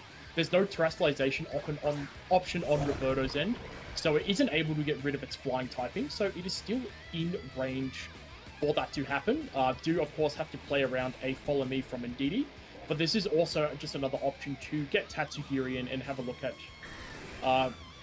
either protecting or throwing out just some big damage with the Dondozo as well, either with the Earthquake or the Order Up. The Order Up allowing it to get just a free boost while being able to avoid taking any extra recoil from the Rocky Helmet Indeedee. and just the recoil that comes from Wave Crash as an attack. Yeah, I believe this is also an opportunity for Roberto, if, this game feels over at this point, to figure out the speed on that Dondozo. Train to max speed, a Dondozo with the Tatsugiri Commander boost does have the capability to outspeed a max speed Tornadus. Typically, in this metagame, they're running a bit slower, a bit bulkier, so where they actually don't go for that option, but something to confirm in this game too. Might not want to quit on the game yet, though, just seems to be wanting to redirect the Follow Me, any of these single target attacks from Dondozo, as well as deal a lot of damage with the recoil. You could go for Order Up on Yuki's side to, deal less recoil, but of course that's a bit susceptible to it not KOing and giving a couple more opportunities for that Corn to go for the Bleak one. That is what it's going to be. It's going to be the Order Up. Didn't go for a Protect that turn to slowly chip away at that Indeedee, interestingly enough, as we see the Bleak Windstorm come out, and it looks like it's finally going to miss its first attack of the set. Actually the second one in this game too. So yeah, really unlucky on the Tornadus side after a fortunate enough game one, but yeah, I really would have liked that damage on the Dondozo. Yeah, any damage is good damage on Dondozo, especially because a lot of them are dropping leftovers that would normally give it a little bit of HP recovery, opting more for that Rocky Helmet just due to the sheer amount of moves that do make contact and that deal damage on the physical side, just so that you get extra damage onto those as well. With that Bleak Wind miss, it's not amazing for Roberto, however, still not out of the woods just yet. The Indeedee's just going to have a look at keeping the Tornadus protected as much as possible. We do see another Order Up, so that Dondozo is looking quite nasty at the moment with all those attack boosts. It's now at +4 thanks to the Commander and to the 2 Order Ups. And we see the Bleak and Storm come out there, doing just a little bit of damage to the Dondozo, but also getting a speed drop, potentially opening the doors for a Regidrago. Yeah, I didn't like Roberto's position looking at it initially, but now I'm starting to like it a little bit more. That Poison's a bit of a problem, but looking at Yuki's team, it is of course 2 Dragon types and Dondozo. His one saving grace is that there is the Terra Steel available on that Tatsugiri. I expect that to come in pretty important if Roberto's actually able to clear this Dondozo with a combination of Bleak Wind and Draco. Probably going to be able to do that, but yeah, I think Yuki, that Toxic Fly is paying dividends here, where you can actually slowly chip away at that Dondozo, or the Regidrago, and reduce the power of its Dragon energies passively with its Poison, which is what Yuki is deciding to go for here. Slow plays it a little and actually critically gets the Tornadus to go for a Protect that turn, which is really important if you're able to survive the Bleak Wind and Draco energy combination, which is admittedly a big if. But if that happens, you're able to then bring this down to a 1v1 against the Regidrago with no defensive option available for the Tornadus. So going to be a pretty impactful turn. Maybe accuracy plays a role in it, but we'll see what happens. Yeah, we're going to see the Tornadus go out. Another crit! Another crit! It's what, like 2 for 3 on those Bleak Wind Storms, getting those key critical hits. So the doors have reopened back up. The Dragon Energy being able to take out the Dondozo. The Dondozo going down after what was looking like was going to be in a pretty solid spot to potentially win. Now we're not too sure what's going to be happening in that regard. So we do know it's just going to be the 2 versus 2. There's going to be the Tatsugiri and the Dragonite versus the Tornadus and the Regidrago. The Psychic Terrain is gone, so the Dragonite does have the option to go for the normal Terastallization and fire off some really nasty extreme speeds. Can have a look at doing that before getting any Tailwind up on the Tornadus side, as it's in a higher priority bracket. But the Tornadus does have Protect, so it maybe is a call out to respecting that and going for the attack into the Regidrago with the Dragonite as well. Depending on what's called on Yuki's end, we will find out in a matter of moments. But if it does get the call right, Yuki, despite having a critical hit on the set up Dondozo, could still run away with this game, as we do see the Terastallization come out here from Yuki now, and it's going to be into the Tatsugiri, going for the Steel Terastallization there, looking on the opposite end of looking to take a Dragon move that's been coming from the Regidrago. Does look like the Dragonite, with that Terra in mind, did extreme speed the Tornadus, which is what we do see there. We do see the Regidrago come out here, and it's gone for the Earth Power. It's called out the Tatsugiri there with that play. Is it enough? We will find out, but No, the Tatsugiri still gets to attack, and there is the Draco Meteor there. So Yuki looking like they're in a very advantageous position here just to extreme speed the Tornadus and take the game here. So unless if things go south in one way or another, looks like we're going to be getting a game 3. Yeah, it looks on mine at least that Yuki should more or less have this locked. I think just really expertly throughout the game, stalled out turns when it was necessary and went on the offensive. When it wasn't necessary to play defensive, to stall out that psychic terrain to let your Dragonite be pressuring the Tornadus. And given his knowledge that he was a pretty bulky Tatsugiri, obviously no focus sash, so has to train a little bit on the bulkier side to survive hits.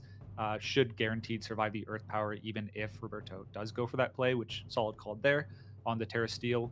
And then as long as you hit your Draco Meteor, you should win. But of course, had some poor luck go against Yuki's way to actually get to that position. But was really just testament to Yuki's play that he was planning for that by going for the Protects as a failsafe for that Dragonite to really cover a lot of the options that Roberto had available to him. Looking into this game 3, it did look like, that game swings pretty wildly if there's no toxic spikes, in my opinion. So the damage roll going to be really tight on that Weezing. So Roberto maybe opts into that again. You have to hit the Bleak Wind and you maybe have to high roll to actually get that KO. Or we see a switch up into the Iron Crown, which would fare really well against the Dragonite, naturally resisting the extreme speeds, as well as resisting the extreme speeds and being immune to any of the poisons in its natural steel typing from the poison gas or the toxic spikes on Weezing side. So yeah, I think that's an adjustment we could see on Roberto's side to counter directly what Yuki went for last game. But of course, these Dondozo teams always do have the option to switch it up into the alternative mode. That Chiyu, of course, would cover the Iron Crown mode a lot better than this Weezing Dragonite mode. So going to be on both players to figure out what the opponent is thinking in this team preview and make the appropriate brings. Yeah, it's always tough, especially between two very strong caliber players such as these two. I would like to see the Iron Crown come out here. The Iron Crown is one of my favorites, so if it comes out, that's pretty exciting. It looks like it'll do quite well into a lot of these Pokemon, even the Fluttermane, because the Fluttermanes have been dropping the Shadow Ball or their Ghost coverage, so a lot of the moves the Fluttermanes do look to go for into the Iron Crown doesn't really do too much. With the Chiyu, there is the potential for the Water Terastallization. Without the Snarl as well, it's not really going to be slowed down, so it'll depend on how defensively trained the Iron Crown is, whether it's a much bulkier variant that can withstand multiple attacks, or if it's a variant that's got a little bit more speed behind it to allow it to just run through and damage as hard and as fast as possible. But we're in here now. It's Weezing and Chiyu on Yuki's end, and we see Regidrago and the Iron Crown coming out here on the lead here. Yeah, great call on Yuki's side, immediately threatening the Iron Crown to go for a Terastallization in the face of the Dark Pulse or the Overheat, and the Regidrago doesn't love taking a Dark Pulse either. It was a good call on Roberto's side. He did successfully predict that the Weezing comes out here, which if you go for the Tachyon Cutter, should have a pretty decent chance to knock it out, unless it's trained very specifically to survive that hit. Of course, the Beads of Ruin would probably set that over the edge most of the time, but the neutralizing gas effect on the Weezing serving to its defensive benefit there, even if it's hurting the Chiyu offensively. So interesting switch up. Shows maybe that Yuki is once again leaning towards the Dondozo with the Toxic Spike setup. We're going to have to see how this game progresses as we see an immediate turn 1 Terastallization from the Iron Crown on Roberto's side. Does not want to take a Dark Pulse and get knocked out from that. Is of course making it susceptible to a Poison Gas if Yuki chooses to go for that aggressive of a play, but it is just going to be a Protect on the Chiyu, and we'll see what the Weezing goes for. If you're trained to survive a Tachyon Cutter, no, we're not going to see this turn. It is just going to go for a Protect to bait out any offensive options, which of course did come out from Roberto's side, and revealing a bit of information on the speeds between the Pokemon on Roberto's side, as we see Dragon Energy attacking before the Iron Crown is able to attack, indicating a bit more bulk on this Iron Crown, which is a little bit typical on these Trick Room Tailwind teams, having the option to play in either. Yeah, very fine double protect to have a bit of information on the speed interaction, and also having a look to see if there's a Terastallization that gets pulled early. Now that that has been revealed, Yuki does know that there's no Terastallization option for Roberto for the remainder of the Game 3, but do have to keep in mind that the Iron Crown is now a Water type, so depending on what happens, good or bad, if the Toxic Spikes do end up being set up, the Iron Crown is now it can now be poisoned because it's no longer got that steel typing. We do see the Regidrago look to switch out here. It looks like it's going into the Tornadus here. So that one's coming out, potentially having a look at taking out the Weezing. We see the Dark Pulse come out here. Still doing quite a decent bit of damage there. We see a Terra Blast, actually. The Terra Blast going into that Chi-Yu, looking to just take it right down to its Focus Sash. With the Tornadus switch in there, with its Focus Sash, it could potentially be a very fast Tornadus. But we do see a Poison Gas coming out, so don't worry about the Toxic Spikes. The Iron Crown and the Tornadus have both been poisoned. A bit unfortunate for Tornadus in regards to its Focus Sash. With the Poison Chip, the Focus Sash is now effectively rendered useless without too much ability to get back to full HP. And even so, getting hit straight down there, the poison does knock you out on the following turn. So, I'm not sure about you, Cedric, but I'm thinking there may be a possibility of there being a Tachyon Cutter and Bleakwind Storm coming out. Yuki does have options to either have a look at potentially going for a Terrestrialization from Weezing itself, looking to take a hit and potentially getting up a layer of Toxic Spikes, if the end game plan for them is having that Dondozo and Tatsugiri in the back. Yeah, potentially could get a double knockout, like you said, with the Bleakwind and Tachyon Cutter. But yeah, really strong turn last turn from Yuki. Weezing making a stench of things, calling it EUIC, not EUIC, with the Poison Gas double connecting. We see the Bleakwind does connect. If the Tachyon Cutter comes out, there is no Terrestrialization on this Weezing. Tachyon Cutter would easily clear it out, even through the Citrus Berry. But it is going to be the Expanded Force. Doesn't just opts for the higher initial base power to not opt into that Citrus Berry, potentially healing out of range if there's some fuzziness there. But thankfully does knock out the Weezing. So now, although it took some poison to get here, the Weezing neutralizing gas no longer on the field. And with the Iron Crown at a little bit lower HP, but definitely has a couple of turns of poison to continue attacking.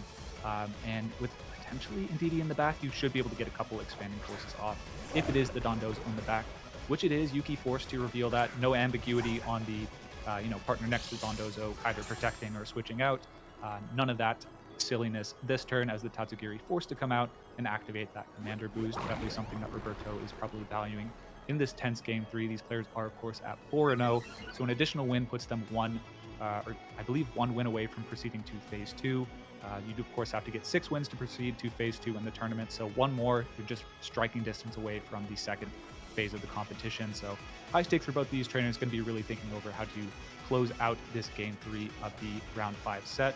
The Tornadus, of course, is able to set up a Tailwind to make things a little bit easier for the Pokemon in the back. On Roberto's side, he does have a penchant for speed dropping this Dondozo, though, so could just go straight on the offensive as well. Yeah, the speed drops. Also, the critical hits, the 2 for 2. Maybe could we see a 3 for 3? But we do see there is an Expanding Force coming out with the neutralizing gas worn off as well. The booster energy has come out on the Iron Crown as well. It is boosting that special attack. No protect on the Dondozo side of things, so it's going to be hit with a relatively strong Expanding Force. Oh my god! A third critical hit! Oh, you can't be happy if you're Yuki at this point. Being critical hit by your Dondozo 3 out of 3 times during a set is never something you want to see. That is some very horrendous luck on stream there. Yeah, just completely ignoring the special defensive boost on Dondozo, where at this point you're probably sitting close to 60% HP, where you're not in a great spot, don't get me wrong. You probably are just knocked out this turn unless you can protect through all the Tailwind turns and pinned on the Tatsugiri side on the turn that happens. But now at this point there's no real ambiguity. You can just go for Dragon Energy and Expanding Forces for the rest of the turns, and while Yuki can stall out turns with Protect to try and chip away at your Iron Crown, eventually the dam is going to break and you're not going to get that lucky second or third Protect, and all the dominoes are just going to fall down. Really, I think with Tailwind, Roberto probably had a pretty favorable endgame regardless, but yeah, that Expanding Force crit, third time in 3 matches against this Dondozo, it gets critical hit, not the best luck, and it's going to lead to a pretty straightforward endgame for Roberto to close out. Yeah, with a unrevealed fourth in Roberto's end as well. I do believe from our end, we were able to see player perspective. It was the half flame Ogerpon. So even if the Dondozo gets all the protects out here, if the Tailwind runs out, there's still going to be the Ogerpon able to come in here and potentially have a look at redirecting a hit or two. And then things might get a little bit interesting there. But as far as things are looking at the moment, there's got to be a call for potentially a double protect to come out. That might be Yuki's main way of getting through things from here, as it's staring down two very powerful special attackers. We do see the Iron Crown switching out here now, probably looking to preserve itself to be able to get a potential big hit in and not force itself to go down if a double protect does end up going through from the Dondozo, which it does. So there you go. Things are turning around ever so slightly in regards to some of the luck that Yuki's had, but definitely does not make up for 3 critical hits in 3 games. Yeah, And I think from Yeah, I think what Roberto is going for there is you switch out the Ogre Pawn. Not only did you preserve the Iron Crown's HP, but if there is a triple protect and Tailwind does not go up, or rather you stall at the Tailwind, on the future turn you probably can just outspeed the Dondozo with your Ogre Pawn, but we're of course not going to see that as Protect finally fails. On the third and final attempt in the last turn of Tailwind, Woodhammer going to easily clean out that low HP Dondozo, and we're about to see perhaps the most aggressive overkill on this Tatsugiri with a Dragon Energy from the Life Orb, Dragon's Maw, Regidrago that we could possibly see, as yeah, that Dragon Energy, really cool animation, probably not feeling so cool for Yuki as that Tatsugiri, his last Pokemon in this round 5, goes down as Roberto Parente proceeds to 5-0 at the European International Championships, one match away from proceeding into Phase 2. Really impressive match between both players. I do feel like would have been a lot. I was really looking forward to how Roberto was going to navigate those endgames without the critical hits, just managing the speed control while his Pokemon were poisoned. But unfortunately, didn't get to see those. I think definitely would have been a little bit more interplay between the players. But that's how it goes sometimes. The critical hits on the Dondozo that's typically moving second against these Tailwind teams definitely opens up lots of opportunities for that to happen. Yeah, it is the volatile nature of the game that we play. However, we do need to send through congratulations to Roberto for getting the 5-0 record there. Just 1 win away from that Phase 2. Yuki still not out of the running at 4-1 for sure. Still a very strong showing in this set as well, despite some of the unfortunate state of events that has happened. Definitely still has enough to win the next couple of rounds and secure their spot for Phase 2 as well. Yeah, I think part of playing the game for so long for both of these players, whichever had won or lost, is having the fortitude to take a tough loss, whether it's because you got outplayed or whether it's because you got a bit of luck that took the game out of your hands. Just being able to bounce back, just completely remove it from your next round, say that was one match, anomaly statistically. We'll just keep playing and play our best game to make sure that we're into positions where even if that does happen, we still have outs, which I want to point out, Yuki did really well in that game too. Just perfectly weaving in protects to stall out the field conditions that would actually lead to a loss in the case of a critical hit. Did ultimately get the crit, but had played smart enough throughout the game to remove that factor. Would have needed an additional crit on the Tatsugiri to actually close that out on Roberto's side. Unfortunately, save that crit for the game 3, but yeah, just really excellent play on both players' side. Don't want to take that away from Roberto either. He was playing really strong, aggressive Pokemon, was able to come out on top against a matchup that, these Dondozo teams can really stuff hyper offensive teams really often, but was able to find the plays and the damage he needed in the Dondozo, whether it was with the Wave Crash recoil or with, those strong special attacks, was able to find the win. Yeah, absolutely. Very solid adjustments going into each of those games as well. We saw generally different game plans come from each of the trainers during each of the games, just adapting to what they feel might have came up in each of the respective sets. Yeah, just very well played, and yeah, just good play, good contested all around. I'm very excited to see how both of these trainers go throughout the rest of the tournament here at EUIC this weekend. So as it seems, I think it's quite a good time to wrap up round 5 here, Cedric. Yeah, absolutely. We'll send it back to the waiting screen, until we get to round 6. Going to be an excellent match waiting for you. After that, of course, if there are other matches active on the Spanish side stream, or of course the official broadcast, check those out. Some excellent Pokemon being played on both the Victory Road and Play Pokemon side of the broadcast. Absolutely check those out as well. But we're going to send it off from this side of the broadcast. Stay tuned.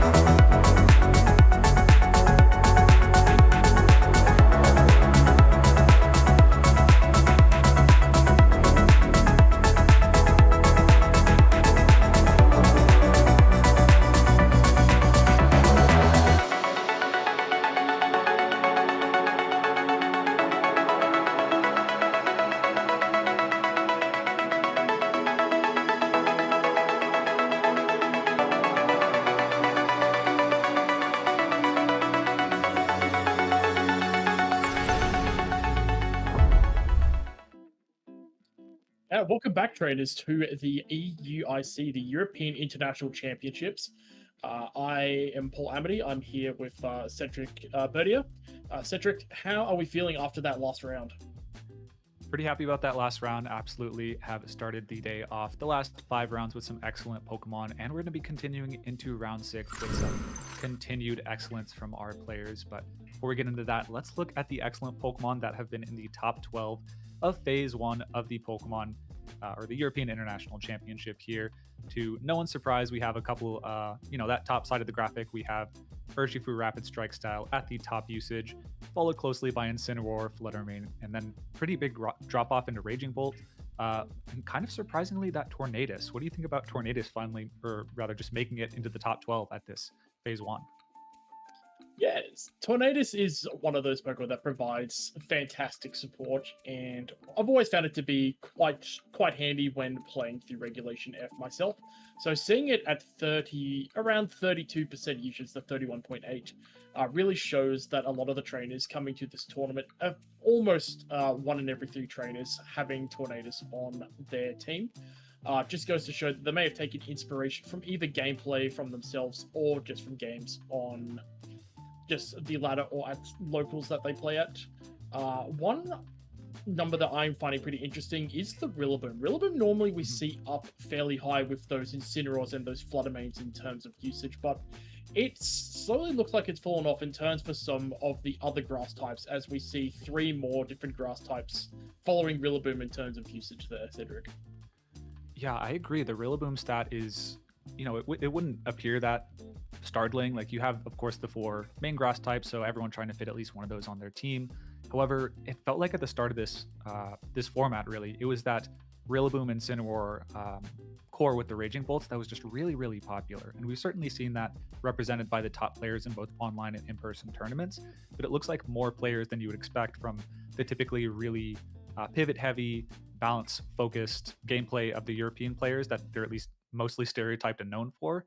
You'd expect more of those Rillabooms to be in the field. And it looks like a considerable amount of players are actually straying away from that convention and switching towards more offensive archetypes. We see, of course, the Tornadus, kind of representative of that, as well as the Ursaluna making an appearance, which is typically featured more on Trick Room teams with Porygon 2, Cresselia, or Farigiraf, or on sometimes even faster teams with the Tornadus, as well as a really interesting Trick Room team with Torkoal that's been really sweeping through the tournament in past tournaments. But yeah, I'd be kind of surprised if we didn't see Porygon 2, Farigiraf, and Cresselia kind of followed right closely after that Ursaluna. Definitely seeing a lot of players stray away from that Rillaboom pivoty offensive style and going more for those Trick Room styles or offensive Tailwind styles with the Tornadus and the Ursalunas. Yeah, also seeing as well, just in there at number 11, we have Xianpao. Xianpao, generally, if you're going to see this Pokemon, it's very likely to be holding that Focus Sash. It does have absolutely blazing speed and some very strong offense as well. With a lot of sets have been looking to pick up running speed control on it as well in the form of Icy Wind. Just being able to get a nice fast Icy Wind off before other attackers as well has sort of become a little bit of what Xianpao has kind of been known for, to be honest. There's seen a big cutback on the Sacred Sword, which is normally the coverage they would have to assist with some of those bulky steals, mainly anything like an Iron Defense Body Press set up on something like a Reggie Steel, which has seen a little bit of usage on the rise as well. Yeah, we're going to hop right into the team sheets of the players that we will be featuring for round 6. It's a bit of a United States showdown between Ashton Cox, one of the more veteran players of the scene, has had a lot of success across the years, against Justin Tang, really just one of the strongest newcomers in the Scarlet and Violet era, of course, winning 3 regionals, I believe, and also has a number of top cuts. I believe is actually on an extraordinary hot streak of top cut events. I think 5 in a row since the World Championship, so has been out on an absolute tear, whereas Ashton, more the type of player to kind of just sit back and pick and choose his really strong events to go to where he absolutely excels at. Internationals being one of those, has the Latin American International Championship win in, of course, 2017, and I believe actually got top 4 at a Latin American International Championship in the Scarlet and Violet era. So yeah, strong players, but what about these teams, Paul? So with these teams, Justin Tang, it's very similar to what we had previously in the last round with Roberto, just with the Iron Crown, Indeedee, Tornadus, Regidrago, Ogerpon, and the Urshifu. Some slightly different moveset decisions there. We are seeing the likes of Imprison out there on the Indeedee female, probably being the main one there. I also believe Icy Wind is a change up on the Tornadus as well. I do believe on Roberto's team it was the Rain Dance. So just a few little changes there. Alongside, of course, the item change on the Regidrago, it's got the Dragon Fang as well. So just looking to promote a bit more of that dragon damage in exchange for a bit of a power buff on the Earth power there. So interesting changes, especially in Prison. I'm interested to see how much or how big of an influence that is for Justin Tang throughout the tournament. Maybe not so much this round into Ashton Cox. If you're happy to run through that team with us, Cedric. Yeah, absolutely. On Ashton's side, we have a bit slower, more balanced of a team than the Tailwind and Trick Room combination team that Justin has. We have, of course, the Heatran, which is going to be trying to offer strong defensive resistances as well as just really strong, consistent special attacking damage. The Urshifu, this time the single strike form against the Rapid Strike on Justin's side, has, of course, the Focus Sash, which I do want to point out, Icy Wind on Tornadus on Justin's side, going to be really cool to allow for a double target of Icy Wind and then a follow-up attack from the Urshifu or another Pokemon to 1 at KO, or rather 2 at KO through that Focus Sash combination. The Fluttermane and the Raging Bolt, the two options of speed control, having both Icy Wind, Thunder Wave, and Electro Web as options to slow down Justin's team, but nothing as immediate of a flip of the speed dynamics as the Tailwind or the Trick Room. And then this Landorus, this Choice Band Landorus with the Terra Flying, which I believe did pretty well at the Toronto Regional Championship, but otherwise wasn't especially well represented. Ashton really piloting that here. Kind of an old school team with the Heatran and the Landorus overall, so appealing to his older school sensibilities. But yeah, one thing I want to look out for specifically is the speed interactions between the Landorus and the Urshifu. I believe at the Toronto Regional Championships it was a Jolly Landorus to outspeed those more adamant focused Urshifus, but the Life Orb Urshifus do have a tendency to actually run Jolly to maybe flip that speed dynamic around. So going to be something that both of these players are going to be trying to suss out between each other in this game one. Yeah, it'll be interesting to see. I am a pretty big fan of Landorus in its Therian form coming back. We've seen a lot throughout the Regulation F of the Landorus Incarnate being relatively strong. But yeah, with the Landorus Therian coming out there, with that Choice Bend as well, it's going to be hitting quite hard, especially with the Flying Terrestrialization. Just being able to give it a very strong and consistent physical move. That hits quite hard into the Urshifu and even into the likes of the Ogerpon as well, even hitting fairly strong damage on the Regidrago as well. So it'll be interesting to see the game plans that these two individuals come up, the two trainers here for their game one, Cedric. Yeah, I think something to be looking out for is the Heatran on the defensive side. Outside of that, there's not any Pokemon on Justin's teams that love sitting in front of the combination of or rather on Ashton's team, an Expanding Force Dragon Energy combination, which, yeah, Justin is going to be presenting at least the Steel type damage of that Tachyon Cutter to 1 at KO the Urshifu through a Focus Sash potentially immediately, as well as really strong Expanding Force damage into the Raging Bolt on Ashton's side. But of course, an Electro Web could set up Ashton for success later in the game. Also, Rocky Helmet on the Indeedee definitely playing a factor in breaking Focus Sash. Yeah, absolutely. We see that one there now. The Indeedee probably looking to redirect in front of this Raging Bolt and the Urshifu single strike.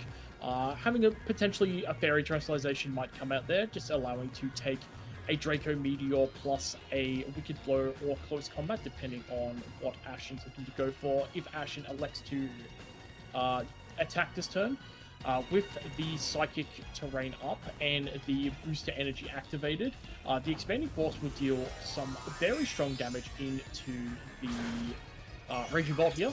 But out the gate, we're going to see a Terrestrialization, and it is that Terrestrialization Fairy. So looking like this could be a pretty solid turn of events here for Justin Tang if the turns fold out.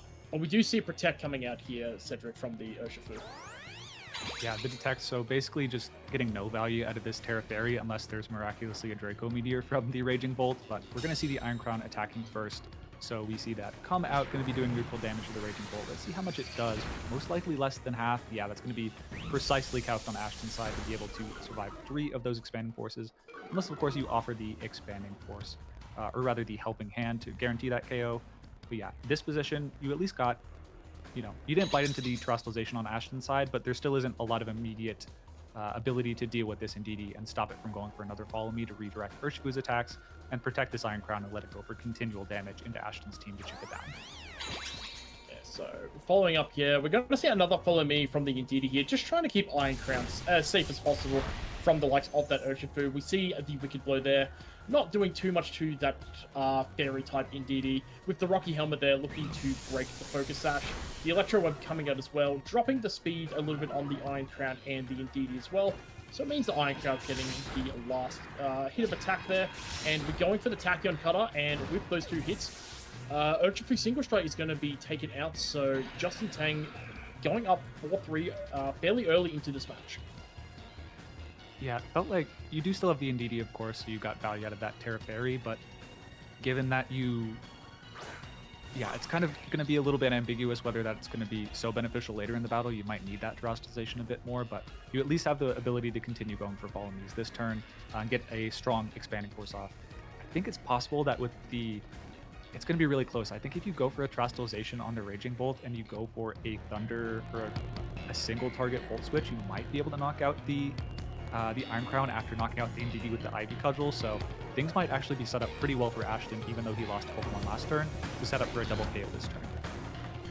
Yeah, absolutely correct. Looking at the positioning and the fact that Ashton did bring in the Wellspring Ogerpon, that is definitely a possibility.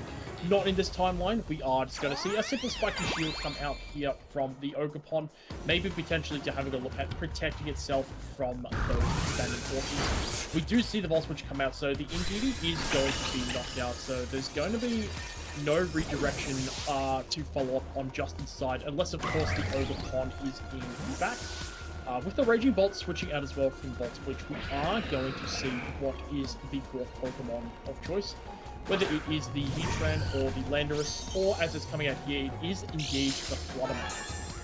The Fluttermane getting that booster energy coming up here as well. It's going to be a speed boosting Fluttermane, so with that general supportive set, it's going to boost that up. And an expanding force coming out here. So Ogerpon protects itself from damage with Fluttermane, taking a lot more than it would like, I feel, Cedric. Yeah, absolutely. Just a really interesting turn there, going for the defensive option of the Ogerpon, not getting really a whole lot of damage. Yeah, this Iron Crown is, of course, at -2 speed, so easily going to be outsped by the Ogerpon on Ashton's side, let alone the speed of the Fluttermane, but this Ogerpon on Justin's side is set up decently well. There is no terastallization, so you can't immediately go for a terastallization plus a Wood Hammer to knock out the Ogerpon on Ashton's side, but you're still threatening a whole lot of damage. Overall, you can, of course, just go for a really safe Follow Me plus Expanding Force. Not entirely sure if there's a freeze just on my end, but yeah, we see a little bit of game freeze. We'll resume and try and get reorient ourselves there, but I thought it was quite interesting that Ashton didn't go for an offensive turn in the previous turn, because on this turn, with Follow Me active on Justin's side, Iron Crown should be able to relatively easily go for an Expanding Force and a Follow Me, knock out the Fluttermane, as well as deal a whole lot of damage to the Ogerpon on that turn. Yeah, there's big damage to be threatened there. There is the potential for the Ogerpon to potentially terastallize to get that special defense boost from its embodied aspect, maybe having a look to take the Expanding Force as well as possible. But with the Ogerpon coming out there, it can either protecting or coming out there. But we do see an empty board state where there is only Ogerpon standing, so there may be the possibility that there has been some knockouts taken, and there is, well, there's Ogerpon on both ends here. So we have Urshifu Surging Strikes and Ogerpon now on Justin's side, with the Raging Bolt Ogerpon on Ashton's side. Very interesting board position here, Cedric. Yeah, fresh board for both players. I don't believe any stat drops on any of the Pokemon in the field, so really as neutral as it can be outside of the Raging Bolt being at 50% HP. Yeah, the speed interactions, I wish we had seen them back then. Whether both Ogerpons went for Spiky Shields, we could have identified which of the two were faster, although Justin seemed like he was leaning a bit more towards Follow Me. Fluttermane went down that turn, so as did the Iron Crown, unless there was a switch. Hard to tell until we see the Pokemon counts, but yeah, we're going to see an offensive some kind of terastallization going to the Electric Typing from the Raging Bolt on Ashton's side. Potentially threaten a Thunderclap 1-KO on Justin's. Urshifu, if the Psychic Current is still active on the field, of course, getting a little bit disoriented with the freeze, but will keep it going. The Follow Me coming out from the Ogerpon, going to redirect an Ivy Cudgel that after going for the Trustalization, if you would have knocked out the Raging Bolt, was able to handily take it on the Ogerpon and Ashton's side. So now you have your pick of your moves. You can of course go for Volt Switch to pivot potentially to your Fluttermane in the back if it hasn't been knocked out, but I have to imagine it's going to be this really strong spread type attack. Terra Electric boosted Raging Bolt Electro Web to lower the speed of all the Pokemon on Justin's side based on the animation. It has gone for a double connection. It's going to hit the Urshifu. Oh, and it's a 1-hit KO after the close combat drop, in addition to the Terra Electric. Probably overkill at that point. Critically brings this Ogerpon down to -1 speed. Could be really important depending on how well trained this Raging Bolt is in speed, whether it can outspeed and go for a Draco Meteor and possibly knock out the Ogerpon in this turn. We're just going to have to see. So, yeah, absolutely correct there. And it is enough to get the knockout there. So it ended up being just a 1v1. And Ashton Cox, with the drop from the Electro Web, was able to have enough juice there just to run through and get the knockout there. So, very well played from both trainers, despite the freeze interrupting things a little bit. We did get to see the end game there, turning into that 1v1, where the Raging Bolt just getting the slight edge over the Ogerpon half lane.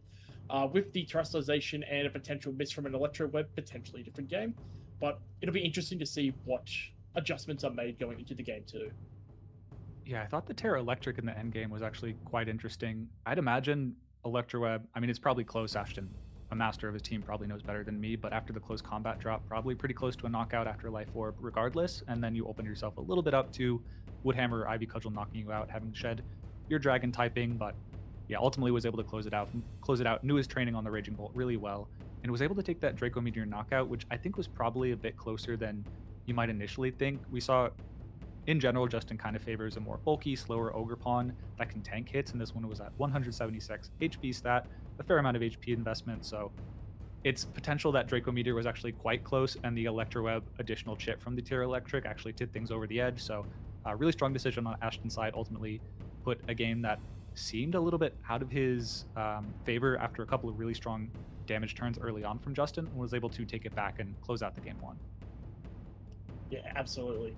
So having a look at these two, depending on what changes might be made, do you feel that there might be a Tornado Spring looking to go for more of that Tailwind option there on Justin's side? Or do you think there may be potential for a Trickery lead? We're going to find out shortly as we see Heatran and Raging Bolt coming out from Ashton's side, and we're going to see the Halfling Ogerpon and the Regidrago coming out from Justin's side. So what are your thoughts behind this one here, Cedric? Who do you think got the better upper hand? I think this is a pretty interesting situation where we saw the benefit of Terra Electric last game on the Raging Bolt. We see the detriment of it this one, where you can go for a Terra Electric to lose the weakness to the Regidrago's Dragon Energy, but of course you're still going to be neutral to it, and actually at that point neutral to the elemental typing attacks that the Ogerpon has as well. This Heatran's in kind of an interesting spot where defensively it's alright. You're of course with the Mold Breaker still taking Ivy Cudgel neutral damage from the Ogerpon, and then Dragon Energies, even resisted, is still going to hurt. So although Ashton isn't probably threatened, if he goes for a Trustalization, probably not going to lose both of his Pokemon this turn, but lots of damage being threatened onto his side with not a lot of opportunity to answer back with damage on the Heatran, and best you can do is probably Draco Meteor and hope that you're able to somehow survive an attack against this Regidrago Ogerpon onslaught. Yeah, that's what it looks like here, but covering for that Terastallization brilliantly, the Ivy Cudgel coming out here, followed up by the Dragon Energy as well. Oh. Raging Bolt barely hanging in there. Very good use of the Terastallization, being able to withstand both of those attacks, being able to get off an Electro Web, just lowering both of those speeds there. Pretty handy because as we saw after one speed drop, the Raging Bolt was able to run through and outspeed the Ogerpon, so in turn would also jump the Regidrago. As we see, Heat Wave from Heatran just doing a little bit of chip damage to both of these two here. Yeah, doing a lot. Honestly, Ashton getting way better return than I honestly would have expected coming out of that. Justin, a little bit greedy there, could have gone for the Fire Terastallization on the Ogerpon to guarantee that knock out that Raging Bolt with the double target, but doesn't, and ultimately pays the cost on just like a smidgen of HP, so I don't fault them too much. Could have gone either way with the damage roll, but ultimately, yeah, really smart call. Electro Web and Heat Wave both do a lot of damage and set you up with the speed advantage that you lacked on the previous turn to really start capitalizing on Justin's kind of compromised defensive position. But Ashton just going on the defensive himself, trying to get one last swing, probably with this Raging Bolt into the face of Justin's lead, as you see Spiky Shield come out from the Ogerpon. yeah, and the Raging Electro Web does in fact come out. Yeah, so we do see the Protect coming out there from the Heatran as well. Just an Electro Web, just, good little bit of chip damage onto both of these two here. Any damage is good damage onto a Regidrago, especially when one of its main sources of firepower is that Dragon Energy. And we're just going to see a safe, consistent, no missing gear, Earth Power, just to run through and take out the last bit of that Raging Bolt. So Heatran, unfortunately, the Protect not the most valuable move that turn for it. No attacks being thrown into it thus far, but will be interesting to see what comes in to replace the Raging Bolt, and it is the Urshifu by the looks of things, that single strike focus sash Urshifu shit move.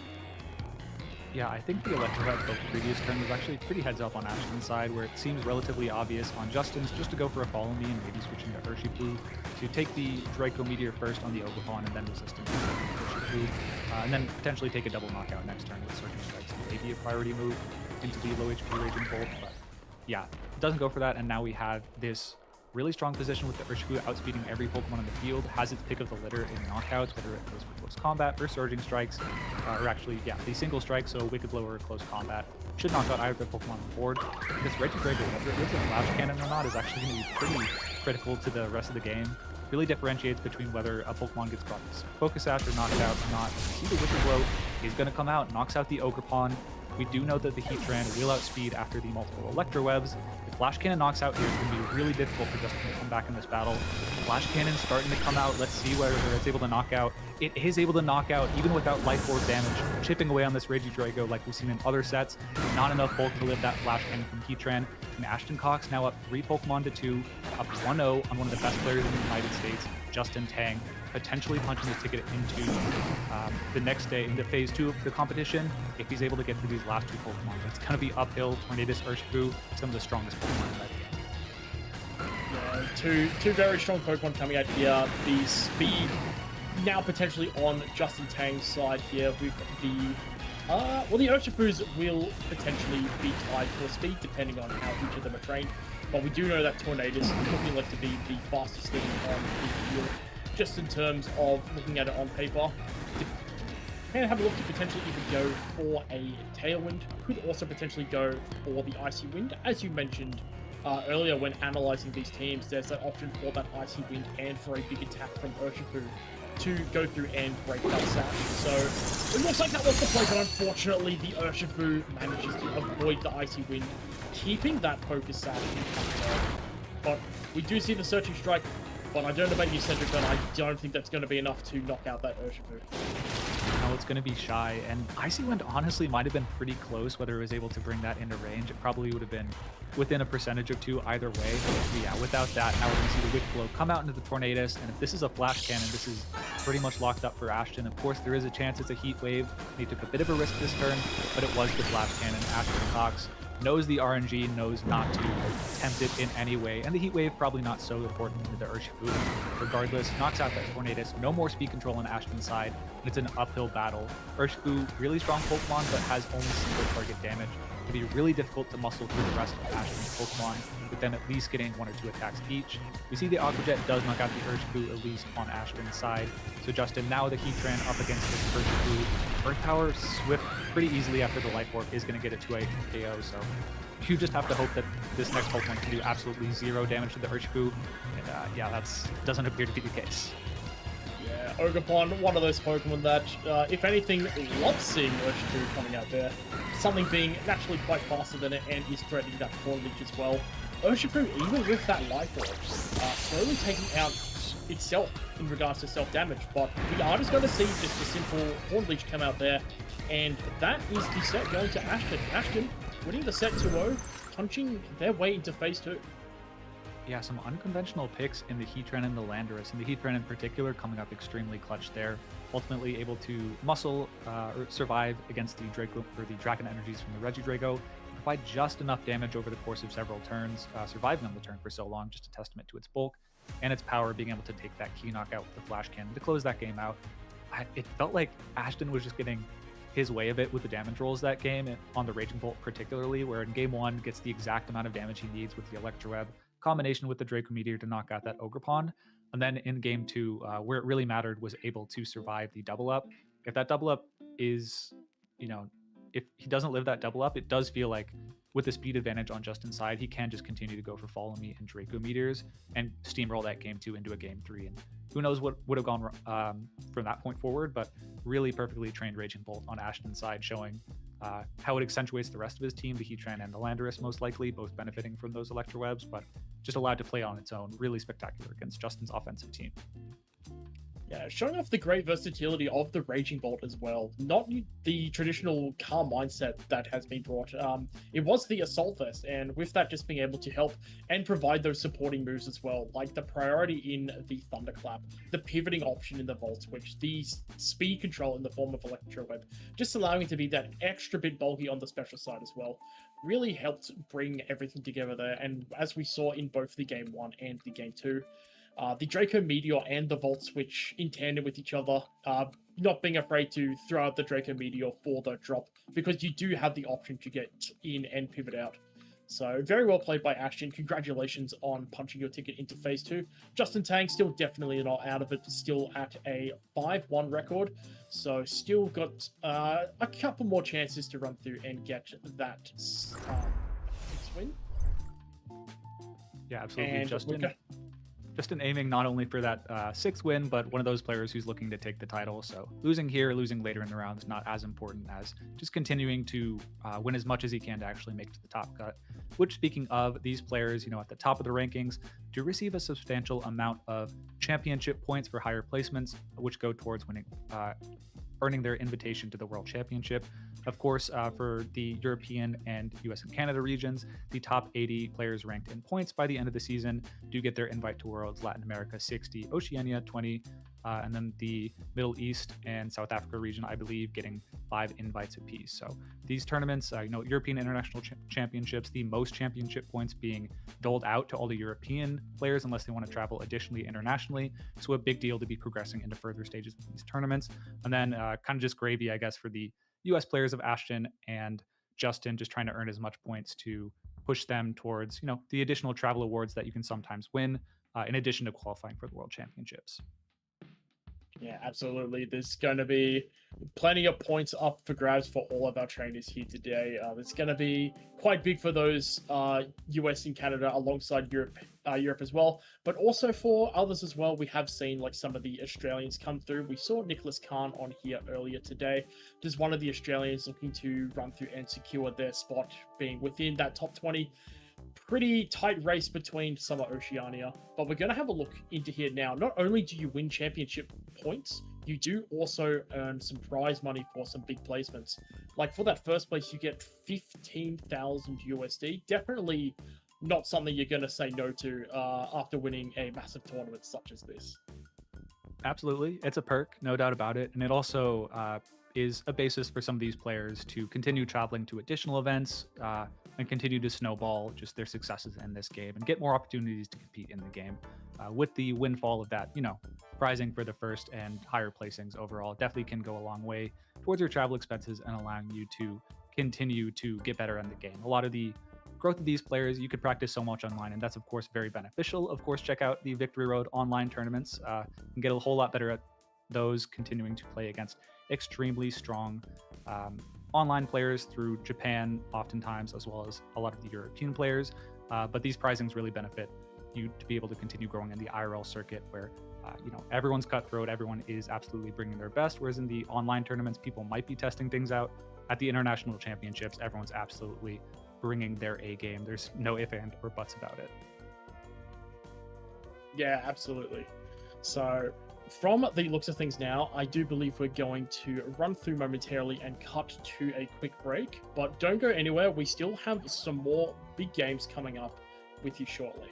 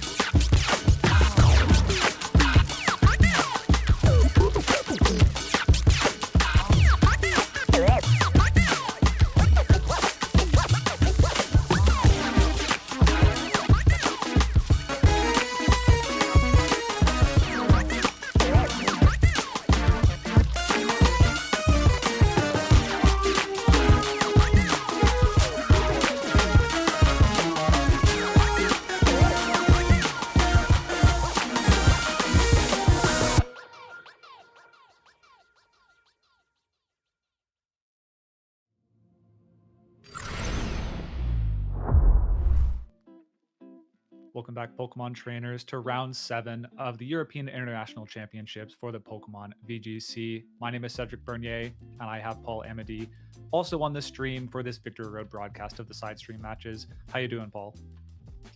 We're doing very well, Cedric. We have had some excellent games that we've been able to showcase throughout the run through the tournament. Now we're getting into some more of these intense games coming up because we're currently at the stage where we're going to be looking at showcasing some of our win and ins. So essentially our trainers looking for that one last win to clinch their way into phase 2 is going to be what we're going to be looking to broadcast coming to you now. So we do have an interesting match lined up, Cedric. Yeah, absolutely. We have one player that most players or most people heavily following the scene might be more familiar with, and then one player who is really making their name for themselves at this tournament. To kick it off, we have Kiwamu Endo, the Japanese 2024 National Championships runner-up, also had a ninth place finish at the World Championship in 2018 versus going against Guillaume, who is going to be featured from Portugal. A little less known on the result side, but definitely someone who is 5-1, going to give Kiwamu Endo a run for their money. Absolutely. We've got some really cool picks coming out from these two trainers as well. I do believe it's the first case on stream for us seeing Goldengo. So I will run through the team there. So it's got the Air Balloon Goldengo alongside the Incineroar holding the Assault Vest, running one of those items that's picked up on Incineroar with the Snarl as well for a bit of damage disruption. We've got the Urshifu with the Choice Band as well, alongside that Booster Energy Flutter Mane, running Protect over the Thunderwave, the Wellspring Ogerpon, and the Rocky Helmet Amoonguss as well. So we do have the two forms of Grass-type redirection on that end. For Kiwamu, I will let Cedric dive into that team. Yeah, absolutely. It's a composition of Incineroar, Chien-Pao, Urshifu, Raging Bolt, Landorus, Incarnate Form, and the Rillaboom that a lot of the Japanese players have found a lot of success both online and at in-person events with some interesting choices throughout. The Terra Stellar Chien-Pao with the Icy Wind. I believe it was a Terra Ice that was able to win the Birmingham Regional Championship, but also with Icy Wind, definitely picked up as a form of speed control for your Chien-Pao, and it's not offering that much damage, but ultimately you still want it to be functional on the field. You want it to be able to lower the speed of Pokemon at one point in the battle so that later in the battle, maybe your Raging Bolt can outspeed a problematic Pokemon. Some key points on Kiwamu's team to look at other than, the Chien-Pao that's a little bit off standard is going to be that booster energy on the Raging Bolt instead of the leftovers, which you lose a little bit of longevity in that you're not healing as much from hits that you do take earlier in the battle. But after one Calm Mind, your Dragon Pulses start to take some 1-hit KOs or 2-hit KOs that you would typically need 2 Calm Minds to be able to achieve. So that's definitely a strong factor there. And this Incineroar, which looks highly teched out for the Porygon 2 Ursaluna matchup, where you can taunt the Porygon 2 around an Amoongus's Rage Powder, essentially, but not going to be as important here. You can, of course, use that against the Amoonguss on this side, but not a lot of Pokemon where that taunt is going to come in handy against. Yeah, the main things you'd probably look at taunting would honestly only be the Amoonguss. You can have a look at taunting an Ogerpon to stop it from going for any redirection. Goldengo with the Good as Gold ability is immune to that taunt, so it won't be able to stop setting that up. And Flutter Mane only really blocking its own taunt, which it can 95% of the time, but pretty particularly in this matchup as well, is probably going to be using that before the Incineroar there. So some cool thing I wanted to have a quick look at is the Choice Banded Urshifu. So Dark Urshifu, the single strike variant, generally likes to run its Focus Sash just because it is 4 times susceptible to fairy attacks, and a lot of those come in the form of said Flutter Mane, but beside it there, generally with a Moonblast or a Dazzling Gleam. So it's got a bit more of a defensive terror in that regard to help deal with that. But those Choice Banded Wicked Blows with Unseen Fist being able to attack right through Protect, definitely something that has probably seen some good use getting Guillermo's way into the 5-1 there. We've also got the Air Balloon Goldengo there as well, just with that setup. A lot of the Goldengos have been running a variety of items there, so going to see the Air Balloon potentially making some good ground, especially into the Landorus. The Landorus on Kiwamu's side is a substitute variant, so it's got the Earth Power and Sludge Bomb. But Air Balloon Goldango is quite fantastic into that with Air Balloon intact. Yeah, absolutely. I think we're gonna. The players are still in team preview, still figuring out their choices, but it is really interesting. On the surface, it looks like Kiwamu has a much more standard team, but all the Pokemon on Guillaume's side are actually quite standard in their own right, but they all have an interesting twist to them.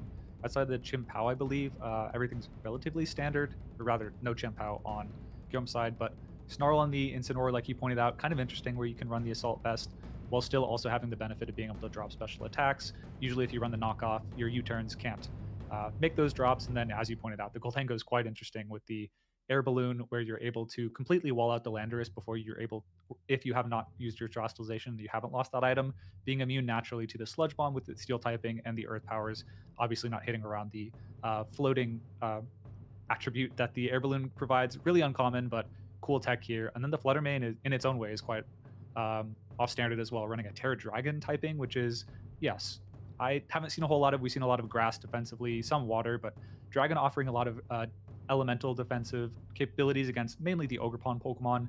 Offers resistance to the grass types from Rillaboom, fire and water from both of the Ogerpons. So definitely a strong defensive Terra. And then Dazzling Gleam over the typical Moonblast means you're able to deal with Follow Me a little bit better. But yeah, overall a really interesting team from Guillaume's side. I think something that Kiwamu probably, at least some of the components Kiwamu probably has played up against, but really going to be a test of their ability to adapt on the fly against some familiar but also kind of unexpected choices on Guillaume's side, as we see the lead coming out of the Rillaboom and the Urshifu Rapid Strike with a single strike Urshifu and Flutter Mane on Guillaume's side. Going to be yeah, interesting choice between both of the players, but lots of more offensive pressure offered on Guillaume's side with that choice band Urshifu. Yeah, the choice banded Urshifu there, and the Flutter Mane as well. Looking, did receive a speed boost there from the boost energy there. So we do know that the Flutter Mane is currently the fastest Pokemon on the field at the moment. With the Dragon Terastallization, it can have a look at eyeing off to see if it needs to Terastallize to live a potential Grassy Glide and Aqua Jet that could come out. Two priority moves that are on the field on Kiwamu's side at the moment. Both very strong moves in their own right. Grassy Glide getting that boosted priority in the grassy terrain, and the Aqua Jet as well.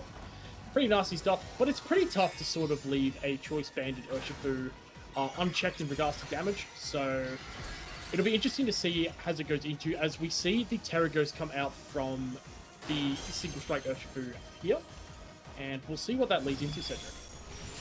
Yeah, we see the Dazzling Gleam coming out immediately. Gonna chip down that Urshifu down really low. Could have gone for a Terra Steel, as we see a batch of damage coming out with the U-turn. Critically outspeeding the Urshifu on Kiwamu's side. Gonna be important later in the game to have that calc on the mind for both of the players, but a heaping helping of damage here. And although you do have, you're getting both of your hits in with this Urshifu and Rillaboom now, it's gonna really depend on who you target into. And really good targeting on Kiwamu's side. Does take a lot of damage there, but identifies that certain strikes into the Flutter Mane should be relatively safe. There's at least no pivoting move on that Pokemon, and switching it out would result in it losing its valuable booster energy item. So targets into that, and we'll see what the Rillaboom goes for. It's quite low. If it is the Wood Hammer, definitely going to knock itself out, it seems like. And then if it goes for U-turn, it would be close. But yeah, Wood Hammer, combined with that little bit of recoil plus the Rocky Helmet, going to knock out a really pivotal piece in pivoting around and getting strong positioning for Kiwamu right up in that first turn. So that was a really interesting turn one. The Urshifu on Kiwamu's side easily could have gone for a Terra Steel to circumvent that Dazzling Gleam damage, but then would have been susceptible to the faster Urshifu's close combat or Wicked Blow. So yeah, tricky spot for Kiwamu. At least gets a knockout out of it, but definitely took a lot of damage to do so. Yeah, absolutely. And with the Rillaboom gone as well, Raging Bolt's main form of recovery due to it not having leftovers is with that grassy terrain. So if there is a Raging Bolt in the back looking to potentially be used as a late game win condition, if it's not brought in within the next couple of turns to run through and set up those Calm Minds, it's going to be running through the remainder of the game with a lack of HP recovery. But we do see the Urshifu come back out, and we see the Xianpao come out as well. So the Xianpao, just being that Icy Wind variant as well, can have a look at putting out an Icy Wind to allow the Urshifu to go in and attack the Urshifu. Just as long as the Amoonguss does not look to go for a Rage Powder here. There could also be an option to protect and detect, It could be used to see what you would want to do in regards to that Among Us, but it's very tough to kind of make that call in front of Urshifu as well, just with that unseen, this very strong ability there. So Yeah, I think it's going to depend a lot this turn on if the Chien-Pao is Adamant or Jolly. If you're Adamant, Icicle Crash probably knocks out the Amoonguss no matter what EV spread it has. If you're Jolly, you probably miss that KO, so the Woodhammer damage actually ends up being a little bit important here on the Amoonguss being in range for a KO. You could, of course, protect the Amoonguss, but then you'd be susceptible to a Terrastellar Sucker Punch just knocking out your Urshifu. Kiwamu may be tipping their hand or just going for the Icicle Crash. We're going to see pretty shortly here, as it is the Sucker Punch. There's no Rage Patter. That Urshifu is going to take the Stellar Terra Sucker Punch. It's a one-hit knockout. What a turnaround. Takes advantage of that turn 1 Terastallization that was, didn't even bite into the Fake Out on that turn. And a couple turns later is now taking a knockout for it. Yeah, we see the double priority going to there as well. Looking like that was both going into the Urshifu. Potentially just looking to run through and take that as best as possible. We do see the Spore come out here, so the Chien-Pao has taken a knockout, but in exchange for that one, it is going to take a quick little nap. While Urshifu generally not wanting to throw attacks into Among Us, and to be honest, doesn't really want to throw too many attacks into this Pokemon that is in on the other side, the Wellspring Overpop. With the water absorbability that it has in its base form, allowing to just render Aqua Jet and Surging Strikes completely useless, while forcing the Urshifu Rapid Strike into the close combat here. But we do know for certainty that the Chien-Pao will at least have one turn of sleep, so there may be a possibility of a Sludge Bomb going out there to break the Focus Sash, or even a potential double up to even have a look at taking that knockout Cedric. Yeah, this Urshifu is not in a particularly strong position unless it can get the close combat off before... Oh, yep, just going to go right into it. Just wants the damage. Aqua Jet and the Amoonguss taking an additional hit of Rocky Helmet. Maybe expects to be knocked out on the Urshifu this turn, but we saw no redirection on the Amoonguss. Going to be going for an attacking move or a Sludge Bomb or a Spore this turn. We're going to see, but yeah, the Woodhammer easily knocks out this Urshifu. Might be an indication. I mean, we saw earlier in the battle that the Urshifu on Guillaume's side easily outspeeding the one on Kiwamu's. Usually the Overpawn are trained even faster than that, so just wanted a bit of damage there as Sludge Bomb does a good amount of damage, but critically does not for the 2-hit KO, meaning that if the partner on Kiwamu's side that, if Kiwamu's last Pokemon's able to handle this Ogrepon, there might be still a chance in this game, as it is the Raging Bolt, which is, in theory, can handle the the Raging Bolt and the Amoonguss, but it might have to take some sleep turns and get out of that favorably to do so. At this point, it might just be a game of ticking clocks on those sleep turns for that, both that Chien-Pao and the Raging Bolt that falls asleep this turn. Yeah, absolutely. Chien-Pao does have the ability to get a wake up this turn. Unfortunately for Kiwamu, not happening. We do see the Woodhammer coming out here. The grassy terrain boost as well alongside that one is enough to take the knockout on the Chien-Pao there. So it's now fallen down to a 2v1. Just a Raging Bolt out here. It's probably going to look potentially setting up a Calm Mind as it looks to do so. And I do believe, as you mentioned, there's going to be some sleep involved. So there's going to be some spores coming out here, and it's just going to be a matter of how effective these sleep turns are. Yeah, absolutely. You did at least get a boost up from the Calm Mind that turn, but yeah, I mean, you took the sleep turn after you've gone for your move, so the sleep counter is 0 right now. You have to take at least one guaranteed hit, and with a combination of these grassy terrain boosted Woodhammers dealing, like roughly over a third of the HP plus the Sludge Bombs compounding off on top of that. I don't think with single target damage, this Raging Bolt is going to have the gas it needs to, even at the +1 with the booster energy, knock out both these Pokemon in time. Unless maybe you get lucky here and you crit a Thunderclap into the Ogrepon, you do look like you probably can tank the Sludge Bombs well enough to beat the Amoonguss, but yeah, there's a lot that has to go correct for Kiwamu Endo to take this game one, and not much that has to go right for Guillaume to safely close this out. Yeah, we do see the end of the grassy terrain there, so it's the end of any sort of HP recovery for the Raging Bolt. And it's same for the boost for the Woodhammers as well for the Ogrepon. So the Ogrepon just looking to prevent taking as much recoil as possible, just going for those Ivy Cudgels. Ivy Cudgel also with that critical hit chance. We do see Raging Bolt stay asleep here, so not looking the best for Kiwamu here. Yeah, we see the Raging Bolt is going to move first, goes for that Thunderclap, gets really close to a knockout, but needed a critical hit to secure it as the Ivy Cudgel comes out, and definitely going to be in range of another Sludge Bomb. No healing available, so the Spore delays the turn by 1, but regardless, one of these next attacks is going to be able to take it out. So pretty secure for Guillaume at this point, so a little bit back to the drawing board for Kiwamu Endo. I think that was a really interesting game one where, although on surface level, the Terrastellar Sucker Punch was a really cool play. You predict the Rage Powder is not going to come out from the Amoonguss, and you knock out that Urshifu. But maybe the expectation was it wasn't going to be a Spore that turn, but rather a Protect, because it did seem like in the end game it wasn't an Urshifu that was really going to be able to wall out and limit Kiwamu's offensive options, but rather that Amoonguss that could just stay on the field and tank hits against that Urshifu and Raging Bolt and redirect attention. So maybe something to consider in this game too for both players is how important that Amoonguss was, and some potential switch ups on Pokemon rings to account for that. Yeah, absolutely. The Amoonguss there providing very key, just being able to look at offsetting any sort of surging strikes that come out there from the Urshifu. As we see, it was forced to kind of want to just go for Aqua Jets, just looking to potentially just do a little bit of damage while at the same time not taking too much from that Rocky Helmet. That nice defensive typing plus the resistance to surging strikes with the Rocky Helmet just does put a lot of pressure on those surging strikes Urshifus, which is why that particular item on the Amoonguss is so common. In regards to any potential switch-ups there, maybe potentially it could be a case of preserving that Terastallization. We saw the Terastallization early on the Urshifu looking to dodge that fake out.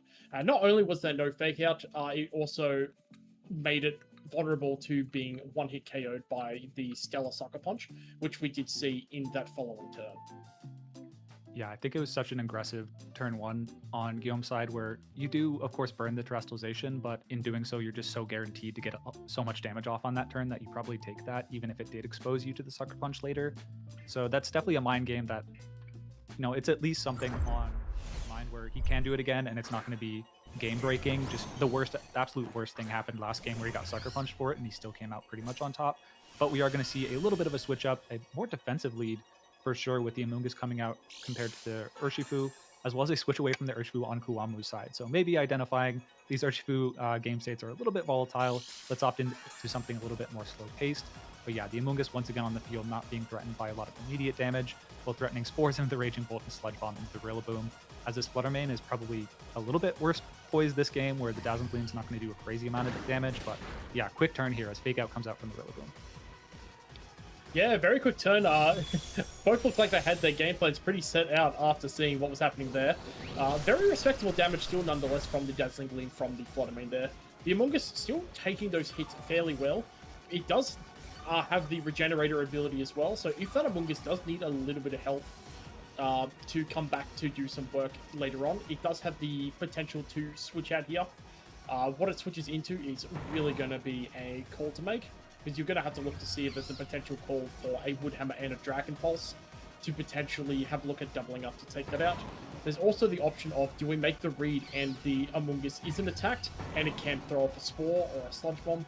It's going to be pretty tough to say. It's going to be a big move here. Could potentially swing momentum in one way or another.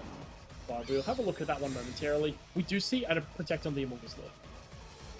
Yeah, didn't go for it this last game, does go for it here. As we see a Grassy Glide into the Flutter Mane, the Rillaboom wasn't particularly threatened, but we see why it's going for that. Goes for the Thunderclap and the Grassy Glide as a double up to knock out the Flutter Mane. Absolutely takes full advantage of that Protect. Could have been susceptible to the Flutter Mane protecting, in fact. Wouldn't have loved a Spore on the Raging Bolt. It was just under so much pressure from that Dragon Pulse, especially with the Dazzling Gleam from the previous turn not confirming a KO or a 2-hit KO, and the defensive Terastallization being Terra and no Fairy type on the Flutter Mane to threaten that knockout on the Raging Bolt, really threatening that Protect on the Amoonguss. Excellent call from Kiwamu. Down a game, I might add, making a really aggressive call to bring themselves to a strong position in this game too. Yeah, very big call out there, especially in front of the Amoonguss. Amoonguss could have potentially redirected both attacks to avoid Thunderclap going off and being able to take that Grassy Glide very nicely. Oh, actually, no, because it's Rage Powder. The Rillaboom will still get its attack off fine, but he would have kept the Flutter Mane alive because the Thunderclap would have failed as it was redirected. But we do see the Urshifu come out here now. Urshifu is probably looking the most primed to be the fastest thing on the field at the moment. It could potentially be susceptible to another double up as we saw the previous turn.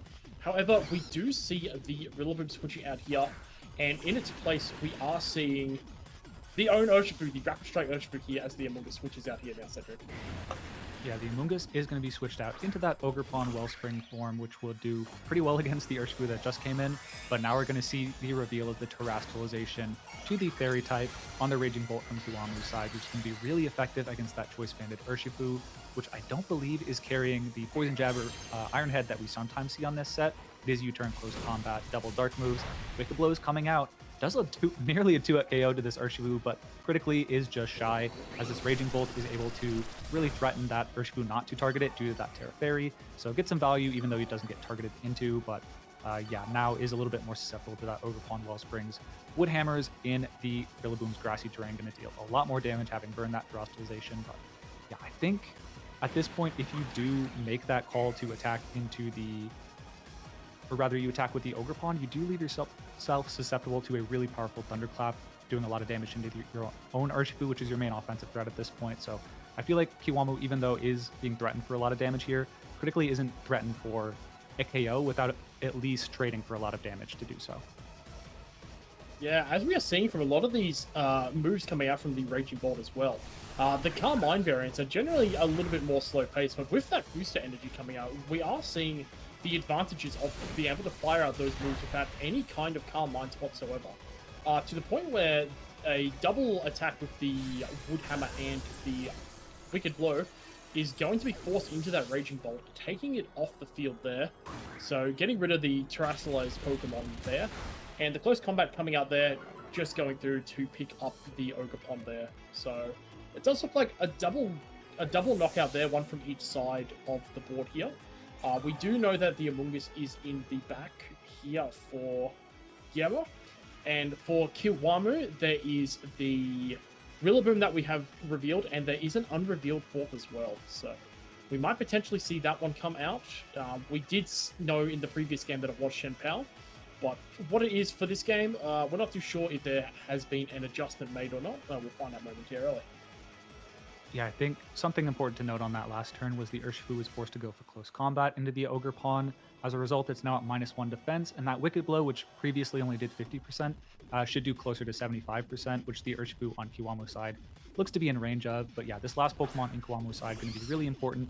Probably needs to be able to handle this Amoonguss, but if you bring in the Rillaboom, you are for one threatening a fake out into the Urshifu to potentially force a Terrestrialization, which yeah, Guillaume is definitely leaning into. However, you might make yourself a little bit weak to a Wood Hammer if you go for that, or you just make yourself a little bit weak to the Chen Pao in the back.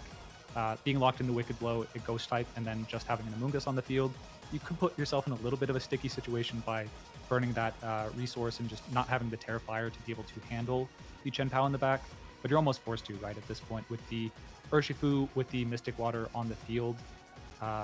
You don't have a whole lot of ways to deal with that if you go for the Terrifier on the Amoonguss. And yeah, if the Urshifu had just switched out this turn and you got that Amoonguss pinned into the Terrifier later in the game, it would essentially just be game over. So a little bit forced to go to the Terrifier, so good call on Kiwamu's to switch into that Rillaboom to actually force that Terrestrialization this turn.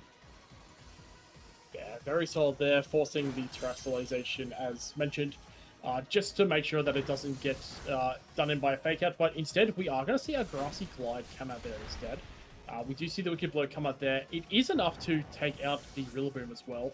So Rillaboom going down here now, and are we going to see a retaliation from the Urshifu going for the Surging Strikes into the Urshifu? We are, so it is going to run through, and once again, playing around that Ghost Terrestrialization. But as said, with the fake out pressure there, it does feel very key that the Urshifu does need to go for it. But the combination of the Surging Strikes plus the Grassy Glide was enough to run through and pick that up. As we see an Amoonguss attack coming out now, it is going to be that Spore.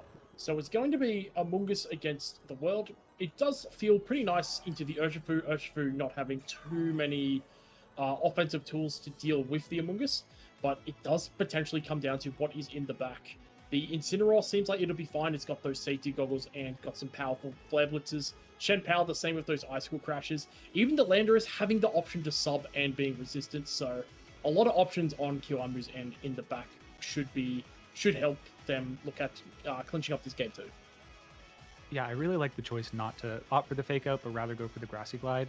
Even the worst case where you Wicked Blow into the Rillaboom and you see a Rage Powder from the Amoonguss, for example. You take 50% of your HP on the Urshifu, but it's not knocked out, and then if you have Chen Power Landorus in the back, or even Incineroar, you probably still have a good way to clear the game out with that little damage that you got in the Urshifu, chipping it in range for a Sucker Punch or what have you from the Chen Pao or maybe the Incineroar or the Landorus. But yeah, I really like that positioning from Kiwamu, even though essentially had a multi-turn pin setup where there's not a lot of safe plays that Guillaume can do to actually cover for the options that they went for, instead of just fighting for the Terra Fake Out read.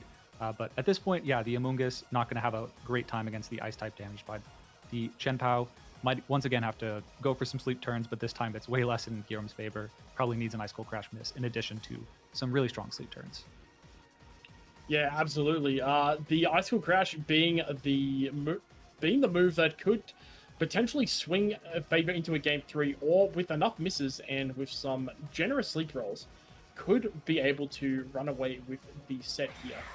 But we're going to see a Protect coming out here from the Shen Pao, maybe having a look at potentially trying to bait a stall a sleep turn on the Urshifu as well, and then on a turn that he does feel confident that it's going to be waking up, there will be a double attack from the Shen Pao and the Urshifu. Probably enough to run through and take it out, maybe potentially feeling that the Amoonguss may possibly live a attack if it is at near full HP, like it is at the moment. Yeah, we're just going to see the Ice Cold Crash is able to connect, save us a whole lot of sleep turn time. Yeah, probably a little bit of relief on Kiwamu's back there as we see the Ice Cold Crash. Able to knock it out, I think it was around 180 or 190 HP, so fairly similar to the HP range it was in game 1 where the Terra Stellar came out. So maybe something, a damage roll that Kiwamu is now familiar with. May not have to go for a Terra Stellar to take knockouts after the Amoonguss has been a little bit chipped, but that's kind of in the details. It did feel like Kiwamu's overall macro game plan was a whole lot better in this game too. Was also got a much better read on the play from Guillaume, particularly around that Amoonguss. Was able to read the Protect and just really punish the Flutter Mane that went on the offensive that turn. The game entirely turns around if it's just a Spore on the Amoonguss that turn. So Kiwamu was definitely making some aggressive reads while down a game. So impressive fortitude in the face of being down a game in the phase 2 winning in. So yeah, something you would expect from the Japanese 2024 finalist up against Guillaume in their breakout tournament. So excited for this game 3. How do you think we're going to see an adjustment from both players, Paul? It's gonna be pretty interesting to see the adjustment there, because it looked like from what we saw, it was the same 4 Pokemon brought in the game 1 and the game 2, but the leads were a little different, and that may have potentially spelled the results. So maybe we see a run back of similar leads from game 1.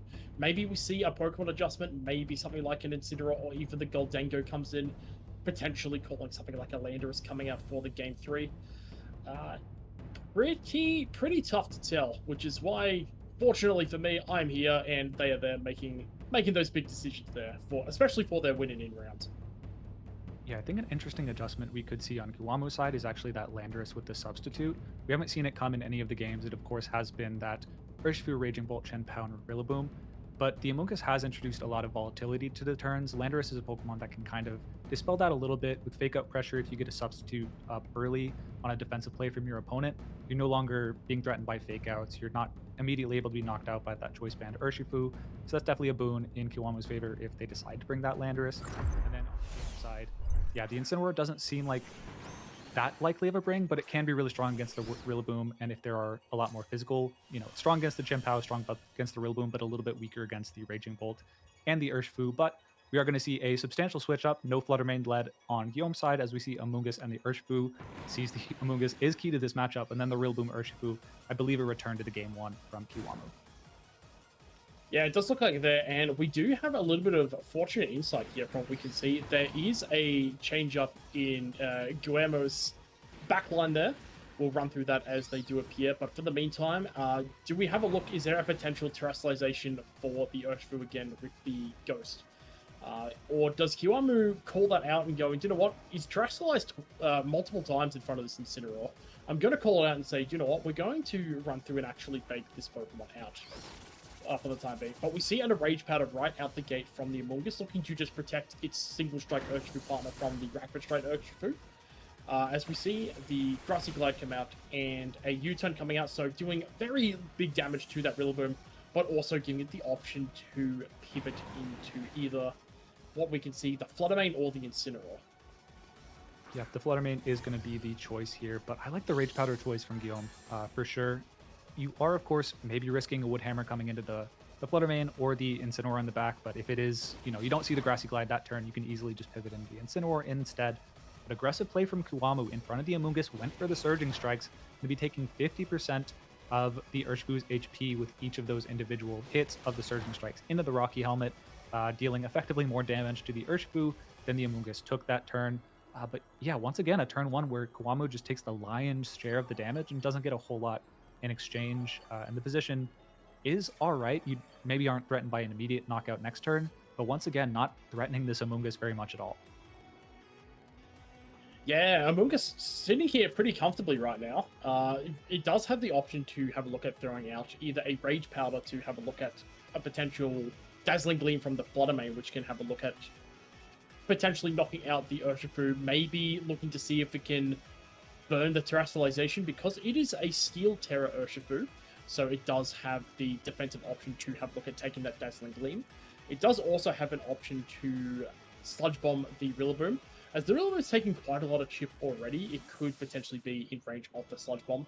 We are seeing the Urshifu come out here, probably looking to preserve that piece for later on in the game. And in its place, we are seeing an Incineroar, so both Incineroars are coming out here.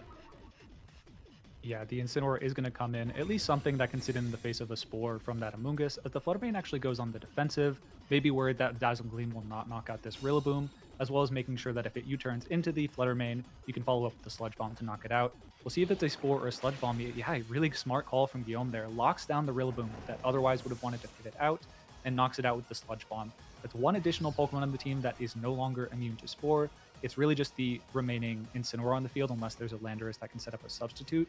But yeah, really great stride in making this Amoonguss even more of an overpowering threat that Kiwamu can't handle. But the Incineroar having entered the field, we did mention it is safety goggles, so it's immune on its own, but it also has the Taunt move. This isn't a Mental Herb Amoonguss, as we've seen that Urshifu knows all too well. It is Rocky Helmet and not Mental Herb, so you're going to be able to taunt that Amoonguss in future turns to stop it from at least going for Spores or Rage Powders and maybe simplify the game state for whatever offensive Pokemon Kiwamu has in the back. The Raging Bolt has been shown a couple times in this set, but yeah, the Urshifu can go for a Terra Steel in the face of this Fluttermane, but you're of course risking an Ogerpon switch in. It is just going to be that Raging Bolt. No switch up in Pokemon from Kiwamu's side, just trying to adjust leads and play. But yeah, this Amoonguss definitely, even if it is taunted, going to be a strong defensive opponent that Kiwamu has to go up against.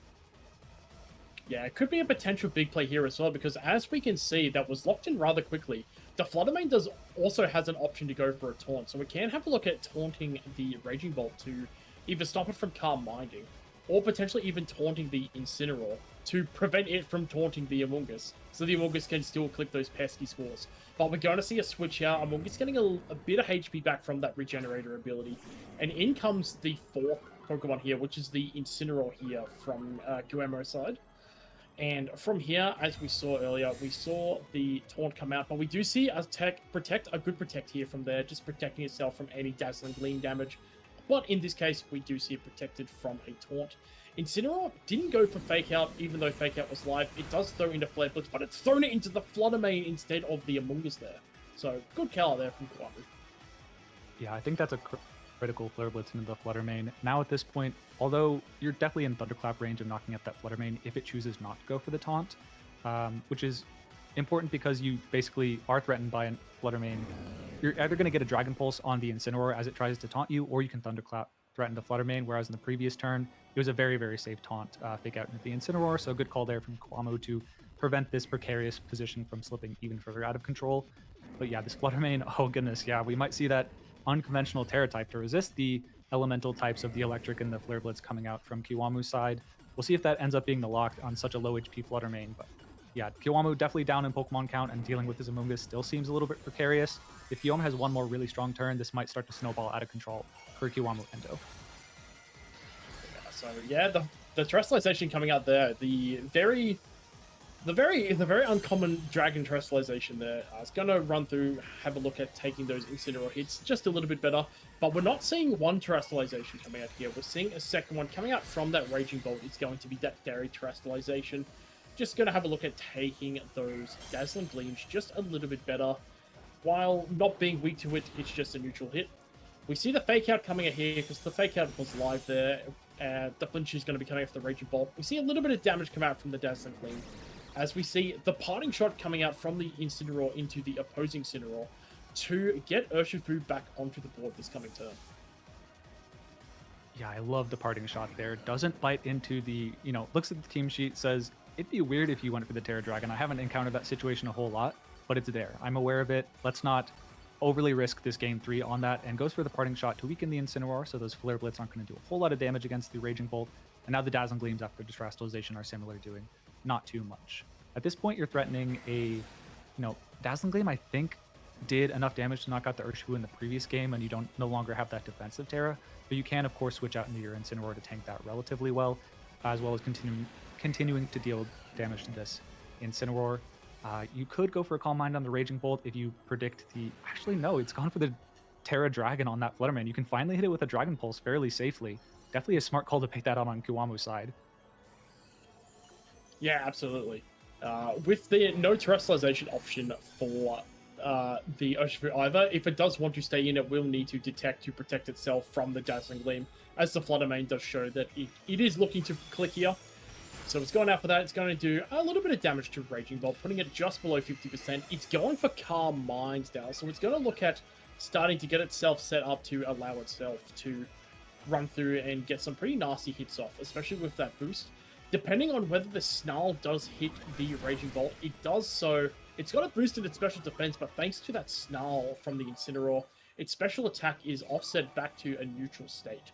So everything gets a little bit of grassy terrain healing there. So quite a pivotal Snarl in my opinion there, Cedric. Yeah, chips it down so that you're no longer able to snowball out of control and probably knock out the Urshifu with a +1 Thunderclap. At neutral, it may, actually with the damage on it, it might still get knocked out by the booster energy, but you're at least on the next turn able to threaten it down to a -1 with the Snarl to let your Amoonguss and Urshifu probably be able to handle it relatively well. This Urshifu on Kiwamu's side is definitely in danger here. You, of course, can switch it out into the Incineroar and Dragon Pulse into the Fluttermane to take that knockout and be threatening Fake Out pressure on the next turn, but then it becomes an issue of dealing with the potential Urshifu that comes in. You can threaten Fake Out there, but also an Amoonguss switch in would be kind of tricky. We see the turn start to play out. It is Dazzling Gleam, maybe expecting to live or just needing the Incineroar to come in on fresh HP. But yeah, the Urshifu goes down. This Terra Dragon Fluttermane not able to be knocked out by a Thunderclap as Dragon Pulse does come in and take the knockout, but it wasn't able to Thunderclap before the Dazzling Gleam came out critically, meaning that the Terra Dragon's job was completely done there. So good call from Guillaume earlier in the game, now able to secure a knockout on the Urshifu and fresh Fake Out pressure with this U-turn Incineroar if Guillaume actually prefers to do that. Yeah, so we're going to see, good little pivot out there with the U-turn. The options are pretty open. You know that it's going to be Raging Bolt on one side, and you do know that it's going to be the Incineroar on the other side. If you're going to look at having Urshifu commit to close combat, maybe you might not necessarily look at bringing it in because you know it's going to get intimidated. But yeah, there's going to be an exchange of an Intimidates coming out here with both Incineroars coming back out. So both Fake Outs are live. So depending on how each of these Incineroars are trained, we might potentially see that one Fake Out comes before another. We do see that the Intimidate on Kiwamu's side comes out first, so it is a possibility that they may be trained the same, or Kiwamu just has the faster Incineroar, offering that earlier Fake Out pressure. So there could potentially be a look at a Fake Out and a Calm Mind. There is a Amoonguss in the back there as well. Amoonguss actually looking to deal some pretty nasty damage to the Raging Bolt if given the opportunity to do so, as the Raging Bolt is now weak to the Sludge Bomb. As we do see the Urshifu switch out into said Amoonguss, so maybe calling a Fake Out there, Cedric. Yeah, it was really tempting to go for Fake Out in the Incineroar and Thunderclap into the Urshifu. We see part 1. Let's see if we see part 2. It was the Dragon Pulse. Really strong read there. If the Urshifu had stayed in, it might have had a knockout on either Pokemon. But critically, because of the Snorlax earlier in the battle, even with the booster energy, the Amoonguss not in range of a 2-hit KO. Now the Incineroar on Guillaume's side is at least at -1, so the Flare Blitz probably not going to knock out the Raging Bolt. But this Amoonguss on Guillaume's side is still in a decent position where you need 2 attacks into it to knock it out. Flare Blitz with the defensive training and the -1 on Kiwamu's Incineroar could make it a bit of a problem, but yeah, you also can relatively safely go for a slower U-turn with the Incineroar on this turn with a Rage Powder to get Fake Out plus the Urshifu attack live with no potential to be knocked out on either of those Pokemon that turn. So a little bit tricky of a spot, even though Kiwamu makes half of a correct read. You might have needed a taunt of the Amoonguss or a knockout that turn to be able to win the game ultimately. Yeah, we do see the Amoonguss protecting here, though, so it does look like it's just looking to protect itself from any kind of taunt or any kind of Flare Blitz coming out from there. As we see the Incineroar look to go for a U-turn there, so getting that Urshifu back in safely. And what that allows it to do is protect the Urshifu from a potential Thunderclap from the Raging Bolt. With the Rage Powder being able to redirect it back in, while the Urshifu can have a look at throwing out a close combat into the Incineroar, definitely having a look at taking that out. And then you've just got the three of them against the Raging Bolt there. Raging Bolt can do a lot. It's going to be quite a big ask to have a look at running through all of these. There does need to be some turns that are called correctly on Kiwamu's end to take away this set. Yeah, it's looking like at this point, if the game's played correctly on Guillaume's side, it's going to be really difficult for Kiwamu to break. As long as you Rage Powder away any potential Thunderclaps into the Urshifu, you should fairly always be able to just go for Rage Powder close combat into the Incineroar, take that knockout easily, and then with the combination, even if your Amoonguss does go down this turn, you go Fake Out close combat for multiple attacks into the Raging Bolt on future turns. Kiwamu kind of identifying there needs to be a misplay here on Guillaume's side, but he does not give it up. Close combat into the Japanese national finalist in 2024's Incineroar for a knockout. It's 3 against 1 in Pokemon count for Guillaume Martin's favor in the 5-1 win and in to Phase 2 at the European International Championships, representing his home nation of Portugal. Rage Powder Amoonguss on the field might be all it takes. A couple turns of close combats, gonna knock out this Raging Bolt, and it looks like Guillaume Martin might have pulled off a major upset at the EUIC here. Yeah, absolutely big win to take if that does end up happening there. It's looking like it's going to be pretty favorable, just with the Rage Powder, just preventing any Dragon, any Thunderclaps, so it's forcing its hand into those Dragon Pulses. It's going for those Thunderclaps again, but the Amoonguss is just not letting it have it. And Choice Band of Close Combat should be enough to run through, pick up the knockout on the Raging Bolt. And that is the game. Guillermo has punched their ticket into Phase 2. Yeah, absolutely spectacular performance. Able to take that set over Kiwamu Endo. I don't know. I'm not so familiar with Guillaume's accomplishments, but this has got to be one of the most major ones. Making it to Phase 2 of, I believe, the biggest tournament of all time at the international stage for EUIC this year. Got to be a huge feather on his cap. Defeating Kiwamu Endo, a really accomplished player in their own right to be able to make it to that point. So got to be something that they're extremely proud of. Still more Pokemon to be played for sure. 2 more rounds on the day, rounds 8 and then the first phase of round 9, I believe, also happening today. So yeah, just incredible performance, but it can't stop here. Yeah, absolutely not. Very well played by both. Neither of them out of the tournament just yet. There is still just that one last round, as mentioned earlier, and then we move on to the start of Phase 2. Normally that starts on the following day, however, it is a treat for us. It's going to start a little bit earlier. So what we're going to have a look at doing, just going to wind down a little bit from that intense set and cut to a quick break. We will be right back.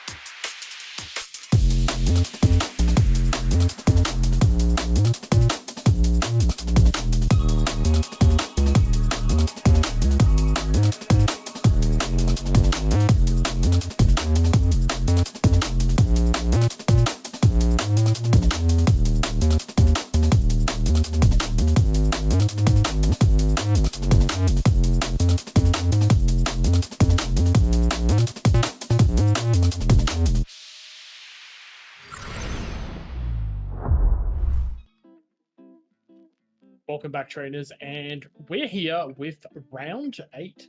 We've come a long way during phase 1 of this tournament, but now it is time for the last hit here. A lot of trainers are going to be fighting for their way to enter phase 2, but more on that in a moment. My name is Paul Amity. I'm here with Cedric Bernier. Cedric, how are we feeling going into this last round? Are you excited to cast some good Pokemon gameplay? I'm quite excited. We are at the European International Championships, but we are featuring 2 American players. A couple that I'm personally very familiar with. Have played both of them, I think, a couple of times in the U.S. circuit. But yeah, they're off their home turf. Unfortunately, 2 countrymen playing against each other, but 2 incredibly strong players that I'm excited to see duke it out with some Pokemon that I think they're both familiar with at a tournament where, getting into the players actually, we have Brian Collins versus Luca Paz. Without further ado. Brian, I believe, has actually gotten a top 16 at EUIC in the past in 2024. And then Luca hasn't fared quite as well at EUIC in particular, but I believe won the first European regional way back in Regulation A. One of the few Americans to actually invade Europe and win an event on their home turf, an accolade actually shared by Wolf Click. So maybe trying to mirror that at the international level this time. But we have the teams. We have Luca Paz running a Tailwind team with Tornadus, Incineroar, Urshifu, Fluttermane, Ursaluna, and Amoonguss, and then Brian Collins with a team that, if you're familiar with Brian, definitely not too big of a surprise. We have the Torkoal, Urshifu for Farigiraf, Hatterene, Indeedee, and Iron Hands.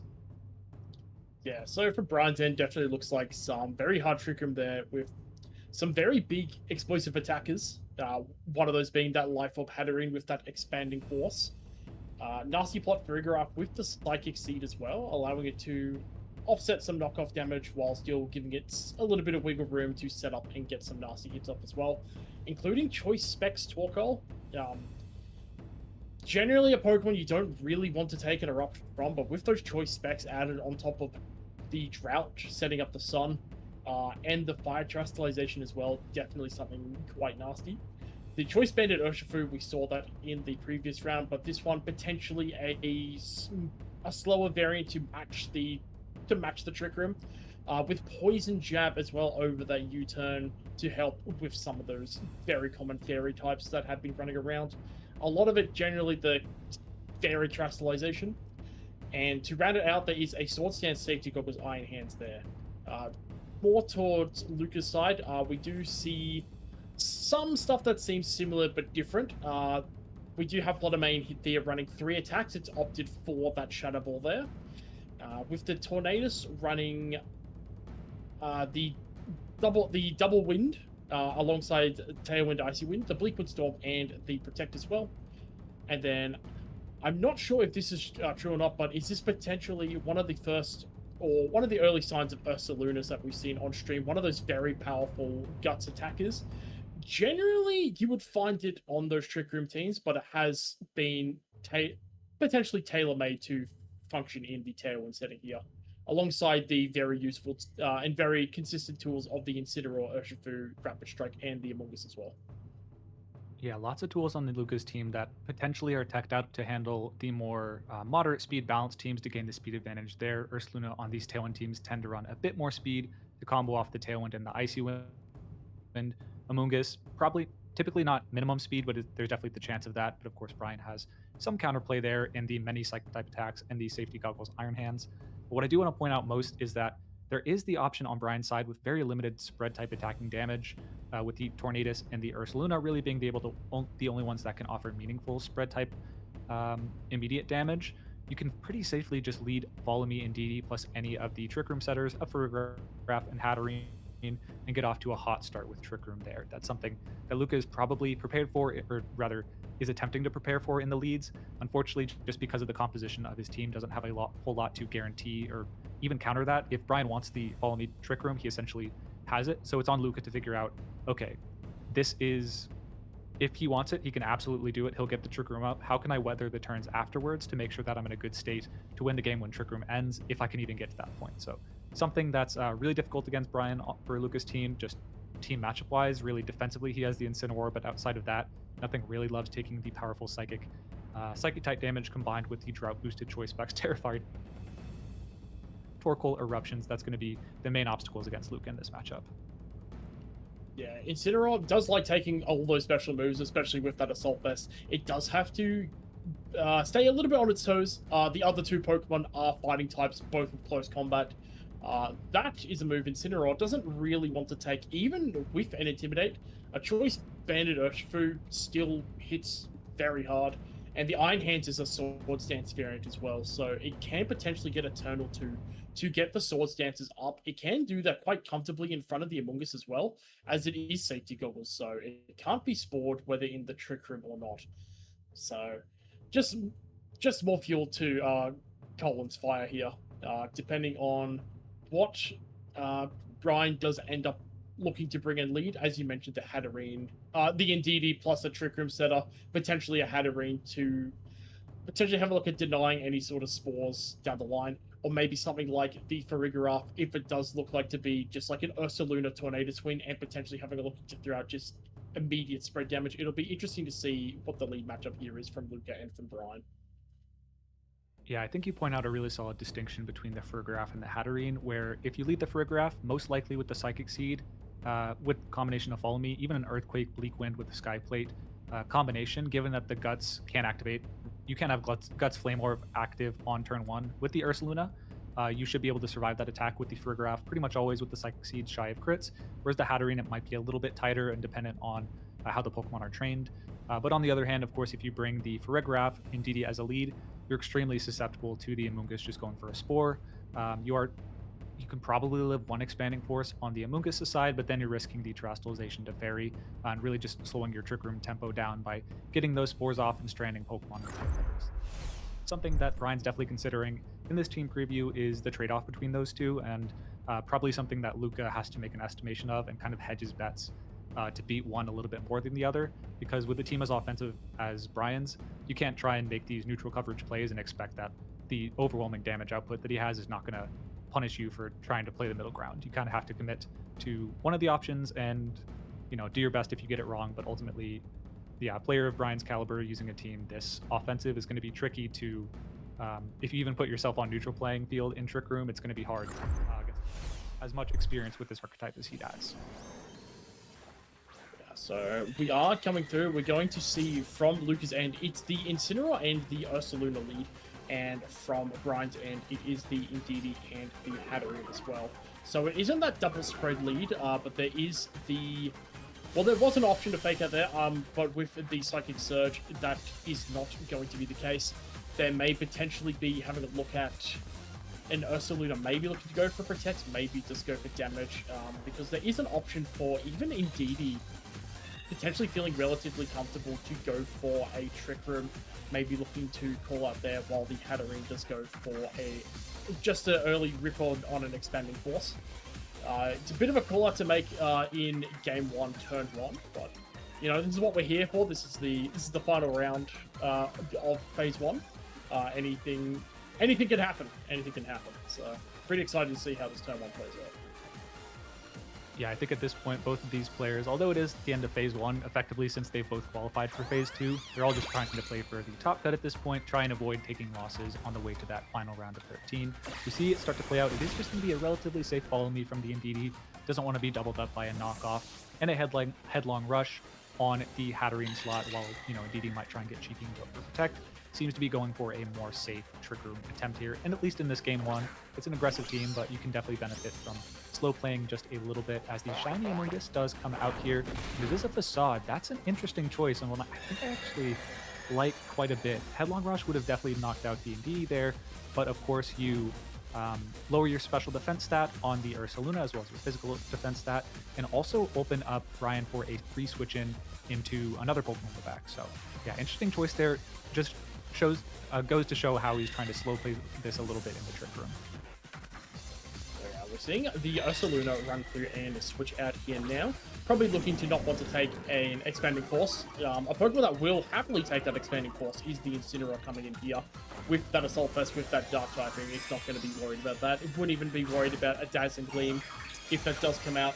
We are going to see the Terastallization on the Hatterene. It is the Psychic Terastallization, so it's really going to look to try and pump out those big Expanding Force numbers in that Psychic terrain. We're going to see Luca respond with a defensive terrestrialization on the Among Us as well, getting that fairy terrestrialization, maybe potentially having a look to see, can we take this? A Psychic Terrain boosted, Psychic Terrestrialized boosted Expanding Force is definitely going to be a big hit. It's going to be pretty tough to take, especially back with that Life Orb as well. So we see it come out there, and it does take it. That is just a testament to Among Us' bulk, and is able to get a Spore off into that Indeedee as well, preventing Indeedee from having any action in this during this turn. Yeah, not just any action, but a Healing Wish, which would have granted the Indeedee, you know, it would have knocked itself out, but it would have allowed a free switch in into one of the Pokemon in the back, which would have allowed Luca with the Psychic Terrain, no Fake Out active on the board, you can't fake out any of his Pokemon, with the Psychic Terrain blocking those priority moves. Would have been able to switch into the Torkoal at that point, or just the Iron Hands and go for a close combat plus another Expanding Force, and really just start taking knockouts back and forth. Having gotten the Spore, the Indeedee is stuck on the field for an additional turn of Trick Room. Although you got a lot of damage onto that Among Us critically, it's going to be able to switch out and go for Regenerator in future turns. And it's also a Pokemon that can protect. You can just go for U-turns with your Incineroar and just really start limiting, or even going for knockoffs into the Hatterene and really just keeping this Trick Room from snowballing on Brian's side. So we do see the Indeedee switch out, and yeah, it's going into that Iron Hands. It's going to be probably the main Pokemon that Brian has brought to assist with dealing with this Incineroar. We do see the Protect come out here. We see the Spore double up into there, calling the Indeedee to switch out there. But Iron Hands coming with those safety goggles, able to be immune to said Spore. And the knockoff going into the Hatterene as well.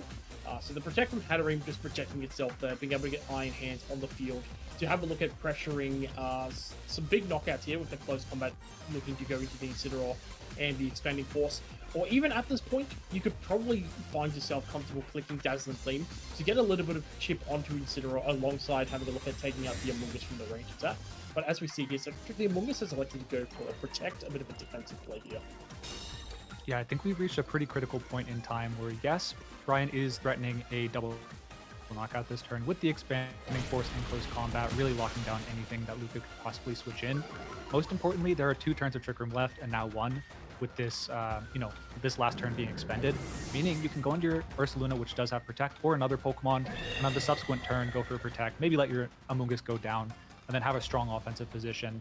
No more Indeedee on the field. It's taken 1 turn of sleep. If it came back on the field, it would need to go for a first turn wait follow me to deny a targeting into the Hatterene to protect it and get another Trick Room up.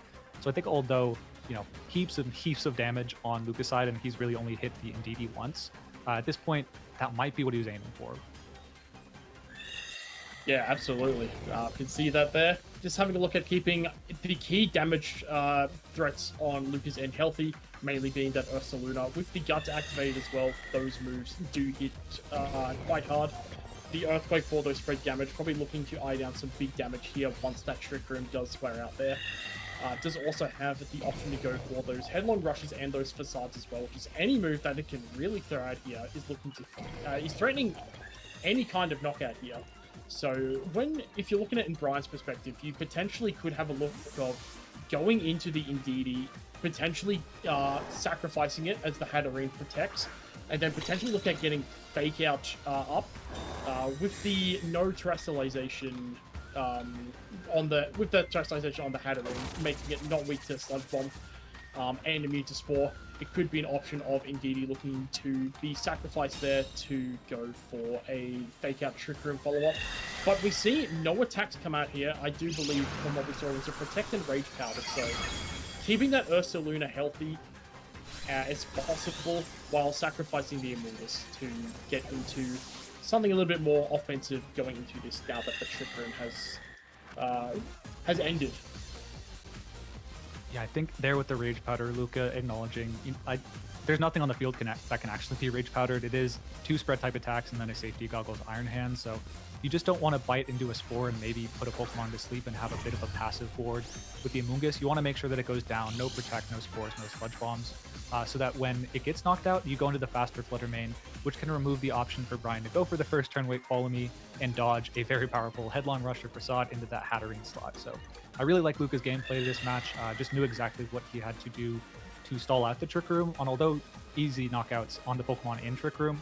we see the weaknesses of Brian's team. If you're not able to at least get it down to a 1v2 or a 1v3 when you're out of Trick Room, it tends to be really difficult with the kind of frailer, slower Pokemon on his side. Yeah, so we're seeing that open up now. We did see the Flutter Mane. There is no Dazzling Gleam on there, so there will be some committal attacks. But between that and the Ursaluna, I don't think that's looking to be a problem there. The booster energy was also boosting, from what I saw, was the special attack. So giving that Flutter Mane a little bit extra drive there. We do see the Hatterene do look to go for Protect just to preserve it a little bit. We do see the Shadow Ball coming out onto the Hatterene. Do we potentially see a pull into the Hatterene here? No, we see the Facade going in, just looking to take out Indeedee, just to look at preventing that from getting a potential first turn Wake and resetting up that Trick Room. Yeah, I think that was a really interesting Shadow Ball on Luca's side. I'm not sure I fully understand it. If the Indeedee does wake up and get a Follow Me off there, I think you might have actually put yourself into a very precarious situation where Trick Room goes up, you're immune to the Shadow Ball, and then maybe with Expanding Force and Iron Hands you still end up winning. But yeah, now at this point we see the Flutter Mane not able to be fake outed by the Iron Hands. Shadow Ball with the booster energy should be able to clean out this Terra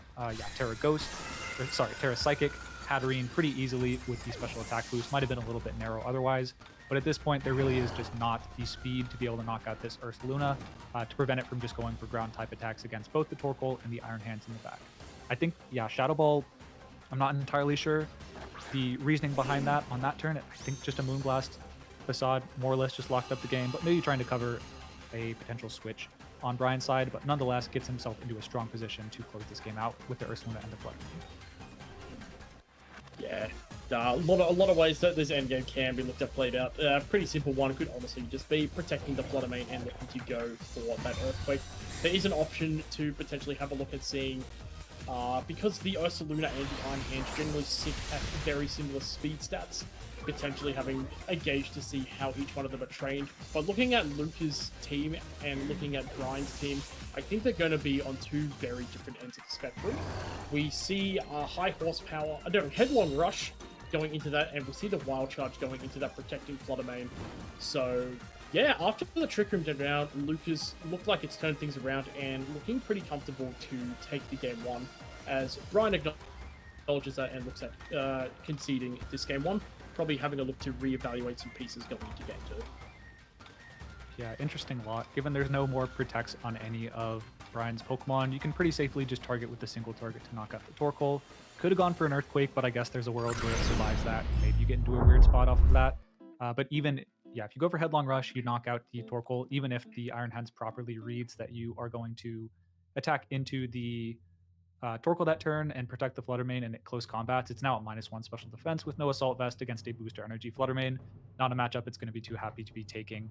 Probably just gets knocked out by the Moonblast next turn. So really well played again by Luca in that game one, just identifying, like at literally turn one, he was probably angling to get in that exact position and was able to execute it flawlessly. Brian, that's kind of the thing about these hard Trick Room teams is game one, you really do want to win it. But if you by some chance lose, you're able to sort of identify the defensive options that your opponent has and really the offensive end game after Trick Room that they're trying to angle to, and do your best to avoid that. I think Brian, it's probably on his mind, something he's going to try to adjust for is the Amoonguss being able to survive the Expanding Force with the Terra Fairy, or with the Terra Psychic. That was probably something that caught him off guard, because if he gets the Healing Wish off on that turn, having knocked out the Amoonguss and not getting spored, it's probably game over. Yeah, definitely would have put Brian in a much more advantageous position there. But knowledge is power, and knowing that the Amoonguss doesn't leave that hit from Hatterene is definitely something that Brian can use going forward into this game too. As we see the Amoonguss and the Ursaluna lead here from Luca, and we see the same lead from Brian as game one, the Indeedee and the Hatterene coming out here. So potentially having a look at a potential just follow me Trick Room, just looking to get that Trick Room up just as fast as possible to try and make the best use of those Trick Room turns. Yeah, Trick Room, looks like Brian, again, blocking Follow Me Trick Room, just wants to make sure he has that up immediately. Could have gone for maybe a fault, something cute like a Terra Fairy Expanding Force, which since there was no Terastallization would have netted a double knockout, given that the Indeedee was going to live that turn regardless. But know it is going to be the Trick Room, so Headlong Rush heading off into that Indeedee. Now, at really low HP, might even be in range of a Sludge Bomb in future turns, but critically isn't going to be able to grant a free switch with the Healing Wish, given that it's now asleep. However, the Hatterene's in quite a strong position. It is able to threaten the KO into the Ursaluna even without using the Terrestrialization. And now that you know that Terra Fairy does not knock out the Amoonguss, you don't necessarily have to go for that. You can maybe preserve that for another Pokemon in the back. Brian still debating it for sure, a lot of damage, but got to be somewhat or attempting to somehow prepare for this Incineroar that's likely going to try to come in and survive this onslaught of Psychic type damage. Yeah, and we're going to have a look into the Hatterene here. The Hatterene could potentially have a look at staying in there. If it does elect to go for the Psychic Terrestrialization and for the Expanding Force, and if there's no switches or defensive Terrestrializations made for any reason, the Indeedee can have a look at burning through one turn of sleep. But on Luca's end, you've got to feel that the Incineroar, despite there being those fighting types, is definitely something that can stare down Hatterene and not feel too threatened, which is exactly what we are seeing here now. The Ursaluna swapping out with that -1 special defense doesn't really want to take any hits from the Hatterene, even if it is that Dazzling Link. We do see the Indeedee look to switch out here as well, and I think taking advantage on knowing that the Incineroar is going to come in with the slower pivot, the Iron Hands comes in without an Intimidate drop on it, as we see the Hatterene go for the Terrestrialization as well, potentially having a look at just throwing out that Expanding Force, just with all the extra power, maybe having a look to see if the Expanding Force was a potential range. Well, we're not going to find out just yet, as the Amoonguss makes a defensive play for the time being, just going for that Protect, just to have a look at stalling out a Trick Room. Yeah, it definitely could have been a roll. It looked it had done about 90%, which is kind of in the range of where if that had been a low roll, a high roll would have knocked out. So maybe something Brian is aware of that, Cal wanting to aim for it here. But like you said, the Indeedee switching out second means that Intimidate was not able to activate on the Iron Hands. Once again in this game too, we have a really strong offensive position for for Brian, but it's really just a matter of making sure you're able to get as much damage as you can so that when the Trick Room does end, as those turns are winding down, having that Psychic type immunity in the Incineroar is super valuable, as well as the many protects on Luca's team. If you're able to get a safe protect and a switch when a Pokemon is not being knocked out, those are the turns that really eat away at Trick Room and make these endgames really challenging for Brian to close out on. So we do see a switch out of the Iron Hands to Fluttermane, just confirming that it is the booster energy for the special attack, which we saw last game, but just double checking as we see the Terrestrialization start to come out. Once again, a defensive Terrestrialization on the Amoonguss. I guess we're going to find out if it was a roll or not with that Expanding Force. Yeah, we will have a look at seeing that there. The Fluttermane coming in there, having a look, calling out the close combat, definitely something that Luca was having a look at doing. But it'll be interesting to see if it's able to take the Expanding Force. The Expanding Force just gets the one-hit knockout, just showing the absolute raw power behind that move, and just the Amoonguss living on around that similar HP stat again, just showing the sheer bulk of that Amoonguss. But unfortunately, because it was a one-shot on the Fluttermane, the close combat does redirect, and that is enough to take out the Amoonguss after that Expanding Force. So now it's going to be Incineroar and Ursaluna staring down the Hatterene, Iron Hands, Indeedee, and fourth one in the back. From what we saw on the preview that we got here, it looked like it was the Urshifu. But with Psychic Terrain still up, there is no option for Incineroar to have a look at faking out any of these Pokemon here. So without Protect as well, it's kind of looking like it's a bit vulnerable to a potential Dazzling Gleam and close combat, or even just the Expanding Force, just to get as much damage on the Ursaluna. Yeah, Fluttermane typically a fair bit bulkier on the special side than Ursaluna, so maybe Ryan assuming if I could knock out the Fluttermane, then this Expanding Force Psychic Terrain Terra Psychic move should knock out the Ursaluna fairly safely, so we can just target into that Ursaluna or that Incineroar with the close combat and knock it out. We see that Ursaluna is starting to go for a Protect this turn, but yeah, with one more turn of Trick Room remaining, it's probably going to need an additional one of those to actually stall out the Trick Room, as we see the Expanding Force come out and likely the close combat going to underspeed the Incineroar on Luca's side and take a pretty clean 1-hit KO there. Yeah, even with the -1 there, I do believe it was -1 in the previous game as well. Just the sheer power of Iron Hands in that close combat. Not something that is too popular in the Regulation F format. what Brian Collins showing the power behind the Iron Hands going into that one. As we do see it switch out now just because of those minus defenses. It's not taking those hits as nicely as possible. And we do see in exchange for that the Urshifu single strike. We see a double protect come out here from the Ursaluna.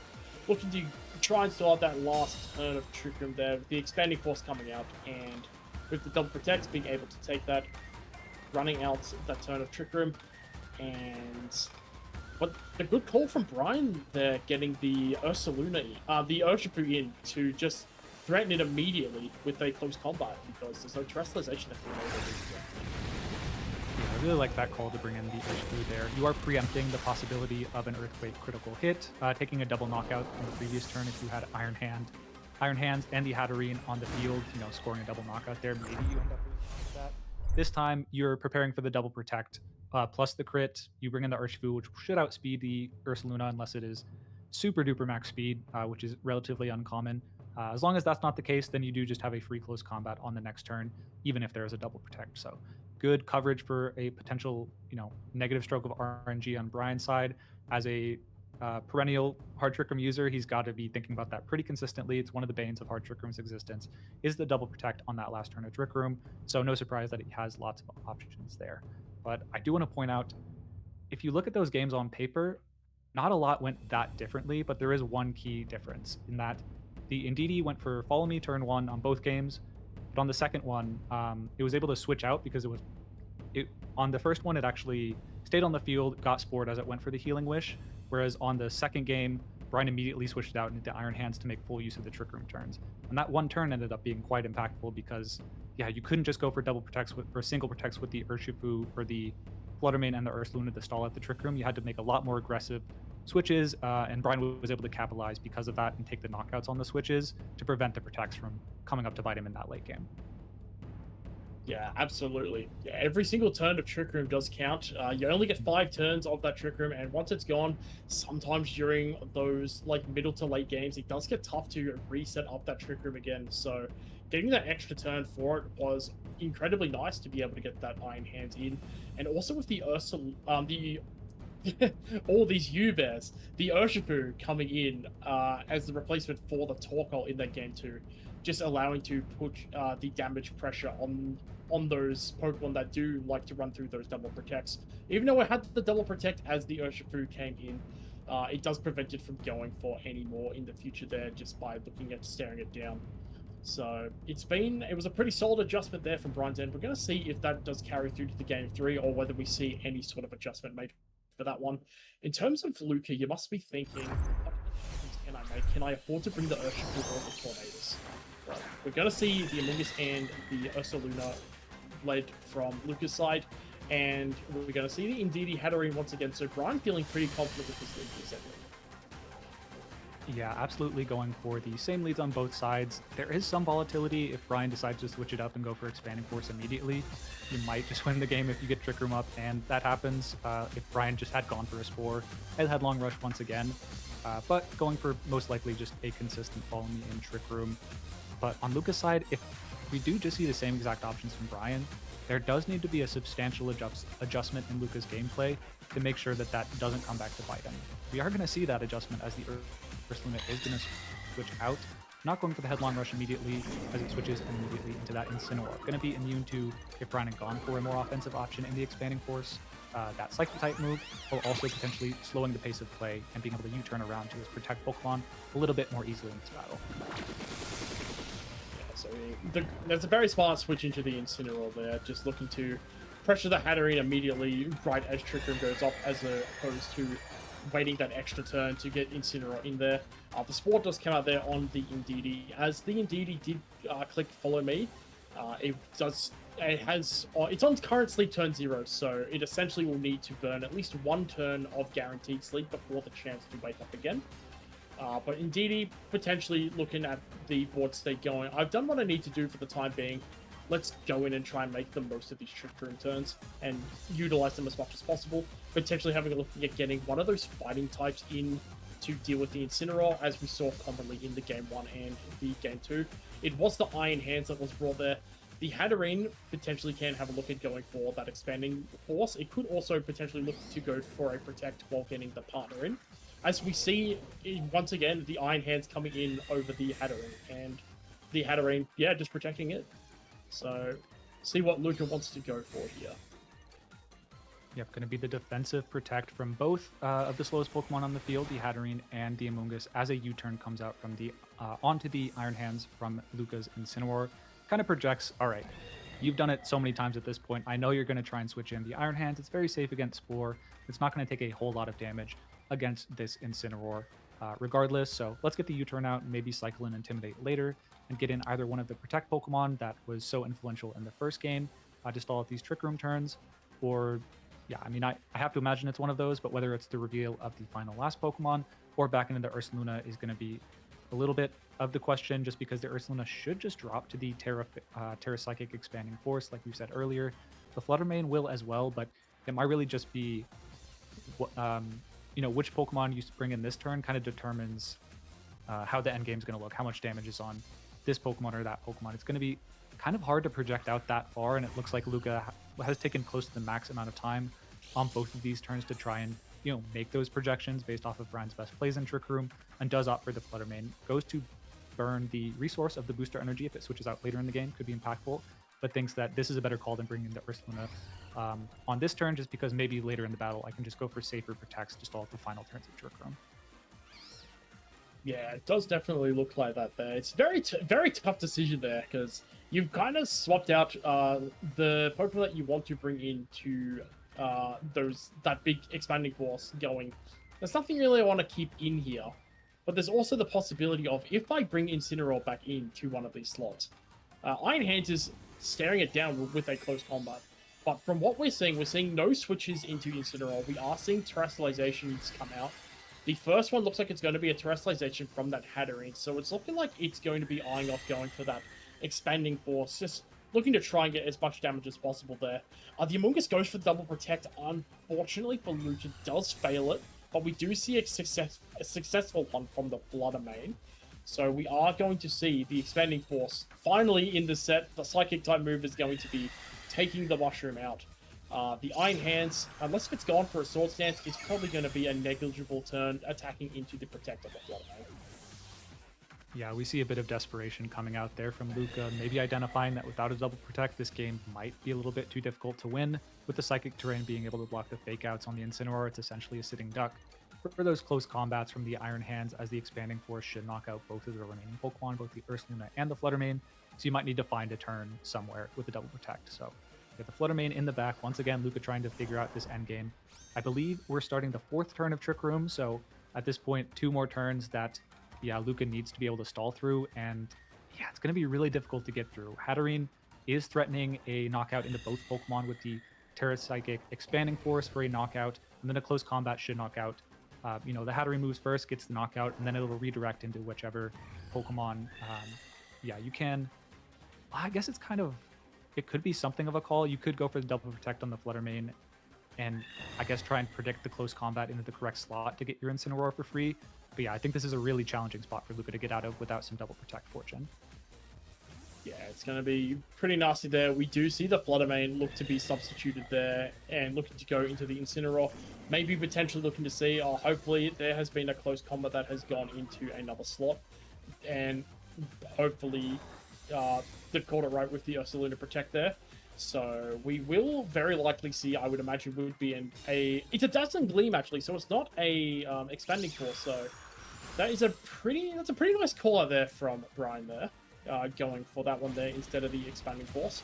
And we see the close combat there with that little bit of Dazzling Gleam chip. We've already seen it once before that the Iron Hands is definitely more than capable of getting that last knockout there onto the Incineroar. So now it's just the Ursaluna and the Fluttermane. With that 1 turn left of Trick Room, with the Ursaluna has gone through that 1 turn of Protect, it's really going to... it's going to be a bit of a women of prayer to go for the double Protect on the Ursaluna.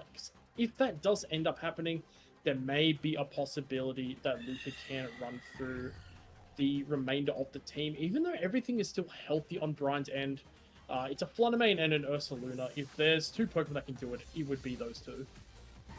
Yeah, I think it's going to be really suspect. I don't think Luca has what he needs to be able to win this game if he doesn't get the double protect on the Ursaluna, but he gets the double protect. Oh goodness, that's going to be huge, as we're going to see in the future turns. Fluttermane also goes for the protect. This is going to burn the final turn of Trick Room, and critically, the Ursaluna will not go down this turn. We have Terastallization expended on the Hatterene already, so the Fluttermane is going to be easily able to knock out this Choice Banded Urshifu single strike with a 4-time super effective Moonblast, and then follow up on that Hatterene with the Facade for a knockout there. This could be the turnaround that Luca was looking for. Yeah, absolutely. There is one thing that we do need to quickly gloss over, and that is that Urshifu does have the ability to click Sucker Punch to get the jump on the Fluttermane. If there's a potential score of a critical hit, there is a possibility that the Fluttermane might just be knocked out on the spot. Unfortunately for the Urshifu, there is no option to get a Dark Terastallization for an even further boost. But Brian's going to be looking at this now, trying to figure out what might be the most ideal way to run through and get the win from under here. So it does look like it's going to be a Sucker Punch of some kind. The Fluttermane going for the Protect, potentially calling out the Sucker Punch there. As we see the Hatterene Protect, and momentarily we're going to see what the Urshifu has looked to go for. It's the Sucker Punch, but it's attacked into the Ursaluna instead, as the Ursaluna's gone for the Facade, and it's into the Protect, so very solid turn there for Brian. Yeah, really interesting turn of events. I think with the Moonblast and the headlong rush into the Hatterene, it would have been really challenging for Brian to make a solid counterplay there. I think was just expecting that it's just to sack the Urshifu, otherwise you just go for the close combat or the Wicked Blow to clean up the Ursaluna. But at this point, you, I suppose, can protect the Ursaluna to not get knocked out by the Sucker Punch, but in doing so, you are kind of gambling that a Sucker Punch isn't going to come into the Fluttermane and close the game out through that. I feel like that was a really big missed opportunity from Luca to just knock out the Urshifu and pressure the Hatterene. And on subsequent turns, probably you should be able to just clean up the game, even with Fake Out being pressured from the Iron Hands due to your preserved Terastallization Ghost type on the Ursaluna. Yeah, so we're going to see the clock ticking down, so big turns there. We're going to see the Fluttermane do go for the Protect again. It's really looking to just play around that Sucker Punch there from the Urshifu. The Urshifu has Sucker Punched the Ursaluna again, so it has knocked it out there. And now it's just Fluttermane against the world, with two very key Sucker Punches thrown in there. And the Hatterene does get up Trick Room, so things are not looking so great for Fluttermane. It's generally not a Pokemon you want to see under Trick Room conditions, especially in front of a Hatterene. And Hatterene can have the option there for the Urshifu to swap into the Indeedee to get an even further boost on there. So, very solid set, very well played. Brian being able to utilize their pieces well to be able to get a very strong Game 3, just making some of those key turns towards the end of the game, right? Luca slowly clawing the way back in with that double protect from the Ursaluna. Almost, but not quite enough to clinch that clinch victory this set. Yeah, absolutely. I think Brian made some really excellent adaptations from the game 1 to end up clutching in games 2 and games 3. Like we mentioned, getting the Iron Hands in a turn earlier meant that ultimately there was one less turn of margin that Luca actually had to be going for those protects, had to force him to go into double protects in both of those games. Game 2 missed them, Game 3 got them, but ultimately was able to make some calls on the plays that Luca was able to go for, or was aiming to go for, and was able to win nonetheless despite the double protects. So definitely strong win for Brian, able to proceed to 7-1 in the record. Going to be playing one additional round in round 9.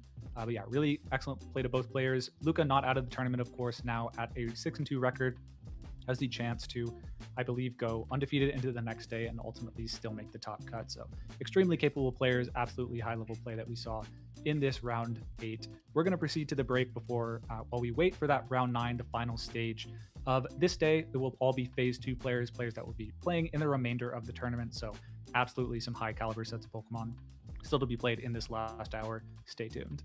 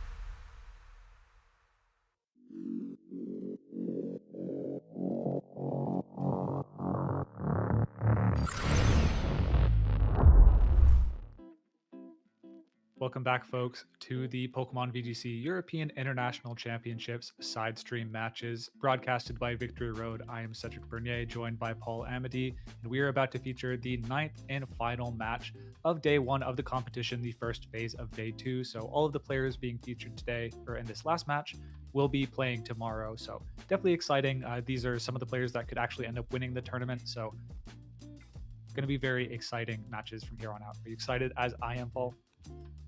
Oh, absolutely. It is quite early in the morning here for myself at home, but it's keeping me up. It's why we're going through and continuing at it. So what I feel like we should do is go in and acknowledge some of the fantastic trainers that have made it this far into the tournament.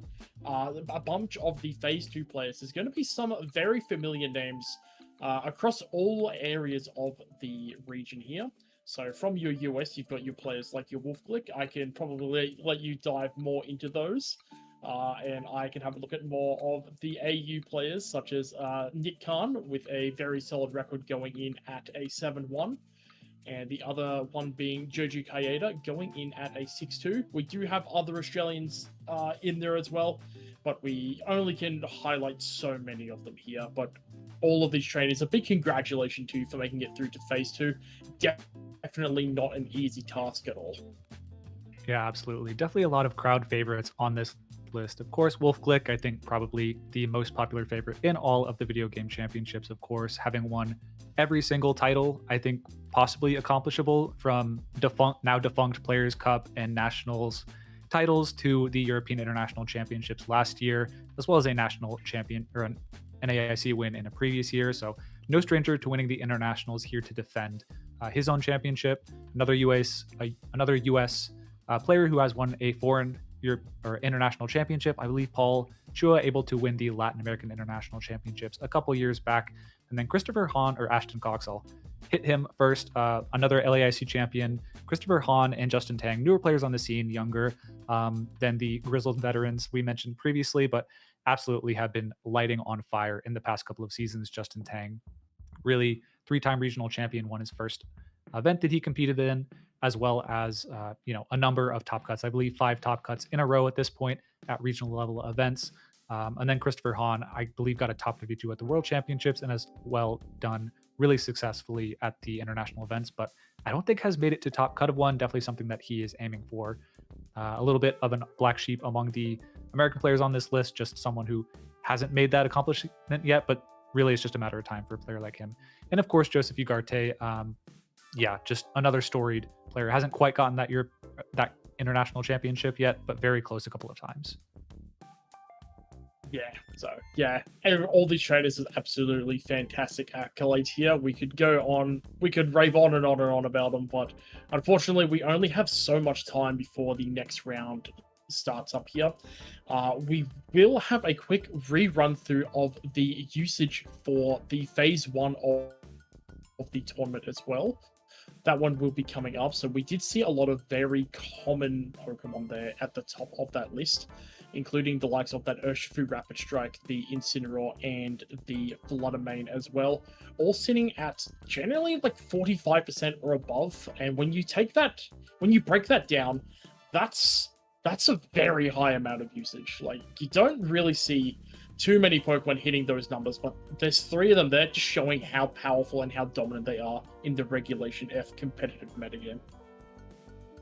Yeah, absolutely. When these Pokemon just have such a high usage stat, you're basically just flipping a coin whether you're going to see them in the team preview or not. And then the rest of the Pokemon are more or less just filling in those gaps that a fair amount of the time are just filled on those teams, those 3 remaining Pokemon, by a lot of the times these other top 12 Pokemon.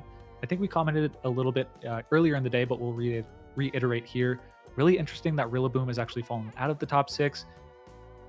Definitely a Pokemon that accompanies the Urshifu, Incineroar, Fluttermane, Raging Bolt, and honestly Landorus core really well, just going for the double fake outs with the Incineroar. A lot more U-turn we've seen in recent tournaments, able to pivot into a fake out Pokemon next to your Urshifu, pinning the slot with fake out and the unseen fist contact attacks. And then the Tornadus, just really interesting that it's actually in the top 6 at this point, indicative of maybe a bit more hyper offensive style or tailwind oriented teams than maybe we were seeing earlier in the format. Yeah, we are seeing a lot more of the hyper-offensive Tailwind teams, but also a mix of these Tail Room teams as well, where there's a combination of the Tail Room and Trick Room, depending on what matchup you might be up against, will be depending on what speed mode you elect to go for, whether you need to go a bit faster, a bit slow. But we can have a look a bit further into those with some Tailwind setters onto some of the caster predictions there. So for me, I do have two of them there in the form of Latias and Roaring Moon. You yourself have selected, you've got some Trick Room, you've got a Trick Room setter there, and you've got the Icy Wind setter as well that we saw earlier today as well, Cedric.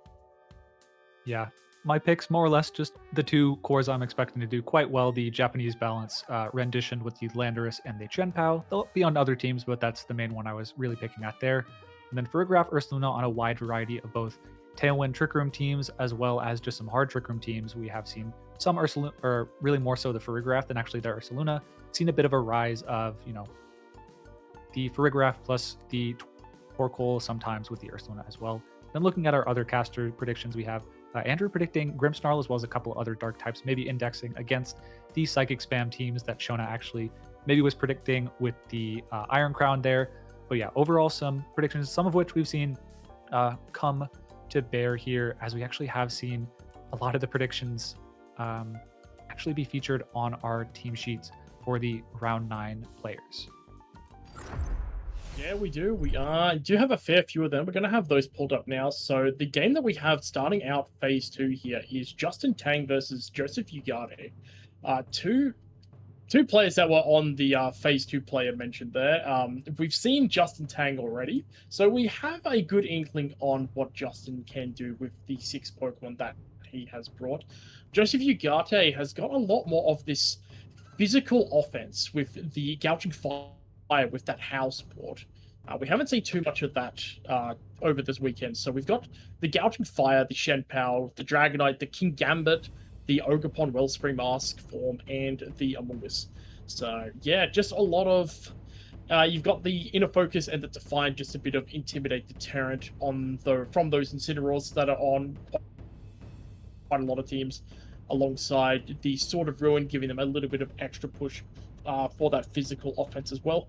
So really interesting angle that Joe's gone here, and it's gotten him through to phase 2, so can't really complain about those results.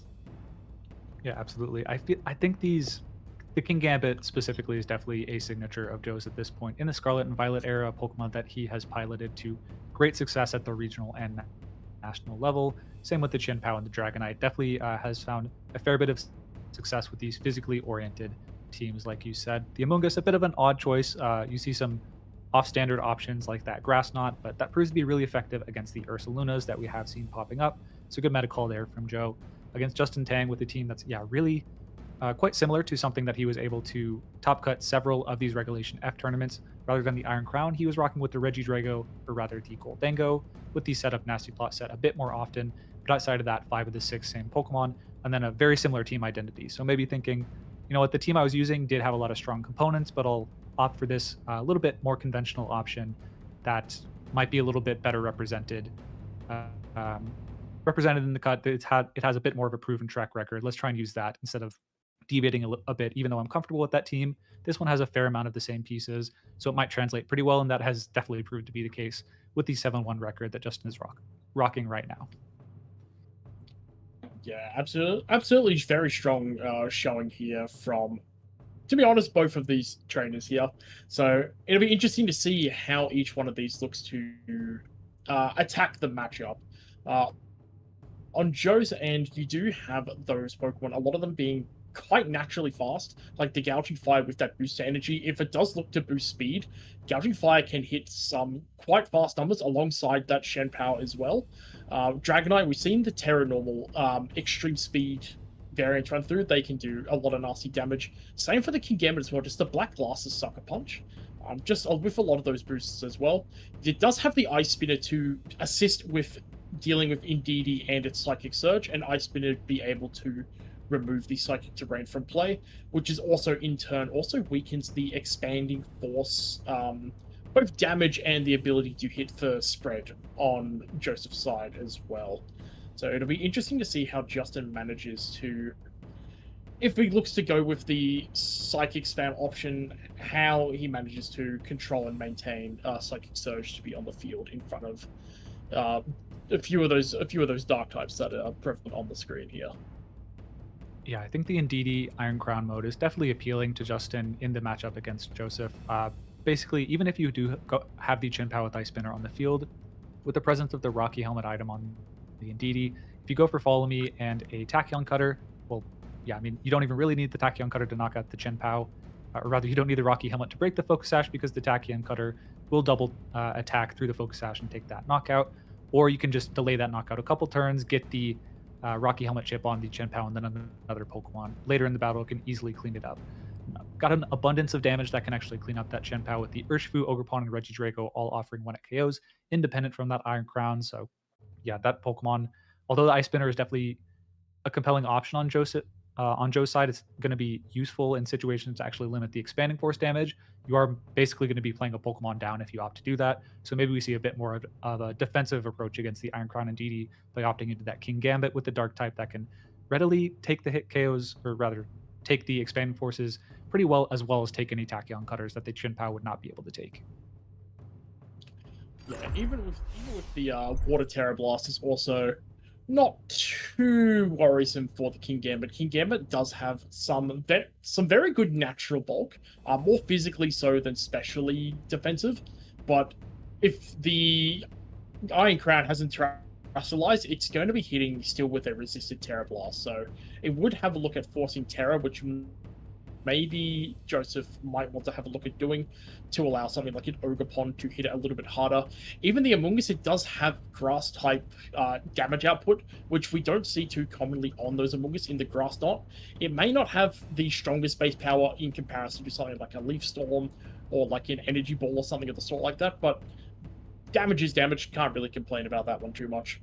So just taking just a little bit more time while the rest of them are getting set up there as well. It's going to be quite interesting as well to have a look at how Joe manages to deal with with the Tornadus Regidragos. So from the looks of things, it is a steel terrestrialized Regidragos, so it can take moves like the Extreme Speed quite well, but as opposed to those Terra Ghosts, it's not immune to them, but it keeps it taking neutral damage from those Sucker Punches as well, because looking at Joe's team, he does have 3 Pokemon with access to priority, and pretty strong priority at that as well.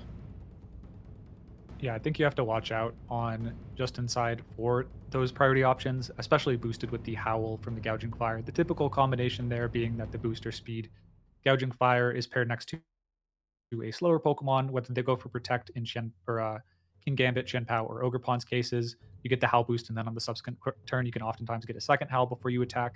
Or the Dragonite's case, where you really don't want it going for Howl plus Outrage on the same turn. That will be devastating if it catches you with the correct targeting. But yeah, I think it's going to be a little bit... The Ndidi on Justin's side is definitely going to be quite important. If you look at Joe's team, it's actually all single target damage outside of Breaking Swipe on that Gouging Fire.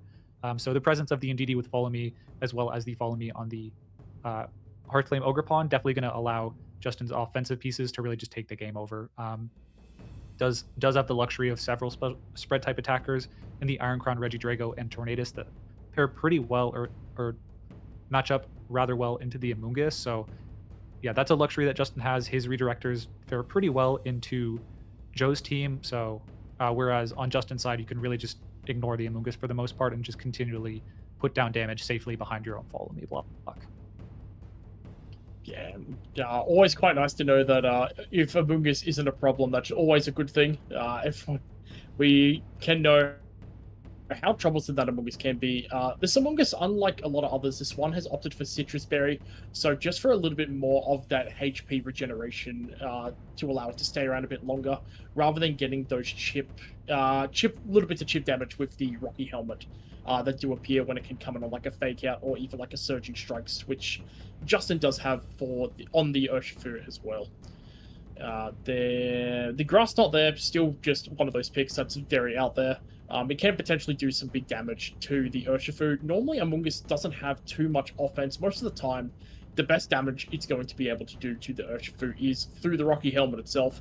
So Grass Knot does kind of help offset that just a little bit. But yeah, Justin Tang doesn't look like it's going to have too much issue with that Among Us, especially with it not being Fairy Terastallization. It allows Regidrago to come in and have a look at dealing some pretty devastating damage against that as well, alongside other partners that it may have, with the potential exception of a Gouging Fire for Fairy Terastallization. Yeah, I think the Regidrago Iron Crown combination is something that will really heavily punish the Terra Fairy Gouging Fire if it comes out. That's something we've seen in a lot of Justin's gameplay is fairly frequently in at least one of the games. He might just lead the Regidrago and some follow me pressure and force a defensive terastallization if the Fairy Weak or if the Dragon Weak Pokemon has the Fairy Terastallization. We'll just oftentimes even switch out the Regidrago to take advantage of that terastallization with the Iron Crown immediately or slow it down a couple turns, but definitely an option that is in his toolkit that he has been shown himself extremely willing and adept at using. Got to watch out for that. But looking at Joe's team, it does feel like this is going to be a really challenging matchup against particularly the Ndidi. Like you don't even really need to pair into the psychic attacks immediately if you want to lead the Ndidi Regidrago. That's definitely perfectly fine on his side. It might be a little bit more susceptible to a breaking swipe, dealing a lot of damage to the Regidrago, but as we mentioned, the Terra Steel is available on the Regidrago to really mitigate that. So definitely on Joe's side to really figure out what offensive option Justin's going to try to play towards early and try to lead best he can to counter that, just because of the limited defensive tools he has on such an aggressive team to handle all those powerful spread type attacks. Yeah, looking over at a few of these terastallization types as well, there is a noteworthy one that I didn't pick up last time that we had Justin Tang here on the stream here, and it was the Dragon Terastallization on the Tornadus. We have seen a few of these Pokemon on the rise with these Dragon Terastallizations. It's there on the King Gambit as well. We saw it on Fluttermane as well.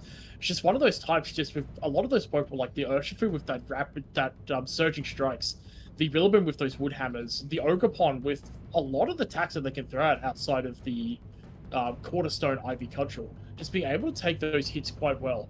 It's interesting that it's a Focus Sash variant that hasn't opted for Ghost Terastallization, making it a little bit prone to fake out, but it does have Protect there to cover for it.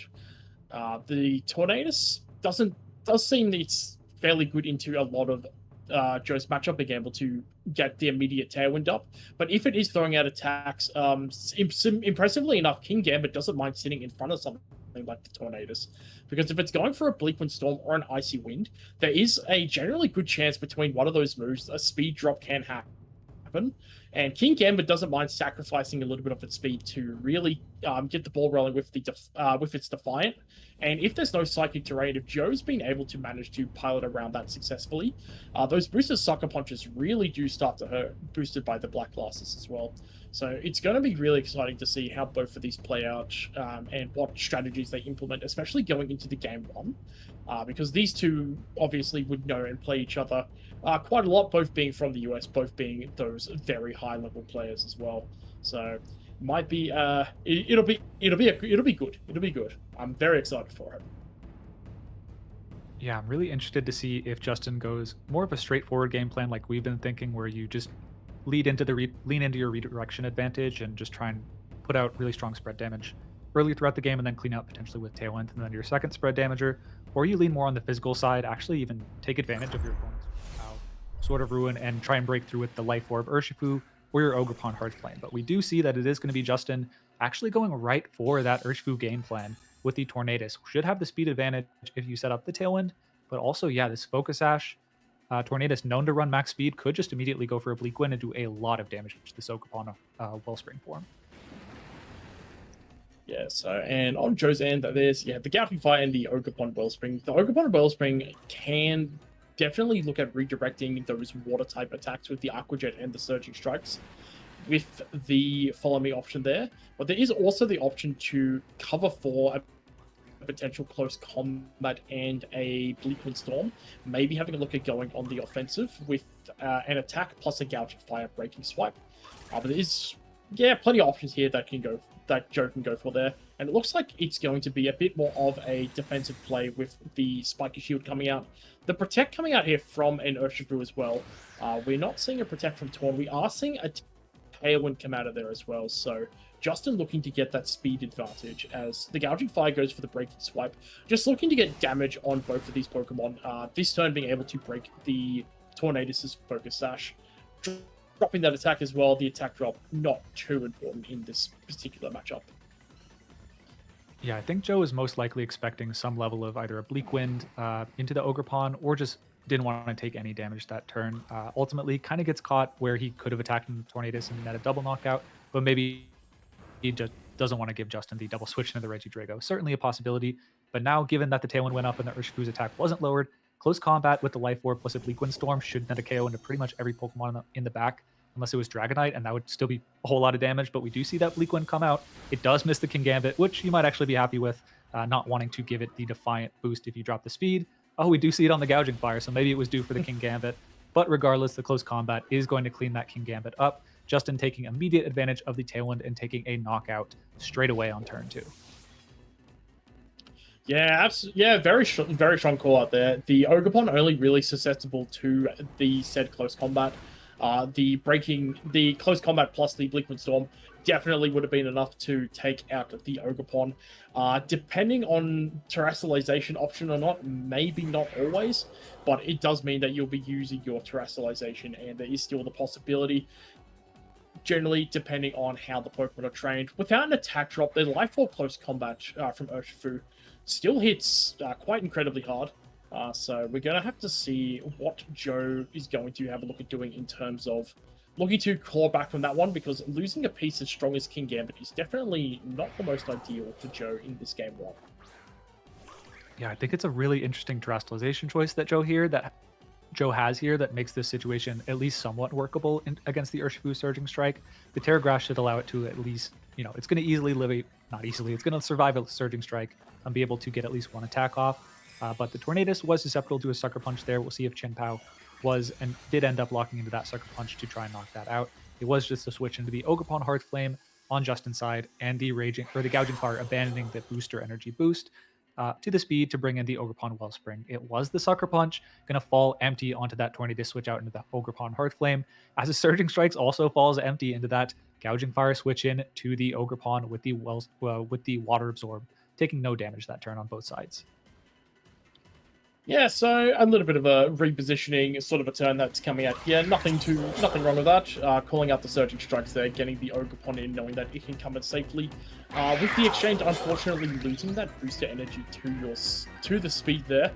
So when Gouging Fire does come back on the field, it'll likely not be too much faster than anything else. May potentially be faster than an Urshifu, depending on if the Urshifu is Adamant or Jolly. Jolly ones being quite a little bit faster than the Adamant ones, of course. But we will find out. The Ogerpon is switching out, so we're going back into the Raging Fire here, Cedric. Thoughts on this? Yeah, I think it's interesting in that if you do get the Sucker Punch off with the Chin-Pao, as that's going to put it into 2 at KO range, but if you get opened up by a double target into the Chin-Pao, you're going to just lose that Pokemon and just really have a speed advantage for the rest of the battle with no available priority. So yeah, we do just see that double up, kind of aggressive on Justin's side, knows that with the close combat available and the priority on the Chin-Pao side, worst case you bring down the Focus Sash, best case you take the Pokemon advantage. With Tornadus in the back with the Tailwind still available to it, for later in the battle, that's going to prove to be a really difficult advantage for Joe to surmount in the rest of this game 1. But I do think there was an option to maybe go for a Horn Leech to finally get rid of this Urshifu. Also, an Ivy Cudgel into the Ogerpon would have knocked out after the Sucker Punch, but unfortunately Joe got just one too many calls wrong there. I think if you maximize your value that turn and maybe just protect and eat the close combat regardless, you have a chance. But of course, that's also opening yourself to a close combat plus Ivy Cudgel into the Ogerpon, both boosted by Sword of Ruin. So really just difficult calls. Unfortunately, didn't go Joe's way there. I think the Sword of Ruin really well identified by Justin's side to know that the Chin-Pao is most likely going to come, and if it does, it's actually going to boost my own Pokemon's attacks.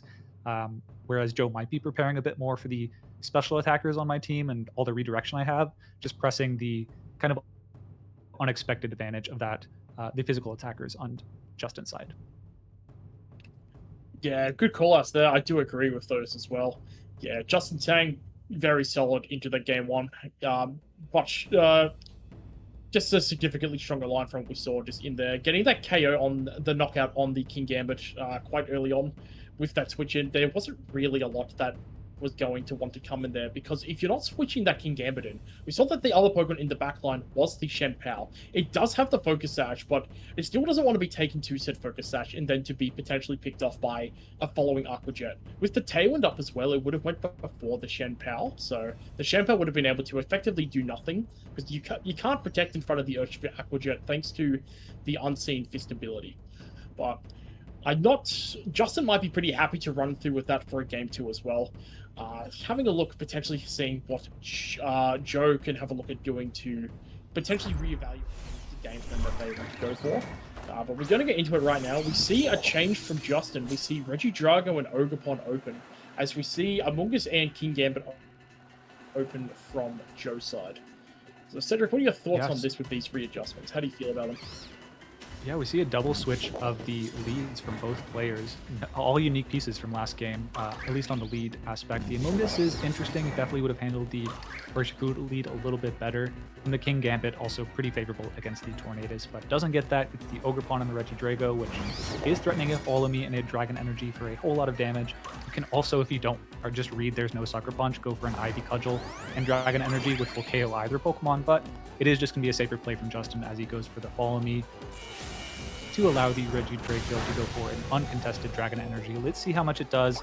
Nearly a KO on the Amoonguss, but critically not all the way there. And a 2-hit KO on the King Gambit. So certainly really strong damage, but at least Joe gets to answer back against this Ogerpon Heartflame form with the Kowtow Cleave and possibly a Sludge Bomb.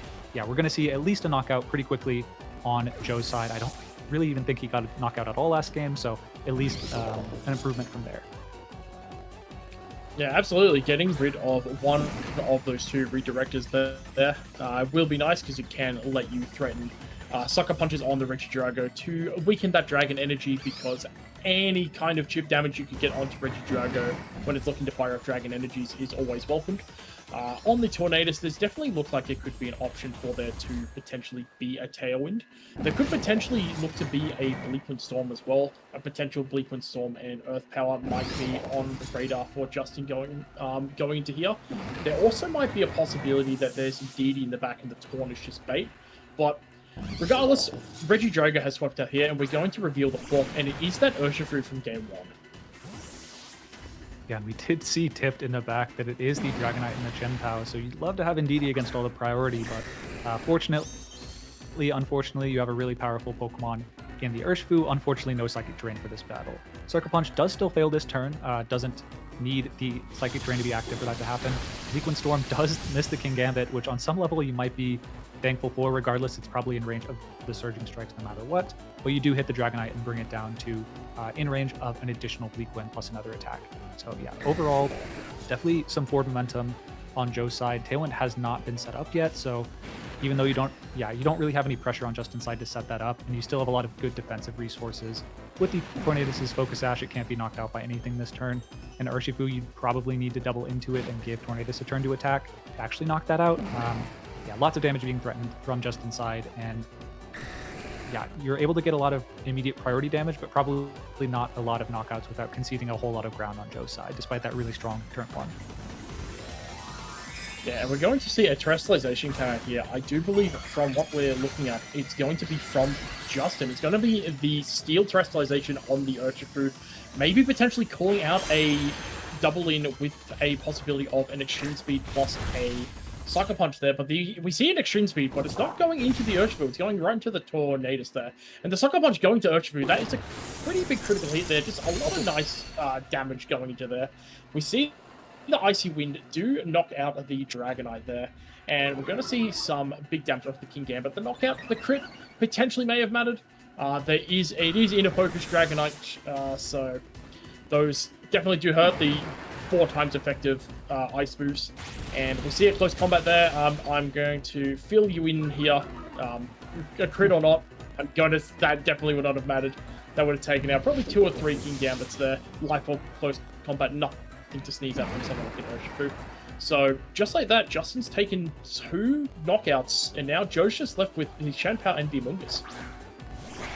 Yeah, so Joe was able to take the first knockout, but at this point is now down to his last 2, while Justin still has 3. Fortunately, you have with your priority moves at least targeted correctly. You didn't target the extreme speed in the Urshifu as it went for that terrestrialization.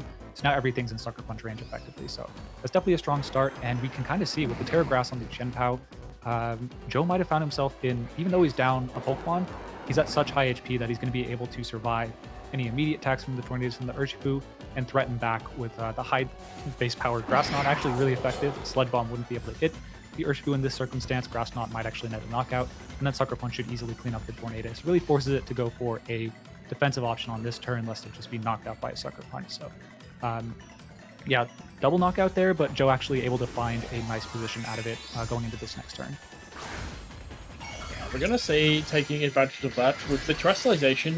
The same terrestrialization as the previous game has got the grass terrestrialization out here on the Shenpao here. So now Joe's left on the field with two grass types now. The Tornadus has gone for the Tailwind there just to allow Urshifu to run and get a move off as quickly as possible. It has elected to go for the Jet, probably looking to jump in front of the Sucker Punch that could be coming out from the Shenpao. The Shenpao does elect to go for the Spinner, so the Ice Spinner there will be able to knock out the Tornadus. And potentially after that Life Orb chip, and with the minus defenses from the close combat, Grass Knot, even though resisted, may still potentially have a look at knocking it out, and from that range, absolutely. So Joe returning double knockout with a double knockout themselves. Yeah, I had actually forgotten that despite Tornadus being on the field on previous turns, it hadn't gone for the Tailwind, meaning that the Shenpao didn't even have to opt into Sucker Punch mind games. You always outspeed the Tornadus and knock that out with the Ice Spinner. Good luck switching into Regidrago even defensively, and you should just handle the Urshifu defensively with the Terra and then a Grass Knot. So overall, strong find on Joe's side, and with the Regidrago in the back, it does have the Tailwind advantage, but with Sucker Punch, you should be able to weaken the Dragon Energy to where it's not able to take a knockout, forcing it to go for Draco Meteors in the rest of the battle, at which point you can just probably alternate Protects and Sucker Punch to get out of this, as well as putting in a Spore whenever you get the opportunity to gain the advantage of the Regidrago, but that's probably not going to be necessary. With the Spore able to connect after dodging the Draco Meteor, now you just very safely can knock out the Regidrago next turn without even having to think too hard about alternating Protects and Sucker Punches to solid Tailwind. Yeah, seeing that Sucker Punch there doing quite a lot of damage there, you could almost potentially have a look at doing it again, even if the Draco Meteor did end up hitting. Because you would have to go for another Draco Meteor. You do need to land both of those, and as we saw on stream just before, Draco Meteor does have that mischance, and those mischance can hurt quite a bit. So with that, it's going to be pretty exciting. We're going to go into a game 3 between these two, which will be pretty nice. Joe being able to adapt to the positioning well, going down in Pokemon, but still managing to return those double knockouts. And despite having a Regidrago in Tailwind, Joe was still able to navigate himself into a position where he was able to go through and take that game too. Yeah, I quite like how Joe played that game. Even though it seemed precarious, he was taking knockouts as well as getting knocked out at the right time, to where regardless of the Pokemon count, he still had a positional advantage when he needed to. Speed control wasn't active when he absolutely needed it to, forced Bleak Winds or rather forced an Icy Wind to the Dragonite so that it couldn't go for multiple extreme speeds, given no NDD in the back. So I think that was a really well played game. I think Justin probably kicking himself a little bit, did have a lot of opportunity to go for an Ivy Cudgel Dragon Energy to take a free knockout on the first turn, given there was no Sucker Punch, but that's sort of just the mind games that the Sucker Punches introduced. So it's going to be interesting how we see the switch up.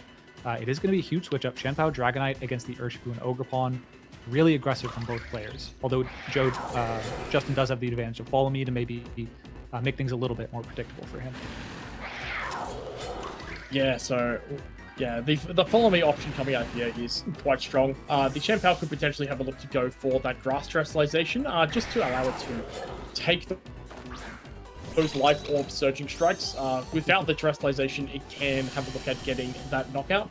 But we see the Indeedee come out here from Justin Tang in this game 3. The adjustment there for any of the priority spam that can come out here from Joe. Joe has gone for that Terrestrialization, and it is on that Shenpao, probably eyeing off that Surging Strikes, looking to take those. So we'll see what happens in regards to Joe. Has he gone for the priority option, or has he gone for more of a Ice Spinner calling it? The Dragonite, unfortunately, pulled out. Oh, that's devastating. It was the Sucker Punch too. It easily could have just been an Ice Spinner and an Extreme Speed, which although you missed the Ice Spinner this turn, you at least are able to free up the Dragonite to go for it on future turns. That's such a great call out from Justin. Just perfectly executes. Expects Joe, having not brought the Indeedee 2 games in a row, maybe he's just going to default to the same 4. It obviously won game 1. Let's go back to that. Nope, brings in the Indeedee, and we see 3 priority attackers in this game. The King Gambit in the back. He's just gotten so much mileage. This Dragonite is forced to switch out. If it stayed on the field, it would be stuck to go for another extreme speed, meaning that you just pretty much knock out the Chien-Pao with a close combat or a surging strikes. But Justin, he's keeping this psychic terrain around. He switches out the Indeedee right back into that Iron Crown, which if an Ice Spinner comes out is going to do practically nothing. Incredible play from Justin Tang thus far in this game 3. Yeah, Justin Tang really running with a bit of momentum here. We do see the Spinner come out there. Did honestly a little bit more than I would expect. Never sleep on a Chien-Pao. And we see the Surging Strikes come out here. It potentially may look like it's going to get the knockout here, so we're going to see no more Chien-Pao. So the Ice Spinner is gone, and the Indeedee did preserve itself in the back, so it can potentially come in at a future time and get the power of the Expanding Force up for the Iron Crown here on Justin's end. As the Ogerpon was switched in that turn, no further action is going to be made. So you got to think if you're Joe, you know that the Indeedee's in the back. You got to figure out eventually late game what moves I want to lock into with Dragonite, and how comfortable am I at being able to throw out a Sucker Punch.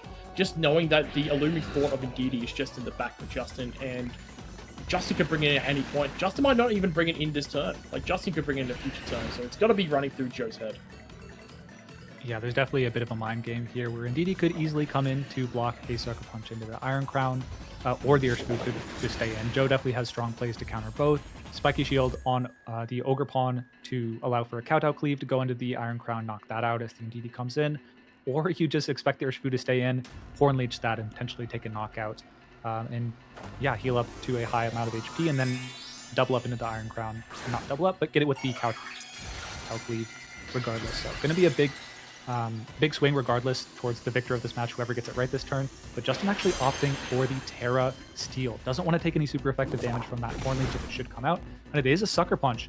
Really aggressive call out from Joe here. If it's an Ivy Cudgel, that's going to be an easy knockout into this freshly terrestrialized Urshifu, which might remind you was actually resisting both of these attacks in the last turn. A really aggressive call from Joe, something he's known for, but might actually allow him to get himself back in this game after a devastating series of calls from that Indeedee switch on the first couple of turns. But Expanding Force comes out, even without the terrain boosting, that Booster Energy special attack still does a lot of damage. Yeah, very, very aggressive, but a very good call out there from Joe. Looking to slowly wiggle their way back into this game. Losing a lot of that momentum turn 1, going for that double priority with the Indeedee coming in. Joe feels like he's probably in that position where I've got to start making some aggressive plays. I've got to start making some big call-outs, and a call-out there on the Urshifu Terrestrialization is definitely a good way to start it out. So it's unfortunately in the middle of staring down a half-lane Ogerpon at the moment, alongside the Iron Crown, with Indeedee still lurking in the back as well. Iron Crown still not really going to look to do too much specifically to the King Gambit. The King Gambit actually can do quite well into these with as long as the half-flame Ogerpon is dealt with. So we'll see how Joe manages to get around that. Looking to play around that Sucker Punch, but there is an Ivy Cudgel coming out. The Water Ogerpon is faster than the Fire Ogerpon, doing half of that. And we see the other Ivy Cudgel going to the King Gambit. King Gambit does take that hit, going for the Kowtow Cleave, the double into the Ogerpon. The Ogerpon is knocked out, and Justin Tang just left with those 2 Pokemon, that Indeedee and that Iron Crown. Yeah, I think that actually could have been a really crazy turn. Really, the damage onto this King Gambit is just so scarce at this point. I believe the Indeedee has no attacking move at all, and the Iron Crown's best hope is a Tachyon Cutter and a Terra Water Terra Blast. So getting that Ivy Cudgel damage that turn is really important for allowing the Iron Crown not just to be 1v1 in the endgame by the King Gambit, but it also easily could have gone for a Protect. So big call on Justin's side to actually get that damage off. When we saw it was actually a slower Ogerpon, could have been 2 Ivy Cudgels to completely prevent that from being an option. But we do see the helping hand here, so we're going to see a lot of damage coming out from this Iron Crown. The Follow Me comes out. Tachyon Cutter targets, thankfully with the helping hand, it is going to be able to knock out. Yeah, smart call on Justin's side, but there was no Terastallization to the Terra Water. Oh, it was a Terra Steel earlier in the battle. Yeah, it was the Terra Steel Urshifu earlier, so Yeah, Iron Crown not having those options to really gun down that King Gambit, unfortunately.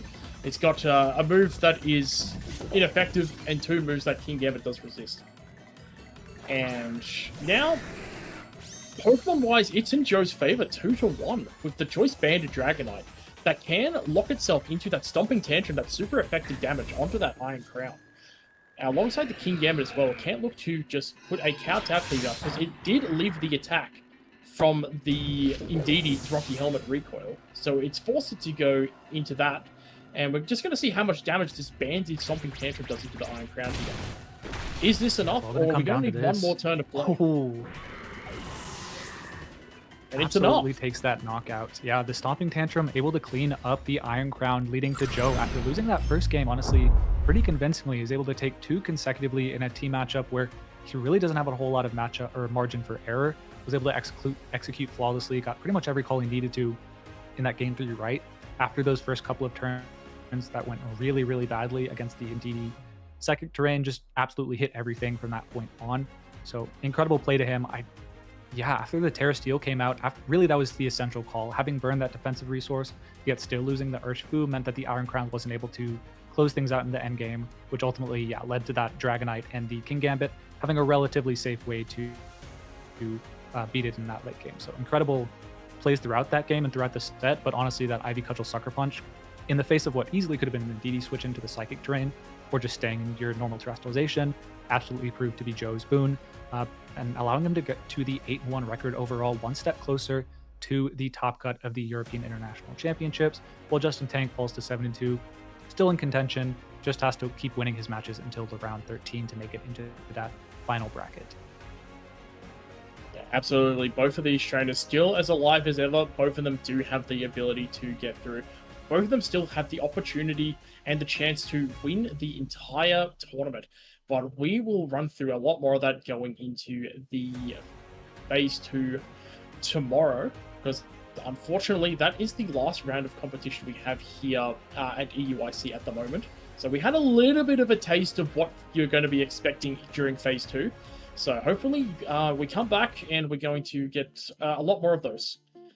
So if you're happy with it, Cedric, I am happy to run through and take it back to close out the show. Yeah, absolutely. That'll do it for us. Tomorrow we'll have more featured matches on the Victory Road side stream. In addition to the main stream and the Spanish side stream, we of course have this English side stream. We're going to be featuring a continued, just absolute fountain of continued excellent matches from some of the top players, both in Europe and internationally. We saw a lot of American, Australian, Latin American, as well as Japanese players make the trip and have been absolutely putting on a clinic on the stream. So stay tuned for that, starting round 10 and onward for the European International Championships. Come here tomorrow. Stay tuned.